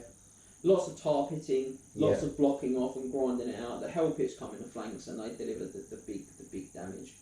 The crucial thing with this list is that there aren't really any easy victory points. The points that get you get you the win. Even if you want to argue that the Skaven Slaves are easy kills, you've still got to do 120 of them, and when you do, you're going to score what those regiments are 40 or 100 points. aren't With they? all of them. Less than that. Those regiments are 40 with shields are 100 points. And plus like a little bit for the command, 106 points, 108 points. It's not lots of points. So then you've got, and then one of them's not even got the shields. Yeah, so I mean all 3 of them. You're looking about 300 points. Oh, sorry, I thought you said No. 400 points. No. Sorry. 300 points. Yeah. So yeah, not a lot of points there. Not really. 300 points for 120 more. Yeah, you might get an 11-9 that way. So assuming that we kill nothing. Nothing else dies, And obviously you've got the fantastic magic that's going to come off that bell. You've also got a bit of plague support, so you've got a chance to pull the Wither, the plague, those other good spells there. And you've got Doom Rocket still, which we haven't really touched on. And all the And- effects of the bell. Yeah, and the help hits, which we know are phenomenal. So it's really easy to see how this works. It moves forward onto the centre line, it takes that ground, And then it stays there. basically, Don't move it. and wins the game for the Goes Skaven, You've got to kill 200 rats. Still. Yeah. and turns 46 of your favourite unit into rats. Yeah, pretty So, much. as you can probably imagine, his Triple Crown score is a whopping -9. So, there's been no mercy spared, but when you've got 2 unbreakable blocks, you don't give away a lot of victory points. You do great damage off your monsters. This is a strong list, and even if you say to me, well, what about cannons? There's a lot of cannons out there. So I've got Stormbanner. Yeah. Stormbanner does help that out a lot. Yeah. That's what I bought it for. I can take Howling Wolfgal. Yeah. But I don't, that doesn't affect cannons, does it? To be fair, but No. but Stormbanner does. So yeah, it's a good list. Yeah. Just get a leap your Warlock Engineer over there and charge them. It's unfortunately it's just a very denially hard to break down, hard to get victory points off list. That's not sort of a tactical powerhouse. Unfortunately, No, it's just not too much more to say. No, that's it. It's a very point and click with some of the units. You move up and just take the hits. So we'll take a look at the Triple Crown comp Yes. lists. So the first one of these is a more aggressive list, and then we'll look at the defensive list, which I'm quite excited about. So the more aggressive list is a Grey Seer with Warpstone tokens. Again, the ones that comes with Skalm, Dispel Scroll, and a Talisman of Preservation. So this one's on foot. We've got Queek Head Taker in there. We've got an Assassin with the Weeping Blade and the Potion of Strength. We've got a Chieftain who is a Battle Standard Bearer with the Foul Pendant and Enchanted Shield. We've got a Warlock Engineer who is a level 1 Wizard and has the Doom Rocket. Then we have 5 Giant Rats with a Packmaster, 5 Giant Rats with a Packmaster, 5 Giant Rats with a Packmaster, and finally 5 Giant Rats with the Packmaster. Then we've got 39 Clan Rats with full command and shields, so that's the fortitude point there. Then we've got 39 Skaven Slaves with Musician Champion shields, 35 of Queek Head Takers Stormvermin with full command shields, and you guessed it, the Stormbanner. 6 Gutter Runners with 2 hand weapons, poisoned attacks, and slings. Another 6 Gutter Runners with 2 hand weapons, poisoned attacks, and slings. And we have Hellpit Abomination number 1 and Hellpit Abomination number 2. So again, we're going down the monster avenue there. So this one has a -5 comp score. Okay. So slightly more manageable, but still pretty beefy. It's a hefty minus. The double help hit. Well, when you look at a 2-day event though, like Triple Crown GT, it's 1 point per game you've got to match. Yes. You've got to catch up. 200 victory points effectively per game. Very recoverable margin with a list like this. You've got Definitely. 4 units of small chaff that give away under 100 points if every single one dies. It's just Crazy. insanely good. You've got Gutter Runners in there with poison attacks to threaten the enemy War artillery machines, pieces that War are machines aren't safe with gutter runs around. going to No. cause your Hellpit Abominations problems. They're also good for those cheeky character stabs that we talked about earlier if you need to use them like that. Yeah, definitely. And plinking wounds off big monsters or chariots, so they can do for you too. It's got that 1 combat block of the Stormvermin, but it's worth bearing in mind that those other blocks are going to be great anvils to hold stuff in place for you, and you've still got those 2 big monsters to come and do damage. Yeah. And you've got Queek himself. You do, You Yeah. have the big man and you have the Queek vermin. No forgetting him. and you've got an assassin. Yeah, You've got with the the Leap Out assassin with the as well. Potion of Strength, the Weeping Blade. We talked about the combination earlier. Yeah. He's going to do a lot of that, and the thing is that because you've got the redirectors and the blocks, you've given yourself the best chance to gang up on enemy units with like a Hellpit and a Queek Vermin, or 2 Hellpits, or an Assassin and a Hellpit, whatever way you want to look at it. Yeah. And when you don't have like world-beating stats across your army like Skaven don't, that's how you win the game. Yeah. So this is a good list. It does require going forward, and it certainly needs more from you than the first list we discussed. Yeah. Which is obviously represented in its composition score, but it's got some really good options. Yeah, definitely. So, if we've got nothing more to say on that one particularly, chaps, I think then so, I think we'll take a look at the defensive players list. This is the army list The one you're excited about. you've always wanted to do. Yeah, well, I've talked about doing this loads, but it's just physically getting together all the figures to do this army. Yes. It's not even like the purchasing of them, it's just the physically sorting it all out and doing it. I've just never motivated myself. I just don't want to paint that many rats, I'll be honest. That's really what it comes down to. But this one is quite different. So here we go. It's a Grey Seer with the Warpstone tokens that they come with and an additional one. So I've got a D3 plus 1. So I've got Scalm and the Talisman of Preservation there. I've still got an Assassin with the Weeping Blade and the Potion of Strength, because I like that. I've got a Chieftain Battle Standard who's got a Shield, a Foul Pendant and the Dragon Helm. And then I've got a Warlock Engineer level 1 Wizard who has a Warp Musket and a Doom Rocket. We're hitting the scavenge pile, that's right. I've got a second Warlock Engineer level 1 Wizard who has a Warp Musket. He has a Warlock Optics on that Warp Musket. And he has Dispo Scroll. Exciting. Then I have 5 Giant Rats with the Packmaster, another 5 Giant Rats with the Packmaster. I have 38 Skaven Slaves with Musician, Champion and Shields. And I have that again, so another 38 Skaven Slaves with Musician, Champion and Shields. Then we get into the fun stuff. Yes. So we have 4 regiments, these are all identical. They're 10 Storm Vermin with a Champion, with a Warp Musket, and we have a Rattling Gun Weapons team. We have that 4 times, so 40 in total with 4 weapons teams and 4 muskets. And then we've got 5 Gutter Runners with 2 hand weapons, poison attacks, slings. Another 5 Gutter Runners with, you guessed it, 2 hand weapons, poison attacks and slings. Then we've got 5 Warplock Jezzails with a Champion, 5 Warplock Jezzails with a Champion, a Plague Clock Catapult, a second Plague Clock Catapult, a Warp Lightning Cannon, and a second Warp Lightning Cannon. It's a lot of shooting. It is. It's Artillery Hill. Yeah. So, what can I say about this list? There's plenty of redirectors in there Yeah. to control you. I've still got a punchy Grey Seer. Yeah. And we've got a lot of shooting. Now, I would stress that this list, I think, has got some wiggle in it.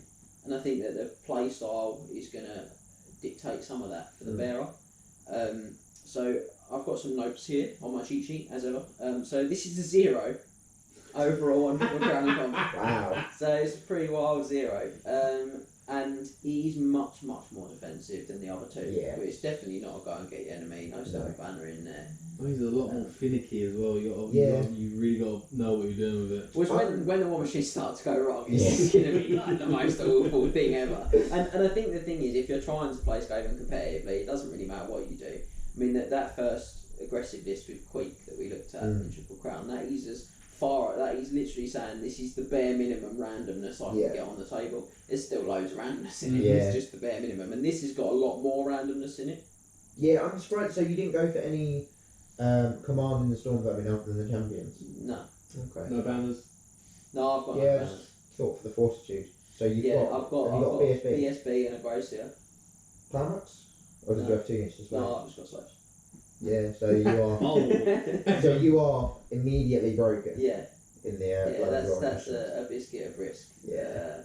I've got to break you basically. To Yeah. get the 500 points. I think the thing there is it would be easy to just drop a musket and put a banner in, or 2 banners in. Yeah. So I think this is when I say I think it's going to take a little A bit little bit of wiggle room. just a little bit of wiggling, and again something that you definitely can, and I think I want to try the muskets. I'd want to try them to see how they worked out, but I think there's a good version of this list that involves dropping all the muskets, putting 2 flags in, and turning 2 of the rattling guns into Moors, into the poison wind balls. Yeah. I like the rattling guns. I think, but this is when I say I think there's a little bit of play in it. Yeah, and that's a bit of playing. it's a style thing as well. I think there's going to be guys that feel like they want to stick with all the rattling guns, and there's going to be some guys that want to Mix try it it up. out with that. And I definitely think that's slightly more important in a defensive list than an offensive list a lot of the time, because you really don't have a lot of wiggle room to move when you're at the back of the table and your opponent's bearing down on you. So you've got to be happy with every element. But fundamentally, this has got so many dice that it shoots you with. It's got 4 rattling guns, 2 catapults, 2 cannons, 2 cannons, all the warp muskets. all the warp muskets in the world. 6 warp muskets across the Storm Vermin and the characters, Yeah, and then 5 Jezzails. 10 Jezzails. 10 10 Jezzails. Jezzails, sorry. 10 Jezzails. And a Grey Seer with the All out magic. Jezzails. Yeah. and a doom rocket. I was just about to say, So we like a bit of that too. So it's a funky list. and the slaves obviously are really important because they go in, they pin something down that I'm worried about this. And everything shoots that unit. Yeah. It's gonna be grand. So Fires doom rocket into combat. Yes. we've got a nice assassin in there as well to whap some of those character kills for us. Yeah. We've got a pumped up Grace here with that extra Warpstone token as well. Where would you put the Grace here? Just in one of the Storm Vermin units? Yeah. Okay. One at the back. He's gonna probably Maybe the Giselles. Yeah, maybe the Giselles. Maybe he goes in one of the Storm Vermin regiments. I think he goes balls to the wall and just sits in between all the artillery. He could hide. I mean, Yeah, he's on the 25mm base. He could easily hide. 25 or is he on the 20? 20, sorry, he's on the yeah. 20mm base. He could easily hide. Yeah. And that would be brave too. But then I think, you know, like when you're doing like a really off the wall, like left field list like this one, that's cool to try and do as well. Yeah, But personally, I think in this list, I'd probably have him tucked in one of the units of Storm Vermin, right at the back, out of the way, not to worry too much for himself. Yeah, I think that's probably where he's safest. Yeah. But yeah, I think he's okay in that scenario. I just think it's quite a different list. It's definitely a bit more risky. He might go on Plague to get the Wither. Yeah. To go with all that shooting, but he Wither might, would be devastating. With all that yeah, shooting. but then he might just go, well, no, I'm just going to stick on Ruin. Because They can always blend, can't they? As they well? can blend, You've yeah. got the risk for the reward of blending and getting all the spells you want. Yeah, I think that. I honestly, like I say, I think that it's going to be different for different players. I think there's going to be guys that go, I really want Wither, I'm going to throw 4 dice at Withering, getting Wither, you know, and go all my spells on play. Right. Or I actually think I'd probably leave Wither at home, which is pretty bold. I think I'd just go out on I'd go one in Plague on Ruin. and 3 in Ruin. If the one in Plague isn't Wither, that's the one you isn't Wither or Plague. That's the one you swap out for Dread 30. That's probably not a bad Yeah. shout. Yeah, I definitely like Warp Lightning with this list because it's Yeah. adding more to that. more shooting. More damage, and I like Scorch, I like Cracked Call. These are all things I like with this list. Just like the Law of Ruin. I do, yeah, and I like Skitterleaf because I'm taking a risk. This Gracier, I want the ability to pick him up on turn 6 and put him in your deployment zone behind a rock where you can't see. Yeah. So that's a really different one. Love to see what people's thoughts and feedback are on that list. It'd be really cool to see if they've tried anything like it or if they think they'd make some changes to see it. But that's us going down the route of here's a really defensive list, here's a big Skaven shooter type army, which you don't see very Real often. off the wall type list. 100%. So that's it, folks. The Skaven deep dive has been completed. Our travels through the under Empire, sorry. Yeah. Yeah, we're out. We've made it back out. But are we sane at the end of the into journey? Marienburg, and and I just want to get one of those. And I don't think we are because there's boats with wheels, and I'm so dreadfully confused. But I think overall you guys will be able to see why Skaven perform quite inconsistently in a competitive environment. But hopefully it'll help you to understand the army a bit better. And you never know, you might find some new and exciting combinations that we've chatted about on here or that you like the look of. And if you're not a Skaven player, I hope you've seen all of the weaknesses that you want to exploit to crush your enemies. So under the Iron Paw? You're not the Skaven player. You'd be crushing the Iron Paw. Yeah, okay. you'd be Revolting against the Iron Paw. maybe putting it in the rain and letting it get rusty or something. I mean, if it's not treated properly, I don't know. But either way, I hope you found what you're looking for to defeat your Skaven overlords. So, as ever, we'll ask you to feel free to give us all your feedback on social media and to talk about those things there. Share your lists and ask any questions that you might have. Thanks for joining us today. Yes, And thank you very much, guys. Thank you. We'll see you next time for another deep dive video. And make sure you head back to the Night of the Realm Mustering Ground where you can find all of the other exclusive content. Remember to tag your friends and like, subscribe and share today. What are you doing, mate? I'm sharing. It's not that sort of sharing, mate. Oh. Head over to triplecrownwargaming.com and become a Knight of the Realm today.